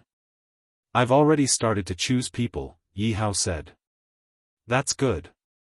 Yuan Zi has been urging for the past few days. The quantity of goods is quite large, and some of the samples are quite special. He's planning to set up a specialized logistics department after expansion. It's best to decide on the candidates this week. He said he wants to start training as soon as possible. The two of them discussed the candidates again. Yi Hao looked at the time and got up to leave. Before leaving, Yi Hao asked a question, did you really do all that just for a cat? Yi Hao was referring to some of the things that had happened a while ago, such as the investigation of a group of cat traffickers and the university professor whose surname was Run. Yi Hao could not understand why these people would make such a big move for a cat. No matter what, it was just a cat. Was it necessary? It could really be called a murder case caused by a cat. Celestine smiled. Yes, my senior still owes that cat a favor. Anyway, it's a very special cat. You'll know when you meet it. Oh, that guy seems to be coming back soon. Yi Hao did not comment on Celestine's words. He patted the corner of his clothes and left.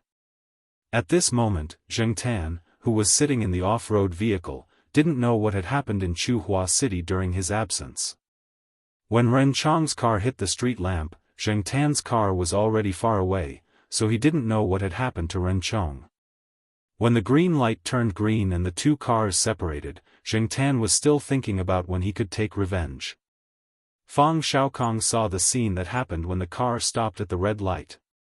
As for Renchong, Fang Xiaokong had already obtained information about him through some means, so he recognized Renchong.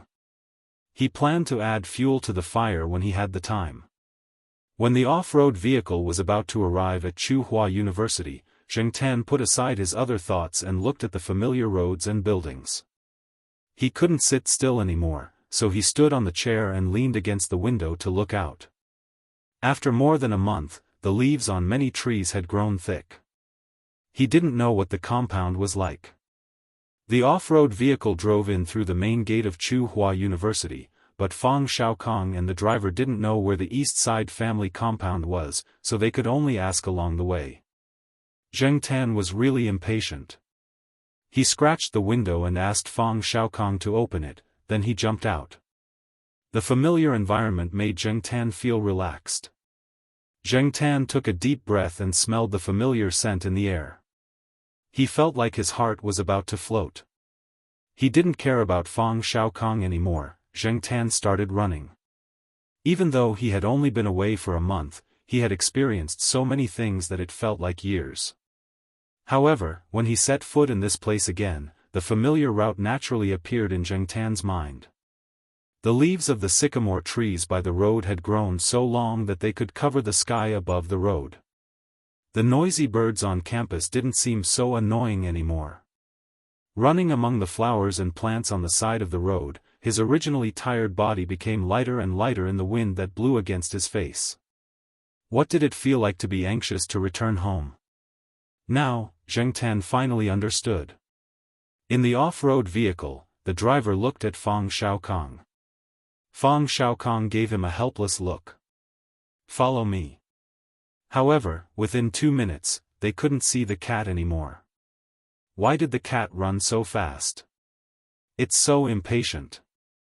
Ask the people next to you where the East Side family compound is, Fang Xiaokong said. Fang Xiaokong and the others couldn't find Zheng Tan because Zheng Tan ran fast and was in the flowers and plants. Another reason was that Zheng Tan took a shortcut. After staying at Tsinghua University for so long, Zheng Tan walked around every day when he had nothing to do. He knew where the shortcuts were. Therefore, in order to reach the East Side family compound as soon as possible, Zheng Tan took a shortcut. Seeing the familiar gate of the East Side family compound, Zheng Tan couldn't wait to do a few backflips to vent his excitement. The guard uncle had one elbow on the window, supporting his chin as he read the newspaper.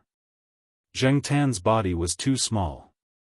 From the guard uncle's angle, he couldn't see Zheng Tan at all. When they passed by the guardhouse's window, Zheng Tan jumped up and slapped the guard's head. The guard uncle was shocked by the sudden slap. When he looked up, he saw a black shadow flash by. He poked his head out and saw the black shadow that had disappeared for more than a month. "Oh, black charcoal is back." The guard uncle laughed. He didn't care if the cat could respond. Although there were many black cats, he could tell who it was at a glance. Besides, how could someone with bad eyesight be a guard? Seeing the cat walk away, the guard uncle sat back down. He shook the newspaper in his hand and was about to continue reading. However, he suddenly remembered that there was no one in the Jiao family. How was the cat going to get in? Zheng Tan excitedly ran to the Jiao family's building. He jumped up reflexively and rubbed against the card reader. However, there was no reaction at all. Then Zheng Tan remembered that he didn't have an access card around his neck. F***ck, how was he going to get in without a card? Also, if there was no one in the house, he couldn't open the door. It was already past 2:00. There weren't many people going in and out of the building. Maybe someone would come back in the afternoon. Shaking his tail in annoyance, Zheng Tan turned his head to look at Depang's house. The fat man was lying on the balcony, staring at Zheng Tan with his eyes wide open. He was probably still wondering why Zheng Tan had suddenly appeared after disappearing for more than a month. Zheng Tan jumped onto Depang's balcony. He was going to ask the old lady for help. Depang got up and ran over. He stopped in front of Zheng Tan and sniffed. He seemed to be confirming Zheng Tan's identity. Then he raised his paw and patted Zheng Tan. Zheng Tan didn't care about the way Depang greeted him. What he noticed was that after not seeing him for more than a month, this guy seemed to have gotten fatter. His base was also bigger. He probably squatted on instant noodles. Looking from the back, when he ran, his legs were in a figure-8 shape. Looking at Depang now, and thinking about the first time he saw him last year, he could only sigh. He still remembered how fresh he was back then. There was still the smell of food in the house. It wasn't the old lady's lunch, but Depang's food. The old lady made all Depang's cat food. Depang's current cat food was made by the old lady. To some extent, the old lady had spoiled him. When Zheng Tan went in, he found the old lady resting. He guessed that she had just fallen asleep. The big bowl on the table was still warm. In front of the old lady's door, Zheng Tan didn't go in immediately. Depang, who was standing next to Zheng Tan, looked like he wanted to stop Zheng Tan, but he was hesitant. Zheng Tan pulled his ear. Look at you. It was as if you were afraid of waking up the old lady. The old lady was old, and it wasn't easy for her to fall asleep. Zheng Tan didn't want to bother the old lady.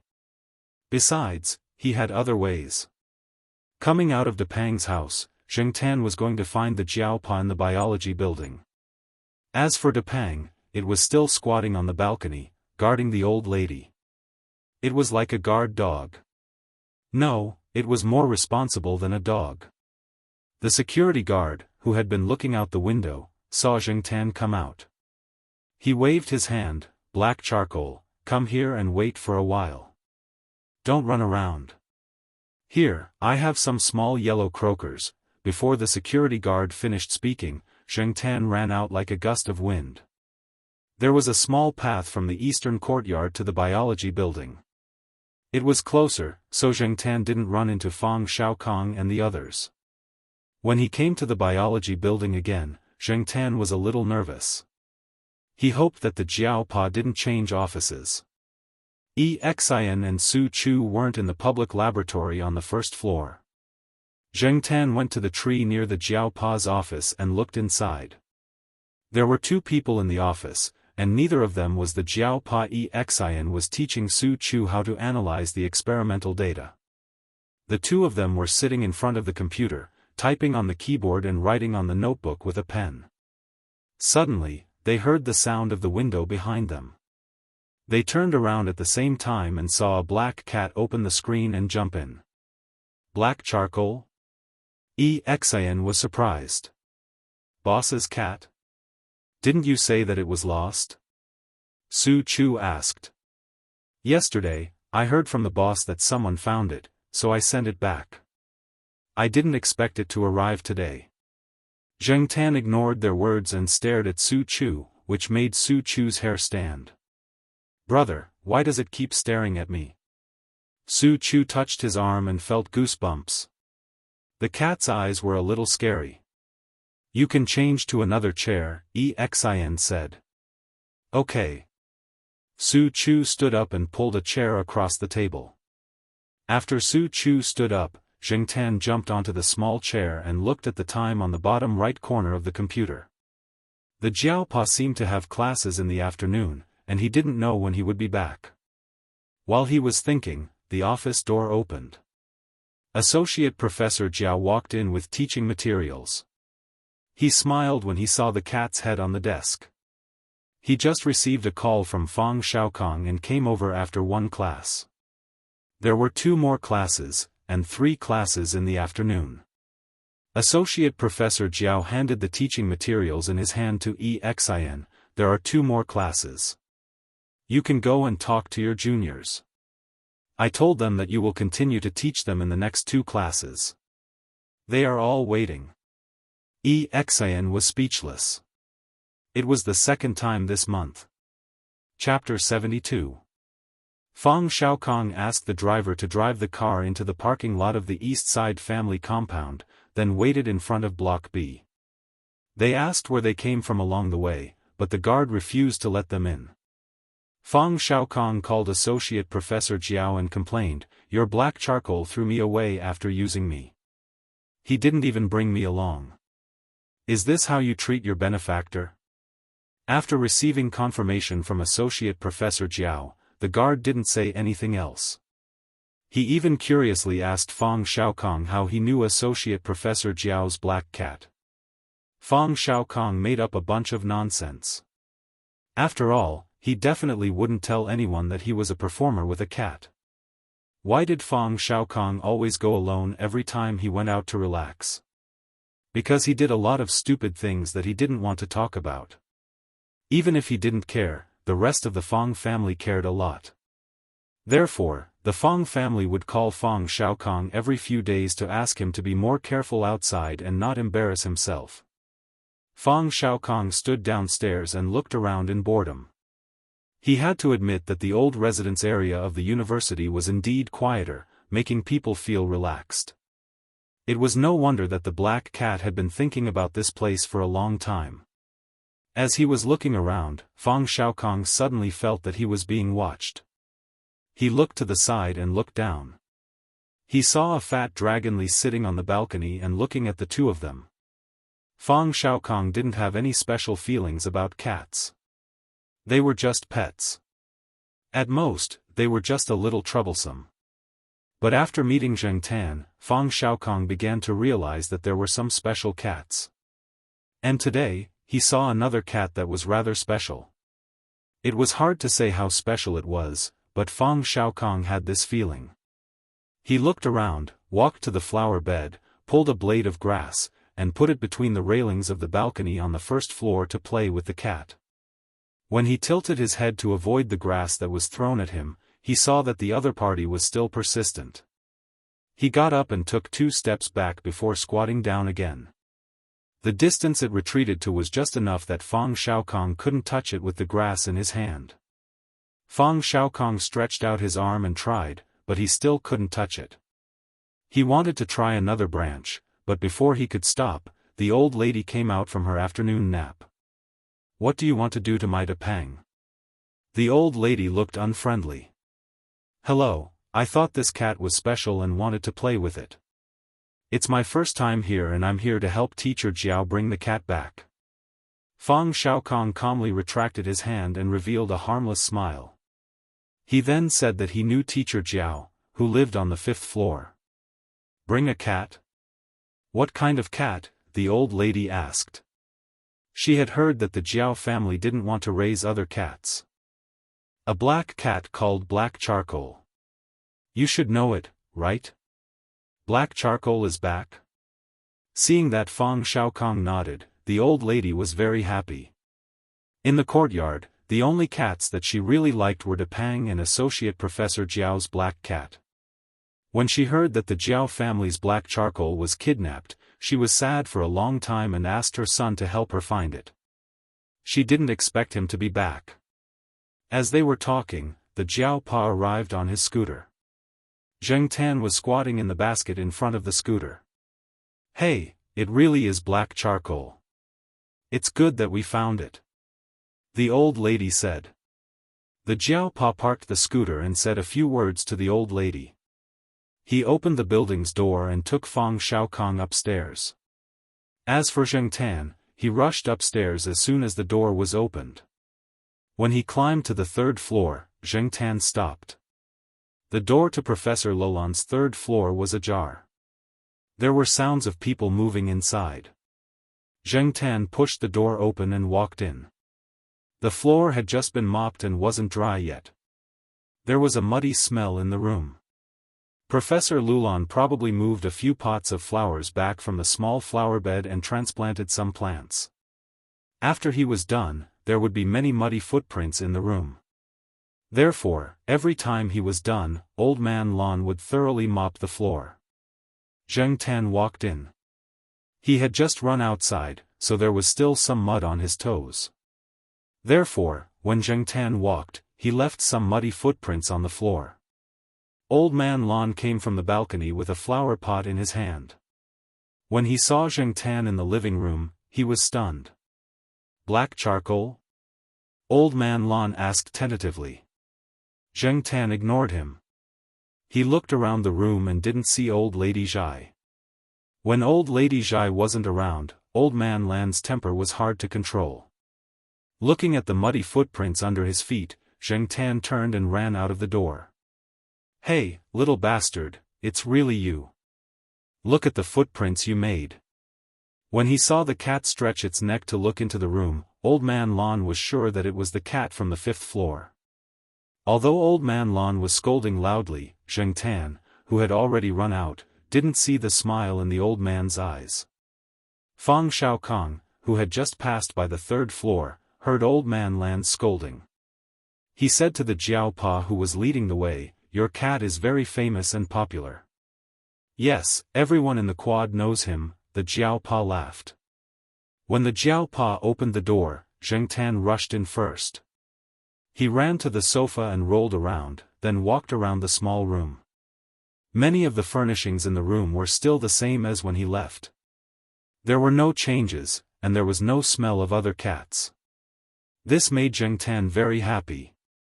It meant that the Jiao family still valued him. After Fang Xiaokong entered, he pulled a chair and sat down. He watched as Zheng Tan rolled around on the sofa and patrolled the area. After patrolling, he even went to the toilet to pee, then ran to the balcony and howled twice.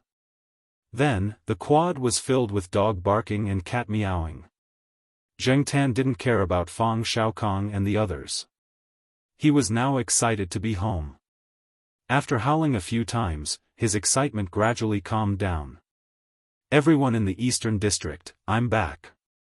In the afternoon, Zhao Lu came over and bought a few bags of food. Some of it was for the two children of the Jiao family, but most of it was for Zheng Tan. He said that it was to help Zheng Tan get over the shock and to celebrate his return.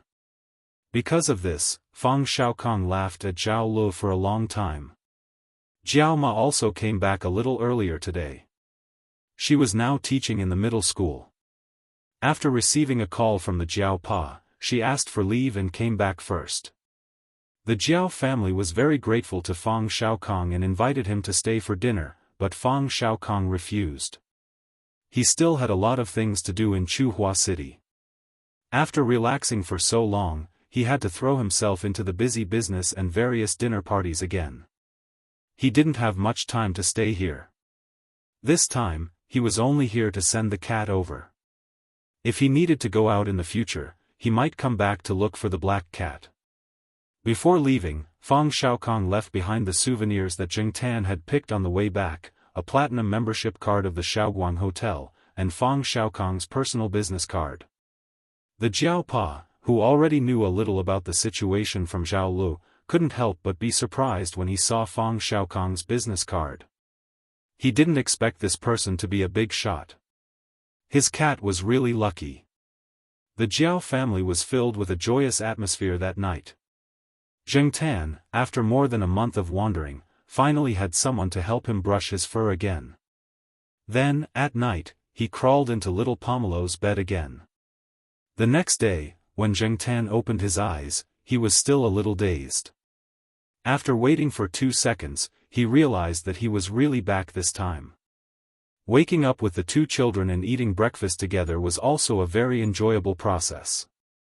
After experiencing the wandering experience, Zheng Tan felt that this kind of life was really too damn good. He didn't have to think of ways to steal things through the window, and he didn't have to be afraid of being chased and beaten after being discovered. Because of Zheng Tan's arrest, the Jiao family was nervous when Zheng Tan went out for a walk. However, after a few days, they found that nothing had happened. Everything was still the same as before, so they were a little relieved. Now, many places in the school had been replaced with new cameras, and the management was a little stricter. There were also cameras installed in several places in the family compound.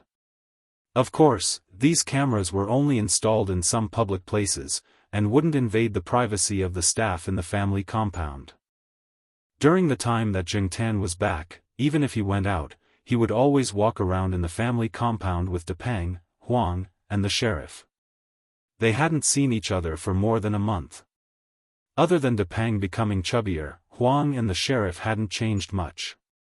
They were basically the same as before, but they were a little more excited when they saw Zheng Tan.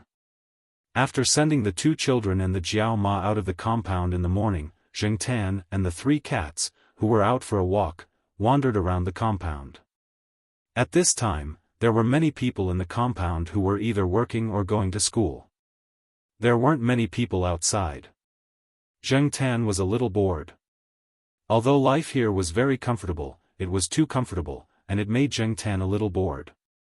After 2 steps, Zheng Tan's ears twitched, and he looked at a building. This was a corner of the eastern compound, and the building that Zheng Tan was looking at was the innermost building of the eastern compound. Usually, even if it wasn't working hours, there weren't many people walking here. Zheng Tan followed the sound and walked to the building. After confirming the source of the sound, he went to the balcony of a resident on the 1st floor. He jumped onto the balcony railing, walked from the railing to the window, and then jumped onto the windowsill. The door to the balcony of the bedroom with the balcony was closed, and the windows were also closed. However, the curtains inside weren't drawn, and were only half drawn, so Zheng Tan could see the situation in the room clearly from the window that wasn't covered. In the room, a young man and woman were kissing passionately. They looked like they had just come back from outside, and they were wearing clothes. However, now their clothes were being taken off piece by piece as the two moved. Zheng Tan didn't expect to see such a hot scene in the morning, so he was very excited. He stood on the windowsill and put his head in front of the window, almost sticking to the glass on the window to look inside. De Pang, who was squatting in the grass near the flower bed and squinting his eyes to bask in the sun, saw Zheng Tan staying by the window, and curiously walked over. Although he had become fat again, his jumping ability was still very good, and he easily jumped onto the balcony railing. Then he walked to Zheng Tan's side and tilted his head to look inside. Zheng Tan noticed the movement next to him, and looked at De Pang, thinking to himself, "Can King understand?" After a few seconds, Huang and the sheriff, who were playing with bugs outside, also came over. The four cats squeezed on the windowsill and looked inside through the window that wasn't covered. The man and woman inside had already taken off their clothes and were lying on the bed. The foreplay was almost done, and they were ready to take off their condoms and go for it. The woman lying on the bed inadvertently glanced at the window. Then, with a loud shout, she kicked the man in the chest and directly kicked him off the bed.